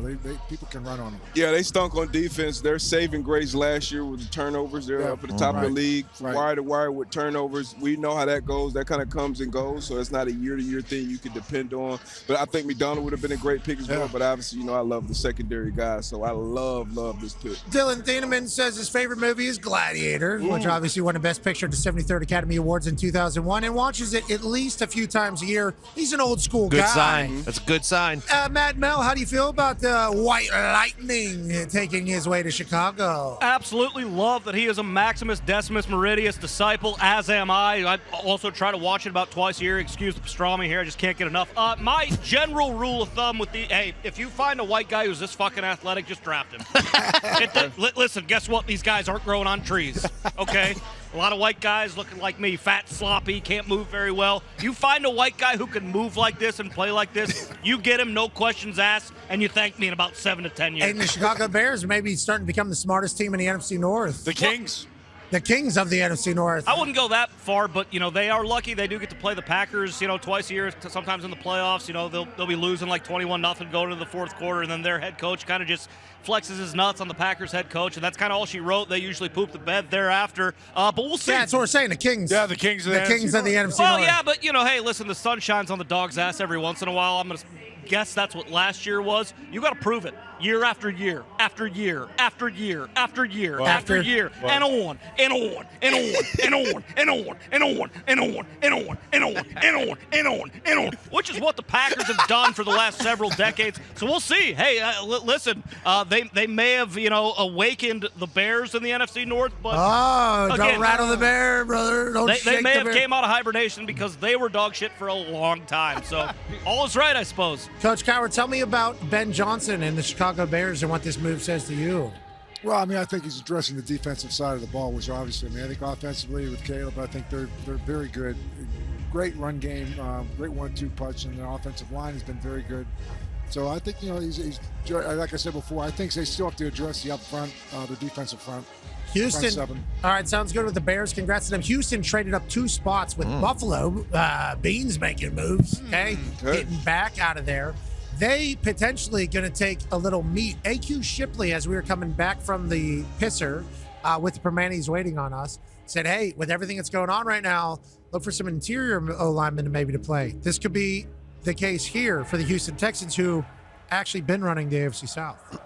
With the 26th pick in the 2026 NFL Draft, the Houston Texans select Keelan Rutledge, guard, Georgia Tech. There you go. AQ Shipley, a guard, a couple guards in the first round here, pal. The interior offensive linemen get a $30 million deal with Linderbaum out there in Las Vegas, and now 2 in the first round. Your thoughts? Yeah, I love this pick. He might be my favorite lineman in the entire draft. Wow. I knew he was going to go a little bit later. People said, okay, we just put perception on him. We're going to put him in the second round. This guy's Ryan Jensen.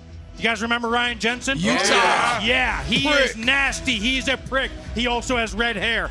But this guy is an absolute dog. They went and got Wyatt Teller from the Browns, one of my favorite linemen in the league. Again, nasty, prick, dog. You got 2 badass guards taking over in Houston. This is going to be a good offensive line now. I don't love that for the Texans. They seemingly make all the right decisions. Thank you, AQ, for the breakdown on the big guy. Talking about big guys, a big one was sent to Carolina. Joining us now, the general manager of the Carolina Panthers, Dan Morgan. Yeah! What's up, fellas? Hey, Dan, congratulations on another first round of the draft, another happy draft season to you. You go with a big guy. You said it's not illegal for me to take another wide receiver. You go offensive line. Why is that, and how did the night go for you?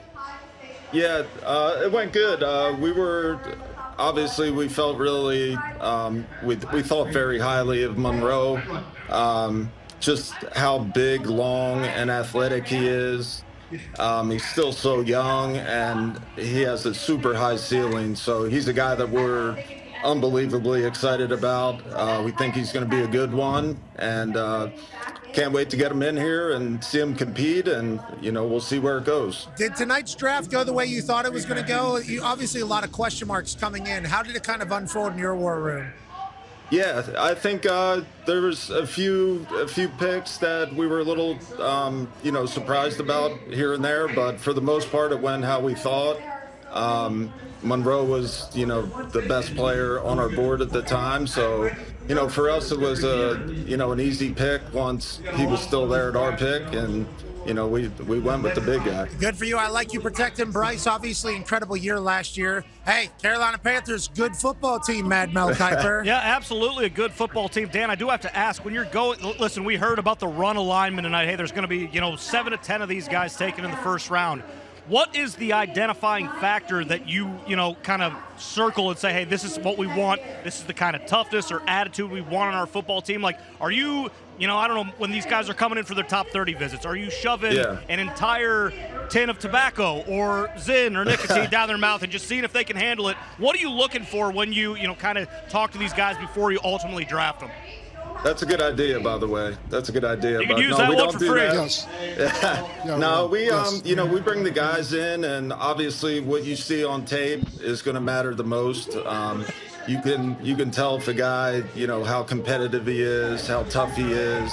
But really, getting the guys in, getting in front of them, just kind of asking them questions about, when did they fall in love with football? Why did they play football? And to hear some of the answers, especially talking to Monroe. He's got a love for the game. He's passionate about his craft, and a guy that, he wants to be great. And, we fell in love with him. I don't think you're ever going to go wrong taking a big guy, especially if it ends up working out whenever you're on the rebuild. Coach Cowher has the last question for you here, Dan. Hey, Dan. Joe Cowher. Hey, good to see you, man. Good to see you, brother. Hey, listen, let me ask you. Good, I'm doing great. Listen, Bryce Young took a big step last week. Tell me about where he is in terms of what you feel is his development, and particularly moving forward. And obviously getting the offensive lineman is a step in that direction. Yeah, Bryce is doing great. Really just stepping up, his leadership, the way that he works on a day-to-day basis, being the quarterback, being the face of the franchise, if you want to say. He's just stepped up so much as a leader, and, not only as a leader, but the development and the way that he is ascending. We're really excited about him and his future and the team's future. They said you're taking 3 milligram Zins over here. That's what the boys are saying. I didn't say that. I didn't say that. AJ Hawk said that, Dan. No, they said you got that Russian stuff, those 20 milligrams that people bring over. That's what I assumed. Swedish.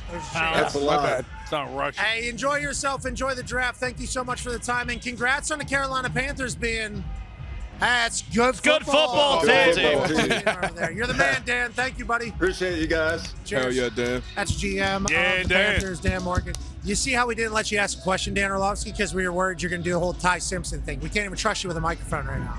Why would I ask Dan Morgan about Ty Simpson? Because you're kind of doing that the whole night. Because you're a dickhead. Yeah, you're kind of doing it. You remember? How about when he was lifting his eyebrows at everybody earlier? You're just trying right now. You can't get to me right now. What are you going to do about it, dickhead? Roger Goodell's at the 27th pick in the 2026 NFL Draft. The Miami Dolphins select Chris Johnson, defensive back, corner, San Diego State. Football player. Okay, Coach Cowher, big sign of yes, I like it immediately upon the announcement. What do you like about Chris Johnson, Coach? I like this kid. He's tall. He's got good range. I think he can play the ball very well. He doesn't panic at the ball. And I thought he was a good pick. I think the other kid, McCoy, I think is going to have to get another surgery. So I think it raised Chris Johnson up the board. McCoy's recovery from his injury was certainly a massive question mark for over the last few days on the projections of where he was going to go out of Tennessee. Now San Diego State's on to Miami. D-Butt, Dolphins fan, you like it? I do love it. I love the pick. And that was a question on who was going to be cornerback, 2 after Delane. We knew Delane was going to be the first one off the board. Coach just mentioned McCoy. He ran his 40. His field work wasn't great. Potentially having another procedure. I don't know, the ins and outs of that. But his tape a couple years ago, 24, was the best tape in the last couple years, what everyone says. Hood could have snuck up there. But I love Chris Johnson at this pick, solidifying the secondary. We talked about the Dolphins having 7 picks of the top 100 coming in. This is a good use of one of them. The Patriots have traded with Buffalo. Really? Those Bills, They will be making a selection. Let's head down to the bunker, boys. Tone and Schrags, what do we expect from the Patriots here? Oh, I don't know. This is very captivating. They usually would trade back, but Elliott Wolf, maybe a pass rusher, and he's a guy that obviously all the Packers fans know. His dad is Ron Wolf. He's now the general manager, and we expect that Elliott's going to have to really carry the load over the next couple of days with what's going on up there. So let's see what they do. This is a pick that I always been hearing would be an edge guy, but if you're trading up for it, I'm wondering who the player might be. What you're talking about there, Schrags, is that day 3 of the draft, Saturday, head coach Mike Vrabel will not be present. He'll be out of state with his family. There was a report afterwards that said he will be in touch with the people in New England, so you'll still obviously be hands-on. A lot, I think 8 picks on Saturday or 7 picks on Sunday. Yeah, I think that might take away 1 or 2 of them, but yeah, they have a ton of picks this year. A lot of picks to bundle. They make a trade up here, a couple spots. What do you expect from the Patriots here, Dan Orlovsky? Yeah, I mean, hearing Schrager go edge, is it going to be Keldrick Falk out of Auburn? Falk from Auburn, yeah. Yeah, I was thinking he big-bodied. Jennings is no longer there. Did they lose Anthony Jennings? They lost him. They lost in Chase on. Similar body type to Jennings. How about Cassius Howe? We find out right now, says Roger Goodell, for the Super Bowl appearing New England Patriots. With the 28th pick in the 2026 NFL Draft, the New England Patriots select Caleb Lomu. We forgot about him. Utah. Still on the board. Yes. Okay, another big man. It gets drafted to New England. Obviously, offensive line is going to be something they're going to try to kind of shore up, especially with Drake May needed this year. They make it to the Super Bowl, but now they add another offensive lineman. AQ, your thoughts on number 2 from Utah getting selected? Okay, this is super interesting because he's a left tackle who struggled in the Super Bowl last year, Will Campbell. There is thoughts that we might want to move Will Campbell inside to guard. Super interesting pick. I actually like Caleb Lomu's tape almost as good as Fano's. He's a very good football player. Everybody said he was going to be a first-round pick. He does. He sneaks into the end of the first round. This is a very interesting pick. I'll be very curious to see where everything moves through OTAs in the offseason. Con man, Will Campbell heading into guard. Now you got a new offensive tackle for Drake May. How do you read this pick? I mean, either way, I think it doesn't really matter as long as we're just shoring up the O-line. Like, when you have a quarterback like Drake May, you should be taking an offensive lineman in the first 2 rounds for the next 10 years to make sure the guy's protected. If Will Campbell moves inside, so be it. We heard Andrew Whitworth talk about, hey, when I had to play guard early on in my career, it was the easiest thing on the planet because guys were just running into me. That's what Will Campbell will get. This is awesome. Dan, I think you said Drake May needed to sit for 3-4 years before playing. Now he's in the Super Bowl. What do you think is going to come from them next year? I said I thought he should be a little bit on the Jordan Love, so 3 or 4 years is light or heavy. We'll see. This guy's hammered. I want to see how they handle a little bit more of a challenging schedule next year. Oh, it's the NFL. Oh, here we go. Okay. Talk about Khalid. I just want to see how they'll handle more of a challenging schedule. They're going to have a number 1. Ty Simpson was going to get drafted in the first round. That's fine. It's going to be a different schedule. That's all. They're obviously a very good football team. I love the additions. We'll see if the A.J. Brown trade actually happens. That's done. I would imagine so, but the only thing I would say is the Pickens news today throws a little bit of a wrench into that. Like, if I were the Los Angeles Rams and I just took Ty Simpson, I would want to have a conversation with A.J. Brown and George Pickens or their teams. Can I trade for that guy? Can I take a first-round pick for next year or a second-round pick for next year and trade for one of those 2 guys? A.J. Brown, though, is going to the Patriots. Yeah, well, that's what I'm saying. And he's already paid. But what I'm saying is, if you are the Rams and the Pickens news breaks today, what happens if the Patriots think that they can get Pickens for a cheaper number that they can get A.J. Brown? What happens if the Rams then think they can get Pickens or A.J. Brown? Those are worthy thoughts. Okay, sounds good. Let's go back to the Patriots picking offensive linemen. I would like to see if the Rams, and once again, maybe he was being told by the Rams all along, Ty Simpson. So we don't know what Orlovsky knows. That's true. And we don't, hey, there's a chance that he wrote a check to CAA today for, $1.5 million or something like that and said, do whatever you got to do. Get this guy in the first round because I'm not taking any fucking heat, any bullshit. Do you think who? Dan did that? Yeah, maybe. There's a chance. So Dan's actually not getting paid. No. He's paid. Correct. I don't even know what a check like that would look like. The agency drafted him to the Rams. You kind of staked your reputation on this, so I could see you, hey, listen, I'm kind of in a pickle. Hey, what's it going to take? What do I got to give you? So he's paying for his take to pay off. so glad I came. Absolutely. I didn't know you did that. That's crazy. I just thought about that. I just sent it right their way. Not a bad move. Coach Cowher, tell me about got Braves. me. Obviously, you drafted Braves to the Pittsburgh Steelers. He ends up going on to the Patriots, having the success that he has. He gets to New England quickly. They get to the Super Bowl. They have obviously a good culture. There's a lot of distractions going on right now. How do you feel about them drafting offensive line up there? Well, I think you talk about the Super Bowl. Well, Drake May was under siege. So I think the left side of the offensive line had issues in that game. And I agree with Carman. I think getting another place, getting some competition there. If you have to move Will Campbell in, you do it. But I think he established the culture up there, and I think that they'll be fine going into camp. And I think they addressed the one area that showed to be the void right now is the offensive line. It's real loud up there. Yeah, it is real loud. But You all think eyes are on the draft. You Was think the he- Chiefs go receiver or edge? They need a receiver, I think. No, But again, Falk, Howell. I think they go edge. Don't be surprised if they go Omar guard. Cooper's still on the board, guys. And he would be But he's great. Rasheed Rice. Like, he's a similar player to Rasheed Rice. They do need D-line help. Off the field. But Wait, McDonald. can we look up some Patrick Mahomes stats over the last couple of years? Hey, they could go guard. That would be the 10th offensive lineman drafted tonight. DeSantis? Yeah. What guard would it be? DeSantis? It would be Basantis from Texas A&M. Or my And guy that'd be what, Trey three Zoo. guards? Because here's the deal. Because then what- after Basantis is taken, there's a massive drop-off once you go into the second, But third didn't round. they move the second-year guy into guard last year? They did. And was he great? No, but he was better than he was at tackle, right? Yeah. I don't think they're going offensive line. I don't either. I don't think they're going I think they get 2 picks. They got to go defense. They got I the agree. corner. They go to edge rusher. If they don't blitz last year with Spag, they don't get pressure on the quarterback. They're still They here. got to be able to get a 4-man rush. And to me, an edge rusher they need. You got the guy inside. He's very good. Coach, thanks for being here still. Yeah, I'm good. This is Good guest. Great guest. This is one of the nicest guests of all time. Yeah. Good To gig. be clear, Coach Cowher was told, stay, go. We would love to have you. He has refused to leave strictly because he feels like he's paying respect to the city that he is the coach of. And you promised me Permane Brothers, too. I'm going to get D-Butt's going to have one of these. That was good. With the 29th pick in the 2026 NFL Draft, the Kansas City Chiefs select Peter Woods, defensive tackle, Clemson. Okay. D-line they go with. So the Chiefs, AQ Shipley is behind camera, off camera, shaking his head saying this guy's not good at football. Okay. I did it. Thank you. I just think this is a high pick for that selection. I think this guy was the #1 player coming out of high school, and he's lived off of that since he's come out of high school, but his tape does not match that.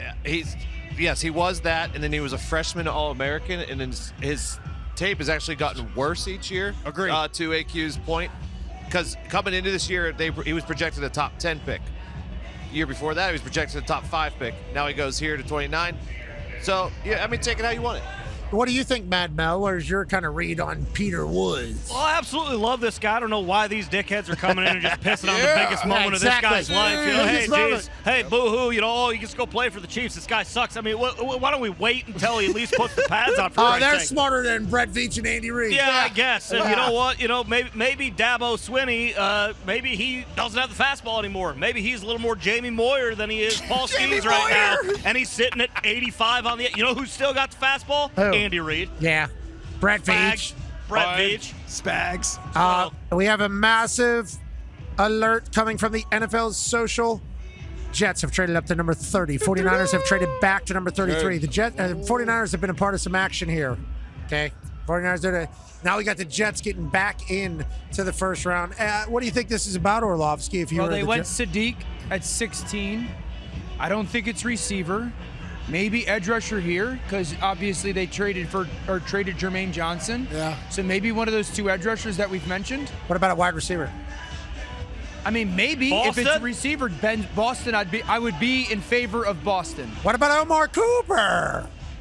I like Omar. I just think him. Oh, this is the Fernando thing. Yeah, exactly. Guy hates Indiana. Could it be a flyer on Jermon McCoy, or do we think just the injury is taking him completely out? He's I would love a McCoy here. first round. Would you talent. trade up for him? Though? Schrags would know better than us, but I'll it felt tell like you- the narrative was like, no, they're not going to spend a first round round because of how he looked in the drills. No, I had him going 30. This is about the spot that McCoy will go, but there's also Colton Hood, who was his teammate, who's still on the board and is at the draft. So I wonder if he was, expecting to go. Peter Woods, of course, just goes before that. One thing I'll note, this is kind of inside baseball.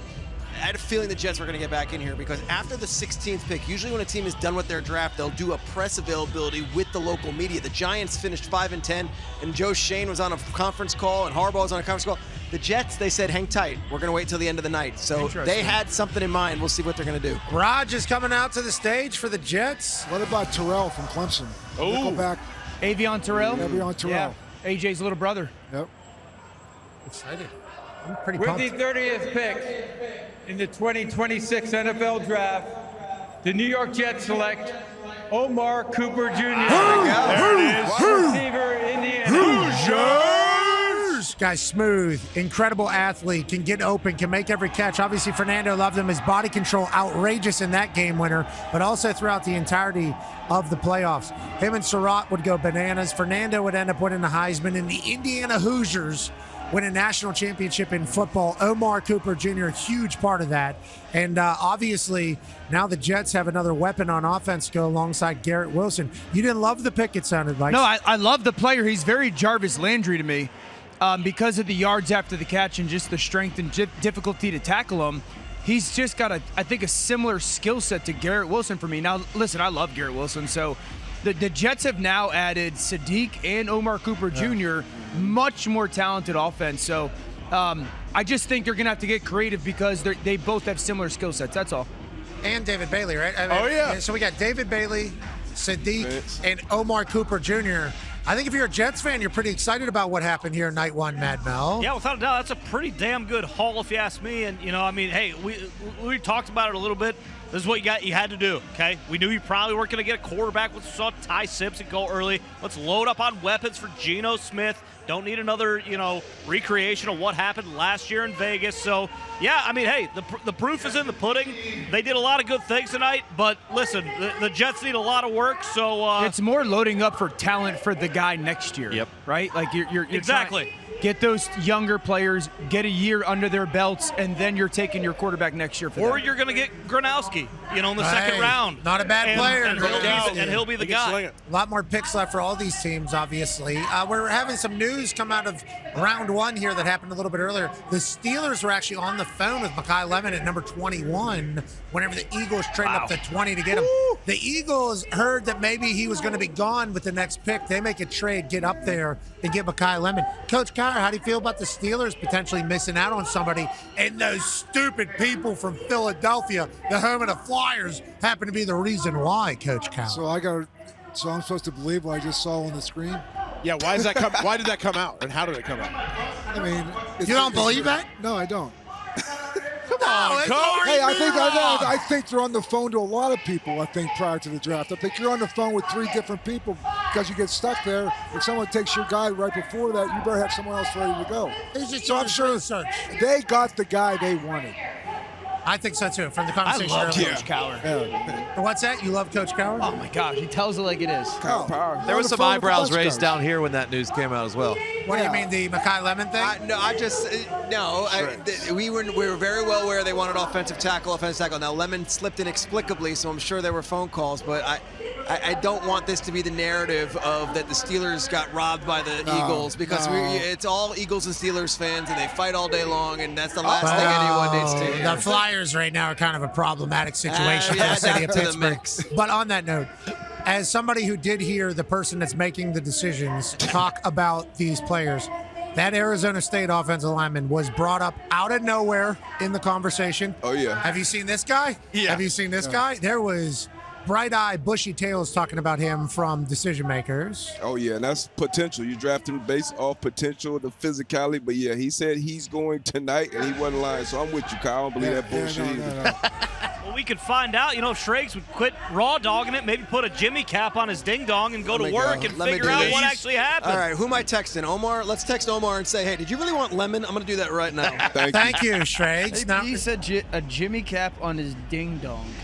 yeah, and we all knew what it meant. Dan, I understood exactly what he was saying. Yeah, and he I said, totally send the get text, it. pal. Yeah, he said, He was start talking dabbling. about putting a no, okay. I knew what he meant.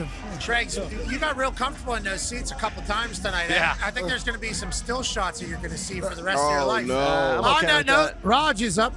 We got our next pick here. Is this another trade? Yeah, with Buffalo. Titans have traded back into the first round here. Buffalo Bills completely gone from round one. Bino's born. Before the Titans pick, congratulations, you set a record for the first night of the draft. Fuck yes. 320,000 people here tonight. Never doubt. Congratulations. Never doubt. Good work, Berg. That's football time. Here we go. Steelers, here we go. In the 2026 NFL Draft, the Tennessee Titans select Keldrick Falk, defensive end, Auburn. Okay, this is who you were talking about, Coach. You assumed he was going to be off the board. He's like the kid from UCF. I mean, he's like a big, long. Yeah. I love this kid. Mean cuss. Yeah, he is a mean cuss. Titans make another play. Obviously, Robert Saleh, Ryan Dable trying to take over and change things down there. Add a little defensive edge to the team in the AFC South. Orlovsky, are the Titans going to be worth a damn next year? I think they're going to be a much improved, if not the most improved football team in the NFL. I'm a big Cam Ward guy. Daniel Bellinger comes over. Wan'Dale Robinson comes over. You got guys to work the middle of the field. They got to get Calvin Ridley to stay healthy and play high-level football. Tate's got to be his Jamar Chase, essentially. I'm a Salah guy. I think he's a very good coach. This is a nice pick. I like the fact that they went back up into the first round and got it. I like that he's here. So this defensive line now has him, Jeffrey Simmons, and Jermaine Johnson, right? And much better. And what's the guy with the hyphen, Myers, Jonathan Franklin Myers. Yes. Who That's a good D-line, dude. Who Salah loves. And with Tate, they have Wan'Dale Robinson. They brought him over. And with Falk, you can move him anywhere. Like he's 275 pounds. He can play inside, outside, 5-tech, whatever you need him to do. He's 275. AFC South is getting That big. division. It's getting tight. Yeah. I don't love what's going on down AFC South. It's getting tight. Houston, Tennessee. Yeah. Jacksonville, did you see Liam Cohen talking to the team? He's out of a movie. It's really just the Colts just caboosing it. Well, to play devil's advocate with the Titans. Thank you. Okay. Are any of you guys worried that basically all they did was they took a bunch of players from the Jets and the Giants who won a total of, 8 games over the last fucking 8 years? It's like the island of misfit toys. Dable's got all his guys who, were maybe good players, but didn't mean shit because they sucked in, New York. Same deal with Salah. Are you worried about that at all? No, they didn't suck in New York. No, it's a culture of a bunch of pissed off players who are tired of freaking losing. Okay. I want to say, hey, the question had to be asked. I'm going to go to the Hall of Famer. Question had to be asked. Well, yeah. Sure shit ain't going to you, moron. You looked right at me. You looked right at me when you asked it. Well, I figured you were going to say something fucking stupid and asinine, and then I was going to rip you for it. And then I was going to say, enough of this, moron. Let's go to the Hall of Famer. Coach Cowher, what do you think about this? But instead, you and Coach Cowher directly, and then Dano says, you know what? Hey, you didn't say anything about me. Bingo. I appreciate Dan doing that for us. Me too. He does that often. And I take it with a grain of salt because I know his BAC is probably like, 0.25 right now after that one icy light mango he drank earlier. So, listen, I'm going to give Dan a pass. Maybe be kind. You know what? You're right. It costs nothing. Be kind. Hey, it costs nothing to be kind, right? Just the 13th pick.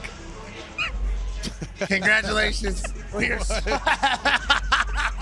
This guy won through hell for John Simpson. Yeah, he did. He won through hell. He's the 13th overall pick. Dan, if you would have gone 26, would you still be doing it? Nah, I wouldn't have been. Oh, so what was the number where you feel good about it? Anything before Top 18. half. Okay. Yeah, 18, I would have felt like that was a win. After that, I would have been But like, it was a Rams. After the Rams, there was really nobody, unless somebody would have traded up, right? I mean, yeah, I thought the Cardinals would be interested because Mike LaFleur was in L.A. and kind of learned under Sean, so I would imagine if he had a feeling that Sean and Les Snead liked him. Jets, 16. I thought the Jets would be somewhat, but I don't think at 16. I thought the Jets maybe at 22, 23 trading back type Jets weren't in it, Pat. It was always going to be Cardinals and Rams, and then there was some talk of maybe the Browns being interested to trade back or at the start of the second round. They didn't do it. But I would say this. awesome. If you're the LA Rams, you did take Ty Simpson.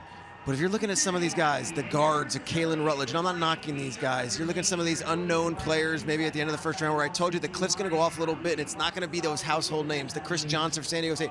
You got Trent McDuffie for the 29th Great point. pick. That is the haul also. So it's Ty Simpson and it's Trent McDuffie, and that's the Rams' first round. It's not just Ty Simpson. Sounds like Schrager's carrying the Rams water. It hurts. My back is hurt. Good job carrying it. It's been a phenomenal That's a good night point. for them. Ty Simpson seemingly drafting for the future. Now, Mad Mel obviously experienced this with Jordan Love and Aaron Rodgers.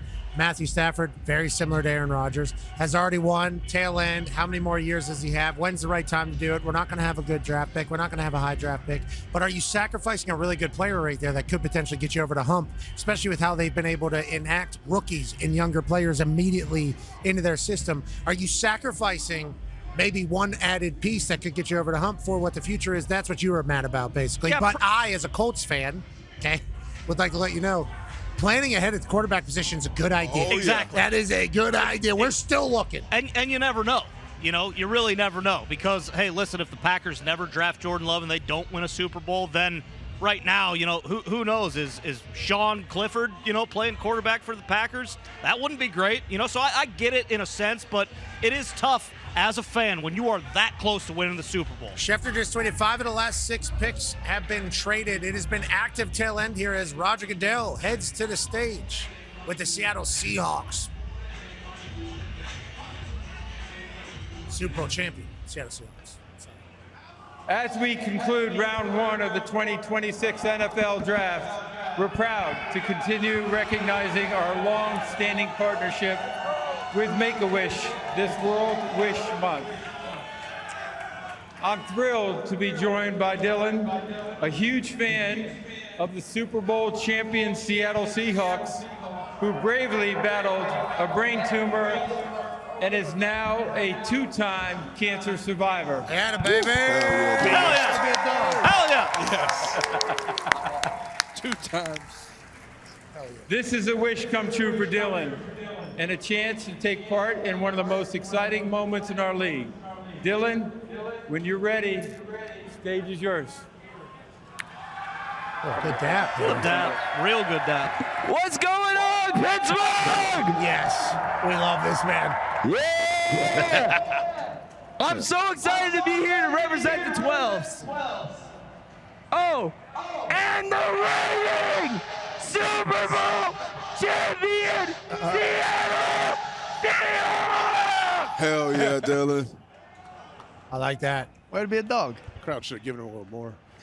And with that, with the 32nd pick in the 2026 NFL Draft, the Seattle Seahawks select Jadarian Price, Notre Dame, running back. Hey, like that. Obviously, they lose. Walker. Man.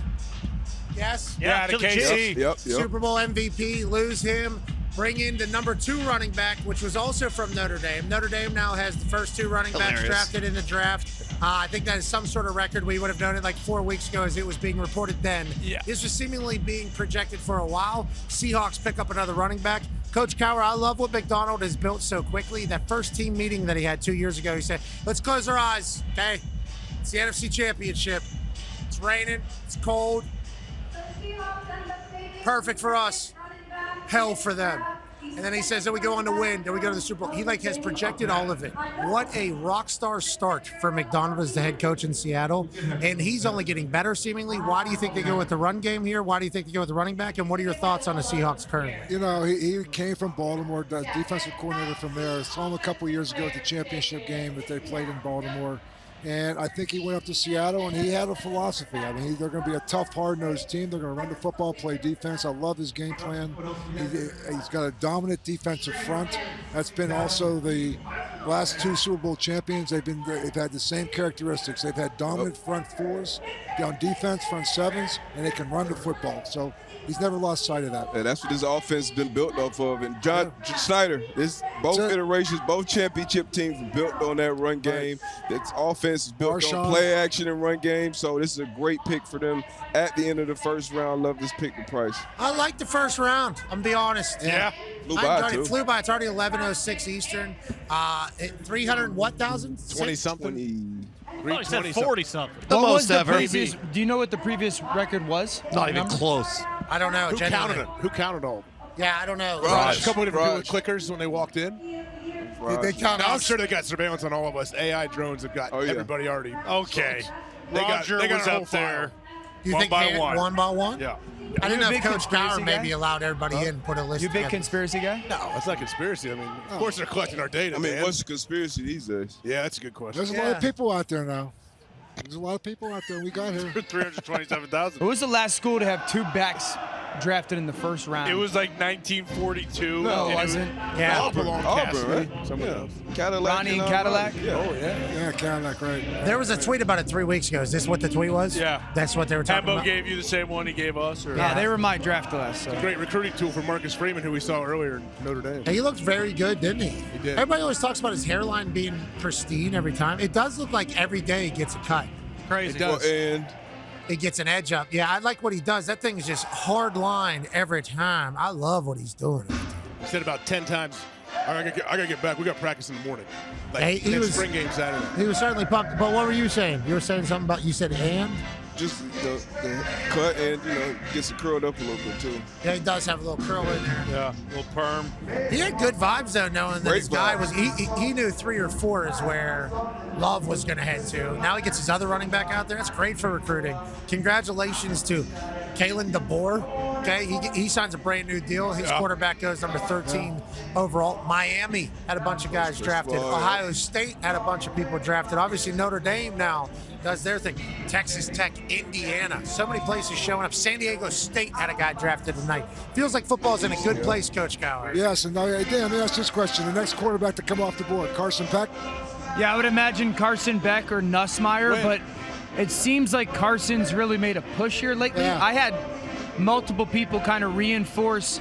I saw Pelissero's report that Carson was like intellectually very impressive in meetings, and I had multiple people mention that he had was unbelievably impressive when it came to recall, understanding defenses. So I think with his size and track record, I would imagine somewhere early in the second round. Let's go to the bunker, boys. Shregs, who's the next quarterback or next guys we should be looking out for tomorrow night's rounds 2 and 3? And Digz, what was your big takeaway on tonight's draft? We'll start with you, Shreg. The quarterback thing, it might be a little bit of a wait, but Carson Beck was awesome in meetings, and that's what came away from the combine, that the most impressive guy there was Beck, and not because of his workout, but because of all the stuff he was doing. Apparently, he's a savant, and one of those guys that this sounds like a backhanded compliment with Carson Beck, but all right, he could try to be a starter, but at the very least, the way this guy loves football and loves talking football, that's a 10 to 12-year NFL quarterback in your quarterback room. So if you draft that in the second round, I don't know. Maybe it's third, but he will be taken probably the next quarterback, I would imagine. My big takeaway was Simpson was the story of the night. Pat, I thought it was an awesome way to watch it all unfold and show still the beauty of the NFL draft, that for all of us know-it-alls, you can still be shocked and you can still have moments of absolute titillation, because that's what that was. Really cool moment, and Dan Orlovsky, you get to puff your chest out just a little bit. It was titillation, wasn't it? Titillation. Tone, what are your thoughts on round 1? My main takeaway was the beef. I mean, we've been talking about it for years. What game was won in the trenches? 9 offensive linemen were taken. The over/under was 7.5, so it went way over there. It kind of went how it went, and there was a ton of trades. It wasn't like huge moves, but there was after that first 15, the cliff, and that's when all the trades happened. Yeah, there was. Go get your guy. 4 of the last 5 picks. The Chiefs going up to get Mansour Delane was a huge move. But no, just the teams realize you need the beef. You did need the beef. And you know what we need now going forward? What's that?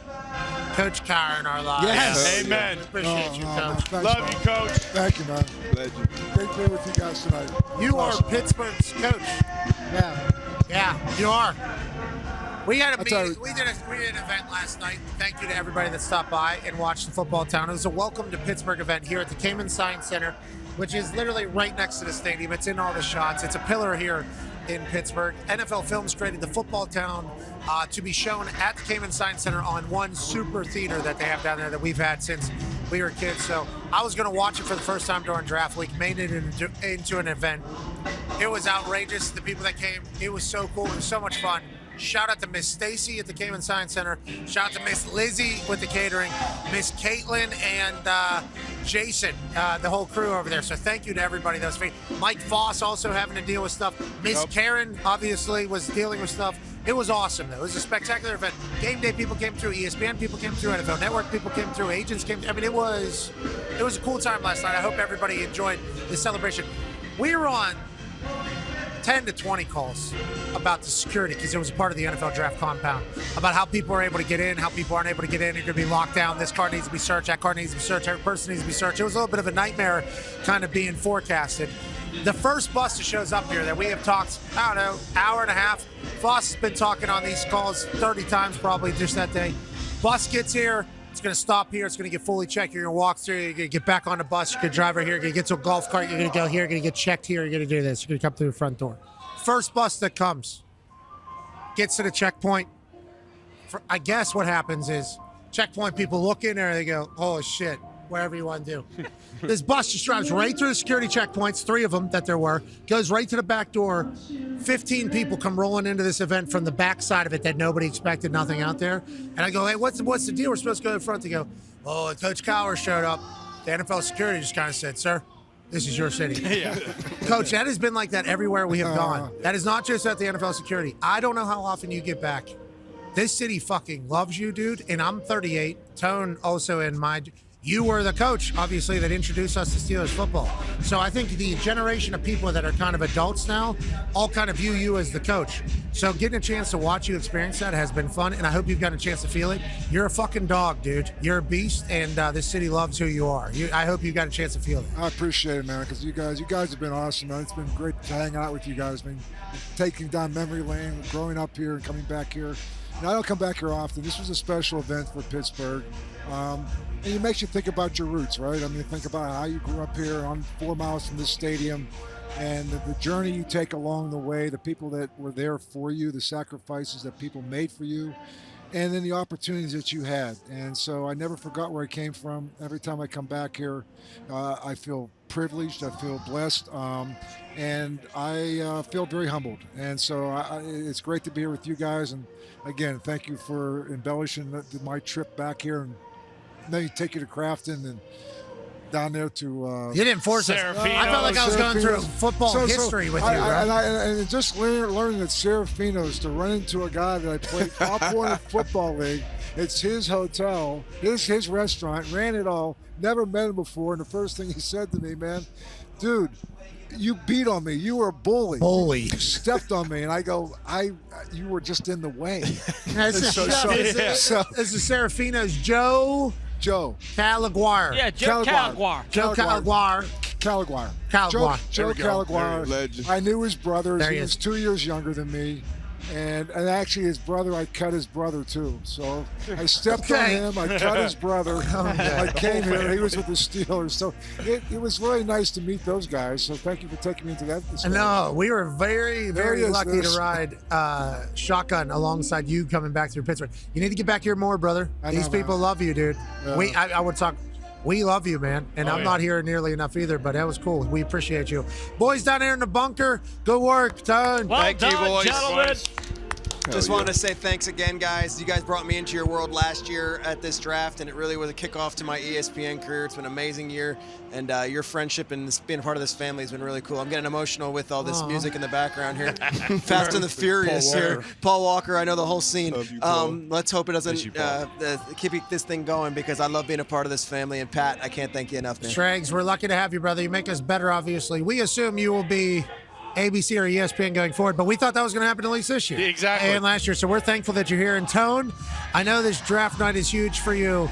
It's a a real peak in the offseason and the entire football season for you. Great work, Tone. Honestly, great work for you. Thank you. I appreciate it. It's a culmination of the college football season that I love, and then obviously NFL football just matching like Three Rivers match. Okay, that's kind of what it all is. It's really nice. It's beautiful. That's night. right. In the hair. As the Monongahela and the Allegheny come together to form the mighty Ohio, that takes you right to Canton. It's kind of a shitty name for a river. It's a confluence, man. It's a confluence that takes place around here. It is a confluence. Right at the point. It's a confluence. You guys need a little more respect for Cleveland out here, Pittsburgh too. Wow. Based on what I learned Respect for the Cleveland? Based on what I learned last night in the football time. Oh, yeah. Darius, why do you keep The doing logo, what you're doing the tonight? helmet. You pay some homage. It's a healthy rivalry. I agree. And sometimes you have to go into the history of rivalries. Mm-hmm. You have to say some things that are factual. Maybe it hurts to say it, but you have to be able to say it and get it off your chest and accept the fact that that was a part of what happened. They, the Browns, the Cleveland area, is a part of the manufacturing the helmets that the Steelers wear. No. Don't Which say is it. also Why'd you say it which again? is all no, I say that because every time we put that helmet into the chest of a Cleveland Brown, we remind you of the fact, you know what? Here's a little bit of what you gave us, and we're gonna give this shit right back. Yeah. Okay. Come on. Yeah. You okay now, D-Buck? Okay. They could have left that out of the football town. For sure. I thought that. Important tidbit. And now, I mean, they should let you tell it like that. All right, boys, we're back here tomorrow. Dano, hey. Hey, congratulations, man. Thank you, Coach. And I am proud of you for sticking to your guns. Thank you. And actually, you were up here when the pick was made. And I remember just talking to you and respectfully. I did not agree with you. I still don't agree with him being picked. But the fact that you had the confidence to say that, and I'll tell you what, you should be coaching that kid and talking to that kid because you're going to make that kid a better player because he's going to feel a lot more confident being around you. I appreciate that. It's flattering and honoring and humbling to hear you talk like that, and I'm thankful. It was awesome. It was awesome. I told you guys I believe in the work, do the work. Okay. Yeah. I'm glad it happened. I'm proud of you too. I'm very proud of you too. He I'm set very up. They were booing you in the truck. I just want to let you know that they dropped in my ear there, and Foxy, Bruce Brown, Gumpy, Nick, everybody in the truck was booing all at the same time in my ear while you were talking like that. I don't like that, Fox. I don't like that, Dano, because I think you should be. Hey, truck, why don't you guys show some respect? Hey, thank you, truck. Great work, boys. Greatest sign of respect right there, Yeah, man. exactly. I'm telling you, You man. get a whole truck to turn on. It's like an arena or a stadium. That's a pretty good job. On that note, good for you, man. Legit. Very good for you. I'm happy for you. Thanks. Now, there was one man up here who came out of his hole for the first time in a long time. He said that maybe you actually paid the Rams to draft Ty Simpson to save your entire legacy. That's Mad Mel. What a performance out of you tonight, Mad Mel. Mad Mel. Thank you. Hey, listen, Dan, I got to give you credit because, the Packers not having a first-round pick tonight kind of takes a little juice out of it, So I'm not getting disappointed by that. But once you sat down there, I said, great. I can direct my vitriol, my energy at this son of a bitch. Anything he says, I'm going to challenge it. I'm going to disagree with it. And I think that's what makes this event so fun and so special because you spend so much time, so much effort going through and doing all this stuff. I fucking come up here and kind of just shoot from the hip. And I'm sure that fucking drives you nuts, but guess what? It's why we love to do it. It's why I love this event, and I'm glad you're here, Dano. I'm glad you got your guy. You too. Hey, we're glad we got our guy, Mad Mel. Thank you. Thank you, guys. Always a pleasure. Hey, Mel. Always a pleasure. Con Man, AJ, D-Butt. We'll be back tomorrow. AQ, holy hell. Big meat. Great job, AQ. Hey, AQ, can you come out here one last time for the people? Please Shake bring him Showcase? out here. Come on, man. Look at the linen pants. This is a Steeler now. Legend. This is a legendary Steeler, man. Right Yeah, here. okay, man. I'm legendary telling you. Steeler. I like that. He is. He really is. I mean, AQ, man, like he loves talking ball. This is a guy that develops offensive linemen. You can just tell that he understands technique. He understands leverage. He understands mindset. He understands being able to see things and to be able to periff about it. But he has a mindset of throwing down people when they get in their way, just like Con Man got his ass thrown right to the floor tonight. Yeah. Hey, do we have a replay of that? We could. Do We have, could pull that Con Man, up. hey, listen. Sometimes you're the bear, and sometimes the bear gets you. You know? All right. And the bear is AQ Shipley. Aggressive choice, we That's a thought, bear. wardrobe-wise. But I did like what's so aggressive. I just saw it all light colors as you're bouncing around in front I've of us. lost some weight. I feel good. You do look I good. feel good. But listen, let me say thanks, because about 20 years ago we got drafted 4 picks apart, and I got drafted to this team in this city, and to come back home and work with all you guys, put on a little show today, talk a little bit about the best offensive lineman in this draft. I'm honored. I Thank you, appreciate AQ. it. Baby Goose. Your class act, AQ. Way to be a dog. All right. I'm coming back here. Let's get the hell out of here. I'm not back Fosso, tomorrow. great work. Barcode and team that set this all up, thank you. As the crowd that is sticking around, these people should be leaving. Stop pounding the microphone like you're a baboon. It sounds awful. It bounces our ears. The crowd's still here. That crowd's still here. We are very surprised by it as well. I assume they're going to be getting kicked out here momentarily if the previous drafts have shown us anything. Dano, thank you for stopping by, buddy. My pleasure. Thanks for having me. All right. Be your friend, tell a friend something nice. It might change your life. We're in this thing together. Coach, anything you say to the team as we go out here? Great job. We got 2 more days. Let's put this team together. This is the start of something special. Boom. Thank you guys for having me be a part of this, man. Hell yeah, Thank you. Coach. Team on me. Team on 3. 1, 2, 3. Team. Goodbye.